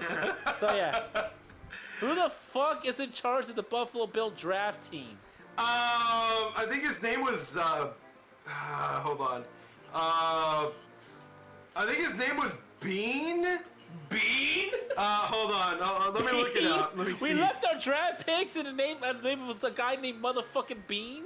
Buffalo Bills, Brandon Bean. He is the general manager of the Buffalo Bills. He is the one in charge of these transactions. So let me get this straight. You guys had the number 28 overall pick, which is already super late in the 1st round. Because you guys And we could have made the divisional round of the playoffs. That's why you had a low pick. You decided to go even lower and allow your most hated rival, the Kansas City Chiefs, to draft their number 1 wide receiver. You hardly get anything out of it. No, we got jack shit out of it. Oh my god, it just hurts my head. Yeah, because what you're saying is all true, and that's why I say that's why I say, hey, why the fuck are we trading down? Like that isn't a unless if it's like some sort of war game where you get, or was this like Yu-Gi-Oh where if you where the 1st round doesn't attack and you want to attack your 1st round or some shit like that, then that's understandable. But this is a freaking getting a player for a game. This is 1st pick of the litter bullshit. So here's what I would have done. Any of these moves I'm about to say would have been better than what they did. They could have had. Get that wide receiver that the Chiefs got. They could have gotten Xavier Worthy. They could have Of got course. A.D. Mitchell. They could have got Cooper DeJean. Yeah. They could have had, like, there are so many good players in the late first round that they could have had, and let's just say they pan out really well for Buffalo, you could have a fifth-year option so that you get a better chance to ensure they stay on your team for the long haul. Yes, And but that didn't happen. That's none of that hypothetical happened. Bullshit. You decided to trade down to number 33. You went from 28 down to 32. Fine, you're still in the first round. Not a big blunder. Maybe a little oopsie. But then the Bills really shit their pants moving out of the first round completely. Well, Oh, But hey, you got a for bunch of day sure. 2 and day 3 picks. fantastic, Buffalo. You just created another shitstorm for the AFC. well, that's what Buffalo apparently. Well, I don't know. All I'm saying is that, like I said before, we don't want a Super Bowl. I think that's what we're going for. We want to make the world hell. We got tired of losing so many Super Bowls. So, like, you know what? Let's make the world hell. Hey, Kansas City, how would you like Xavier Worthy? Whatever the fuck that guy's name is. Yeah, Xavier How'd you like Worthy. that guy? Oh my Yeah. god, dude. Wow. He's not And wrong. they'll be like, what? He could be salty. Oh yeah, definitely. No, he definitely is, because you guys awakened Satan. The Kansas City Chiefs were vulnerable last year. Nobody took advantage of that, but they were vulnerable. Their biggest weakness was that they didn't have a wide receiver. You guys allowed them to fix that. Yeah, I don't know. Look, all I'm saying is that it's not me who allowed him to fix it. I know. It's not us. It's not the fans. It's the goddamn dumbass staff. So don't say us, say them.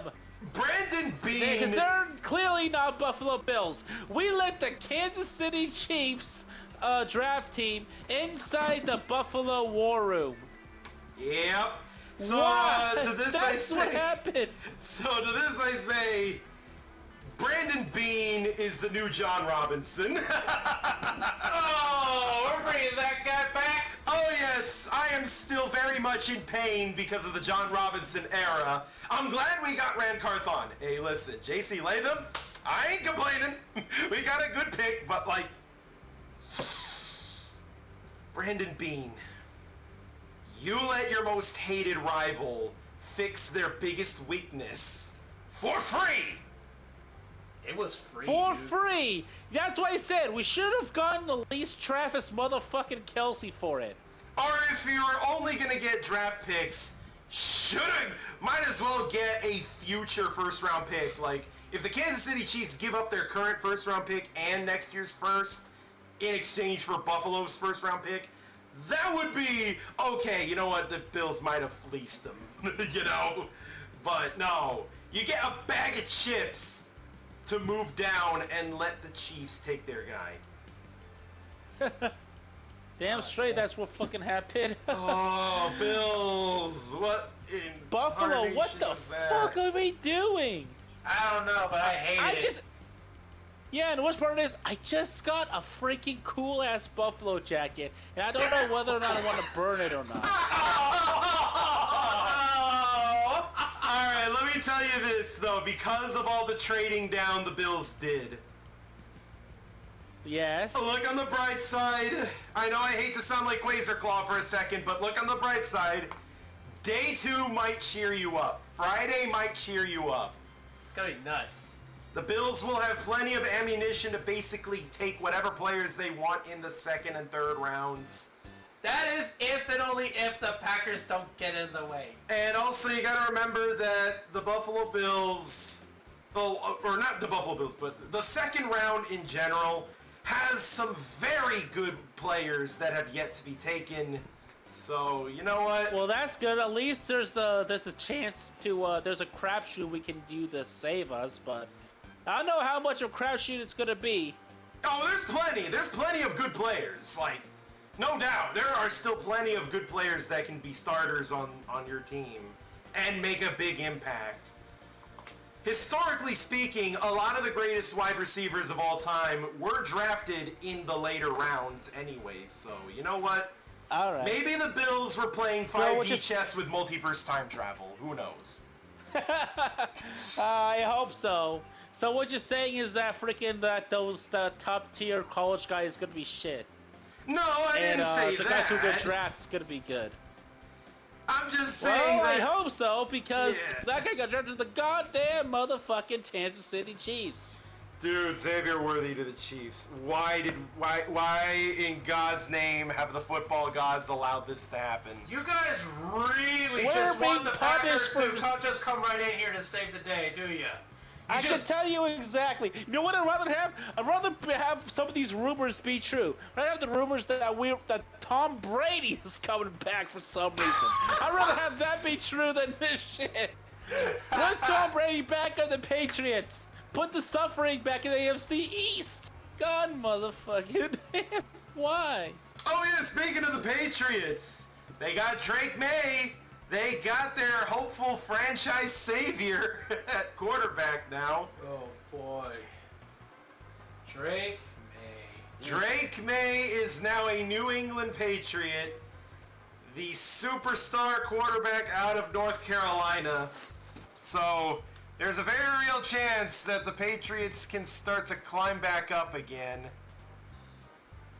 Well, let's see if Clement is still available tonight, so now we can try to contact him. Oh yeah, he says he just got home. Oh, okay, all right. Alright, so you know what? I'm gonna move over to our Filthy Crew Discord, so that way we can have both you and Clown Man on the show, alright? Yeah, please, let's do that shit, man. Alright, I'm we're really gonna have a excited for this. we're gonna have a public version of the Frosty Clown Galleon. All right. For those of Perfect, you on yeah. Twitch who don't know, the Frosty Clown Galleon's a little meeting we do where all the members of the Filthy Crew that are sports fans, we all chat about our favorite football teams. Which is the one that I created myself, a couple years ago. Yep. And earlier it was just called Frosty-Boi, the Clown Man Show, but now with the community started to grow a little bit bigger, so that we decided to call it the Frosty Clown Galleon, aka the Ship. So basically, it's a group of all the other Filthy Crew members that are football fans, and we all joined forces to let out our biggest salt of what happened to our football teams. So let's give it a nice call to the other members of the crew and throw our 2 cents. Yep, so I'll see you in a bit there, Six Shot. Alright, I'm just transferring right now. Alright, cool. We're heading on over to the ship. Alright, we have reunited with Six Shot Eagle. Alright. Alright, there we go. Alright, I see you with that PlayStation, Mike. Yes, I am. Yeah, because I'm playing PlayStation. I'm playing Spider-Man 1. Spooderman. Yeah. Alright, where Yes, is Clown Man? Yeah, we need Clown Man in here. Hey, what's up, Mork the Bork? Hey, Morky! Welcome aboard, Mork the Bork. Welcome aboard! So the first round Holy of shit. the NFL draft has concluded, and now we're just having a chat about it. We're gonna keep talking about it for a little while longer. We're gonna go off the air in a little bit. Just now that the first round is concluded, I want to gather as many members of the Filthy Crew as we can to really just talk about how we're feeling right now. How are we feeling about the first round and how it went? Feels pretty good, Mr. Krabs. Oh, I think I No, give my team a B+. everything's on fire. I forgot, that's right. Buffalo's the only one that's burned, and it ain't a chicken wing. Yeah, Buffalo Bills. What the actual fresh hell have they just done to the league? Yeah. You guys. Curse They you! deal with the Chiefs because they didn't learn their lesson after the last time they traded down in the first round with the Kansas City Chiefs, because they allowed the Kansas City Chiefs to move up and grab their guy, some random ass fucking quarterback out of Texas Tech named Patrick Mahomes. Insert the voice clip of saying, "When will you learn that your actions have consequences?" Seriously, the Bills birthed Patrick Mahomes into existence, and now they just birthed Xavier Worthy.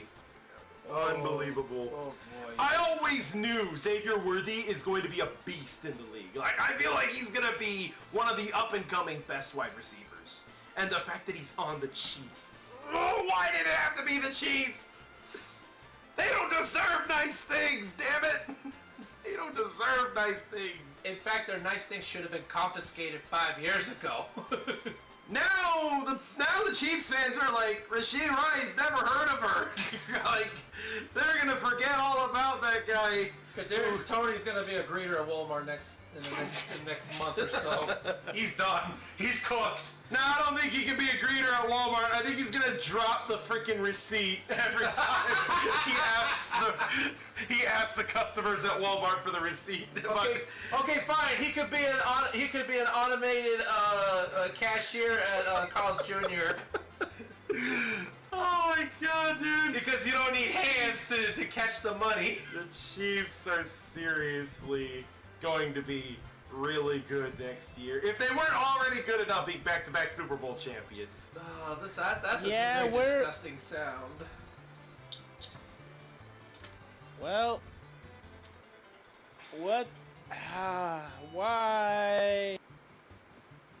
You know what? I'm calling it out. Chiefs are gonna go undefeated next year. Yep, I'm gonna second that opinion. Yep, the Chiefs are gonna go undefeated next year. Looking at their schedule, you know, they're gonna obliterate the Chargers, the Broncos, and Raiders like they always do. And then they're gonna obliterate the Bills and the entire AFC. It's basically everyone who's not the Chiefs is gonna be losing at some point. That's what's gonna happen. The Houston Texans. Hey, you know what? Houston, you want to be a Super Bowl contender? Go fight the Chiefs. Have fun, Texans. You want a first place schedule? Okay. Have fun. Someone's enjoying that. Someone's gonna enjoy that shit a little bit too much. I don't have to see the Chiefs next season, so that's why I'm like, have fun, Houston. We get the shitty Chargers. Let me check the Buffalo Bills. Hold on. Yeah, you gotta check your opponents now. Also, holy crap, JC Latham is freaking massive. So let's see.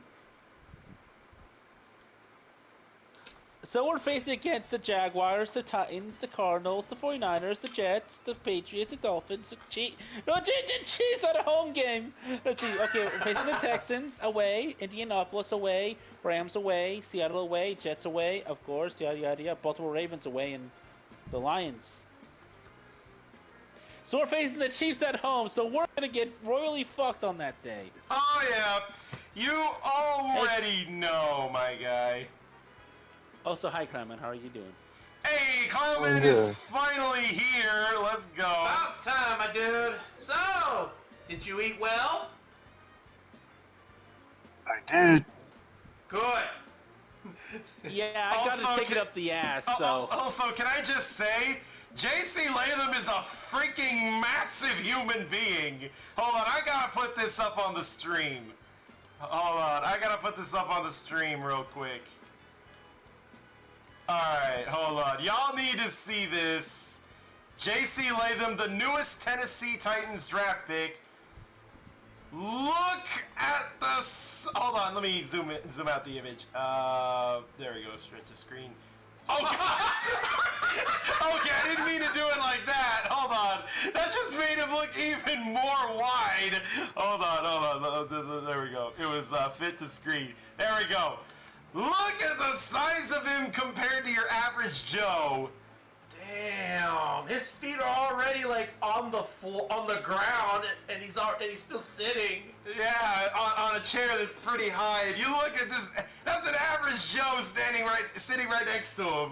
No way. And that's without the shoulder pads and everything. So like, I feel like the man on the left is just an oversized action figure or something. that is what mere mortals look like nearby J.C. Latham, the newest Tennessee Titan. He lives up to the name of being a Titan, all right. But anyways, Clown Man, we didn't get to hear you before, but now that you're here, how are you feeling about the draft? Let me see. Who did the Ravens? Oh, Nate Wiggins. Yeah, you got the cornerback out of Clemson. Well, I'll tell you what. We needed a corner, and from what I've heard, let me see. He's 6'1", Okay, so he's quick. I heard he's quick, shifty. I heard he's pretty good. So, yeah, Marlon Humphrey, he's getting older, up there in age, more injury prone. So, I think that's a pretty good pick. I'm happy with it. That's good. You guys got a pick. I mean, he's pretty good. Yep. 6-shot eagle. He's like, yeah, you guys got a pick. The fact Yeah, that he apparently, Oh, Buffalo right. said we don't need a pick. Nah, we got a roll defense. Nah, Stephon Diggs just screwed up the Houston because he couldn't play nice Josh Allen. Just like freaking Singletary when he's like, you know what, I'm better than this. I'm gonna go play for Texas. Play for the freaking new baby boys who were formed like over like 22 years ago actually. So happy late 20th anniversary to the Texans. Also, he's The Houston Devin Singletary. Bills. Also, Devin Singletary ain't even a Texan anymore. He's a Giant now. Oh well, good on. Oh, Got on him, moved from the team that just recently got old enough to drink in the U.S. But yeah, the 6-shot Eagle Houston is. Bills. It's understandable that 6-shot is not the most pleased. He's not the most happiest camper here. Because of all that bullshit, and you all been just gonna be knocking on me with saying you made a pact with the goddamn devil, and the worst part about this is I can't deny it because it's right. I don't know what caused us to make a pact with the devil, but there it is. Like if y'all made it, There it is. like if the Bills made a deal with any other team, Like, it could have been any other so team. bad. Hell, You know what probably would've guys, been better? you guys picked Casper the Ghost. That's what you picked. You picked Air. yeah. Yep, You know you what actually probably drafted been better? Air. Not Air Jordan. Well, actually, yeah, you know what probably could have been better than make a deal with the Chiefs? Make a deal with the Dolphins. I consider that better because the Dolphins, we always kick their ass. Well, I Like, mean, if you were to make the Dolphin. if you were to make a deal with the Dolphins, you would be trading up. So that's already a Yeah. positive. Yeah, that's already a positive. Like we trade, I don't know, what other freaking guy do we not need? I don't know. One of the many people that stuff that freaking that Josh Allen doesn't get along with, because that's why we freaking traded that guy. Oh yeah, Stephon Diggs, yo, but like, Yeah, it's why we traded Stephon motherfucking Diggs.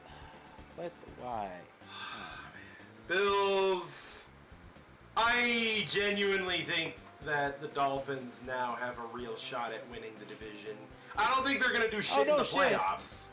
I still don't think they're gonna do shit in the playoffs, but Oh yeah, I think like the they're Dolphins. really good. Yeah, they're gonna win the division for sure. Yeah. Because we can't get our shit together. And, well, they can. Although they are currently, like, at least, I don't know, based on that one Dolphins fan who I look at because I'm a masochist. Oh yeah. He literally says, yeah, he says, hey, the guy says, oh yeah, hey. He's like, oh yeah, well, the Dolphins lost, so it's time to pick who's the problem, Tua or the coach. So, maybe that's happening? That's the only like silver line I could see in the AFC East for the Buffalo. But other than that, I don't think that shit's gonna shit's gonna change. This is a big concern for the Buffalo after all because you guys didn't cash in on anything. Like, what We the did, hell? and I'm surprised. Like, Not a single player. what the hell? Not even a Yeah. not even a low tier wide receiver at the very least. Not even anyone. I thought we would trade like for a person, like a player, but instead we gave the green light for just draft picks later down the line, not knowing that hey, a part of the freaking trade is to trade draft picks for right now, when there's still good players to be got. Why didn't we trade for that? And not just really good players that are available. Really good players at positions the Bills need. They need a wide receiver Like because wide receiver. they lost Gabe Davis, they lost Stephon Diggs. They need to replenish that wide receiver room. They didn't. They need cornerbacks. They got rid of Tre'Davious White. Get Cooper DeJean. No, they didn't. Like, what the fuck, Bills? Jesus. Well, Ravens, what do you guys think about this pick that y'all picked up? Yeah, let's move on to the Ravens. Yeah. What happened to the Yeah, Ravens? you talked a little bit about, some of your core on defense starting to age, so needing to replenish some youth to that room. Do you like the pick personally Yep, of who they got? Based on what I'm reading, yeah, I like the pick. It's a position of need. Cornerback. Marlon Humphrey is getting up there in age.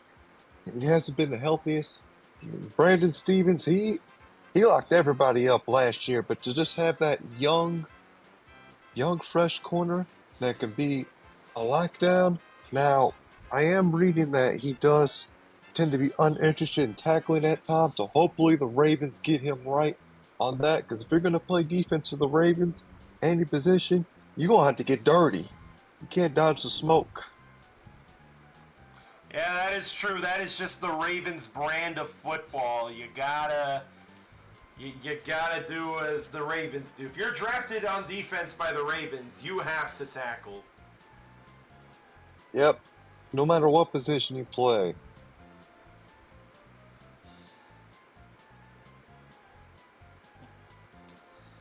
Well, I like the pick. We got to see some of the highlights of the Clemson boy, of what he can do, and I gotta say, I think the Ravens, they got themselves a damn good one.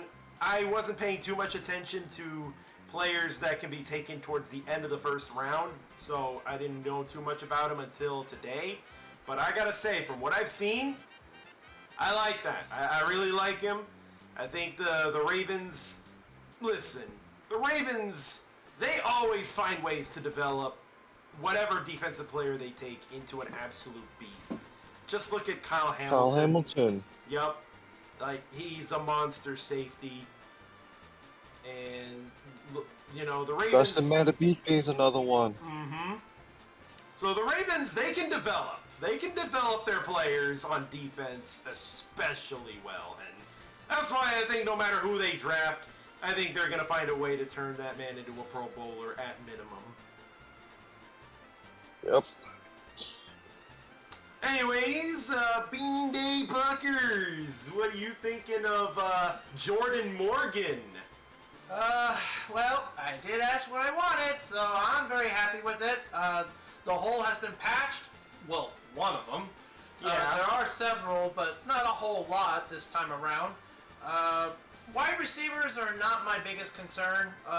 Neither are tight ends, and we do need another cornerback, which I'm a little bit peeved that certain teams already acquired some good cornerbacks.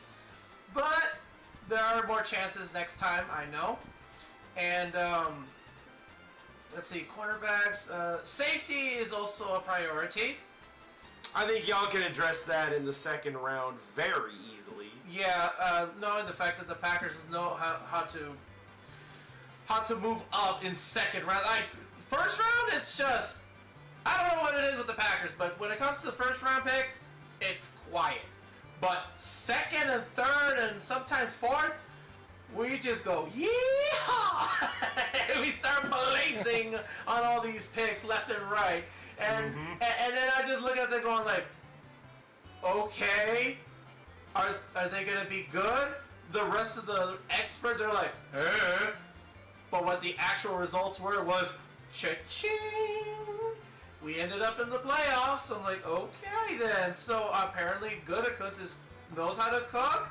As I said before, Gutekunst is a very weird guy. When I say I want that one, he changes the direction. He goes, you want this one? Yep. And then I said, okay. How about give me some orange chicken with teriyaki sauce on the chicken too? And he goes, do you want chocolate sauce dipped with the chicken on it, right? And you're like, what the fuck? What? And it somehow works in the most weirdly disgusting way, and I'm just like, that shouldn't have worked, but it did. Why and how and thank you.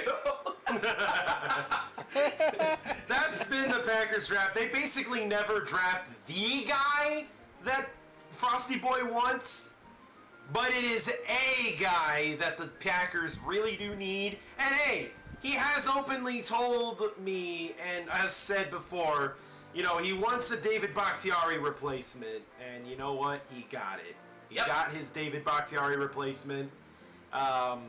You know, this is a draft class where there are a lot of good offensive linemen. So when there's this many good offensive linemen, you know, the Packers, this is their best opportunity to replace Bakhtiari, so do it. And they did. In the later rounds, they can address cornerback. I swear to God, if Cooper DeJean is available at number 41 in the second round, that would be an A-plus draft for the Packers, ignoring the 9 other picks they have after that. I like to believe it could happen because I've seen weird, funky shit before. Like, Cooper DeJean should have been a first-round pick. He actually slid out of the first round.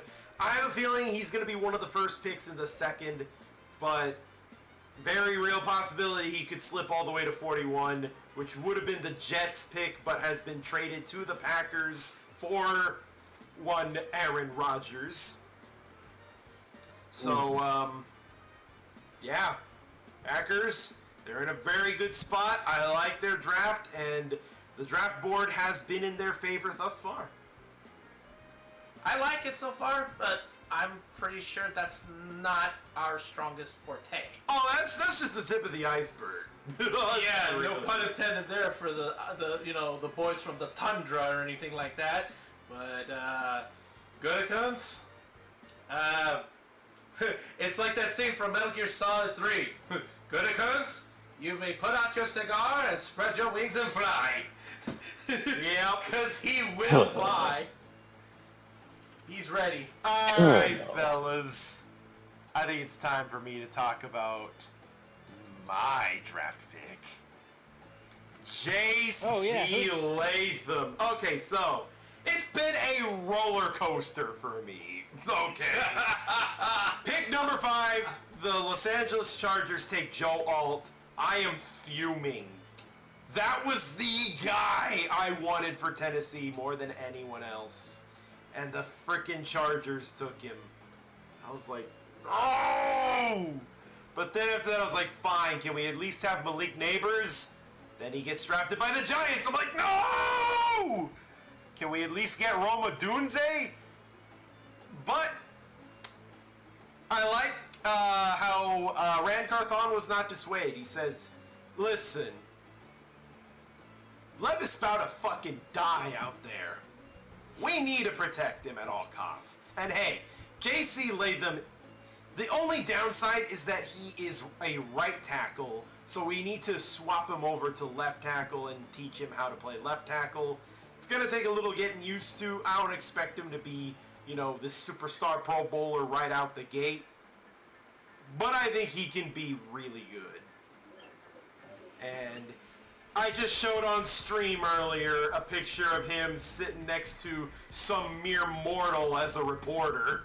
And he lives up to the Titan's name of being this absolutely massive, absolute unit of a man. So you know what? Yeah. Him right next to Peter Skoronsky being coached by Bill Callahan? Woo! Boy, we eating good! Levis, you're not gonna die! I can feel the same thing with Jordan Love right now. He's It's not gonna die either. It's okay to come outside, Levis. You're not gonna get hurt as much. Does that mean he can stop being a helicopter?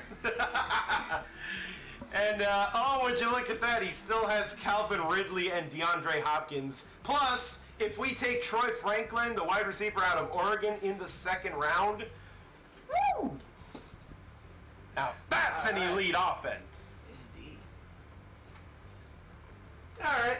I think it's time we should pack up, or... Yeah, I think Yeah. it's good for now. It's starting to get a little tired, and, you know, the draft's been over for a little bit. So, thank you guys so much for watching here on Twitch. I'm the Music City Monkey, repping the 619 from the 615. Or no, the other way around. The 615. Fuck, I'm getting my numbers mixed. I'm representing the 615 from the 619. And this is my guest, Frosty-Boi. And also Scared of the tundra. and also the two other streamers in the Filthy Crew, Six Shot Eagle Howdy. and Clown Man. Give a round of applause for these two. And thanks for your participation too, Captain Crunk. Yeah, and also Six Shot Eagle, give him extra applause for having the guts to come on here on the stream after the abysmal first round the Bills just pulled. Yeah. Oh yeah, it's literally just how would I even describe it? Yeah, in fact, all I'm gonna say is one thing. I'm gonna say it again. It's been the theme throughout my entire time here. The Bills don't want a Super Bowl, and they're not gonna get one. Have a good one. Yep. All right. See you around, fellas. Also, give also a special thanks to Game Strain and Mork the Bork. Yep, thank you guys for being in the chat. And to those who are used to my gaming content here on Twitch, don't you worry. Saturday night at 6 p.m. I'll be back here again with Donkey Kong Country 2, the One Life Speedrun Challenge. So do look forward to that. I also forgot to say one last person. Oh, Papo. oh yeah, that's right. Papo973 was here. Thank you so much for tuning in. Also cool to find out you're a Giants fan. Hope you're happy with Malik Neighbors. Now we're gonna go ahead and show off the schedule one more time. So here it is. Tomorrow night at 6 p.m., Clown Man and PochiMochi will be playing Mario Kart 8 Deluxe against each other. Both will be streaming simultaneously, so take your pick of who you wish to watch. Hey, Yalton's here. Hey, what the hell are you doing here, you filthy casual? Yonton? Yeah. He's not even a Steelers sports shoe. fan. Young Todd, howdy. Hey, what's up, y'all? Thought I see you with the rainbow monkey. But anyways, This isn't a Donkey Kong stream. I love sports. Yeah, okay. We're already at the end of the stream, anyways. Just showing the schedule again one more time. So yeah, Pochi's playing Pikmin 4 Saturday afternoon at 12, followed by Clown Man with Super Mario Bros. Wonder at 3, and then I will be here with Donkey Kong Country 2 Saturday night at 6. Then on Sunday, Pochi's playing Star Wars Republic Commando over on his channel at 2 p.m. Pacific Time, followed by Clown Man closing the week with Super Mario Galaxy at 6 p.m. Hell yeah. So thank you guys so much for watching. I'm your host, the Music City Monkey. And the coolest kid on the tundra, Frosty-Boi. And we're signing out for the day. Thank you guys so much for watching. And we'll be seeing you guys tomorrow night at 6 over on either his channel or Clown Man's channel with some Mario Kart 8 Deluxe. Let's rev up. Good night, everybody, and thanks for watching. Also, screw you, Yonton. I see you with the get good emote. Go, Pack, go! Let's go, Titan up!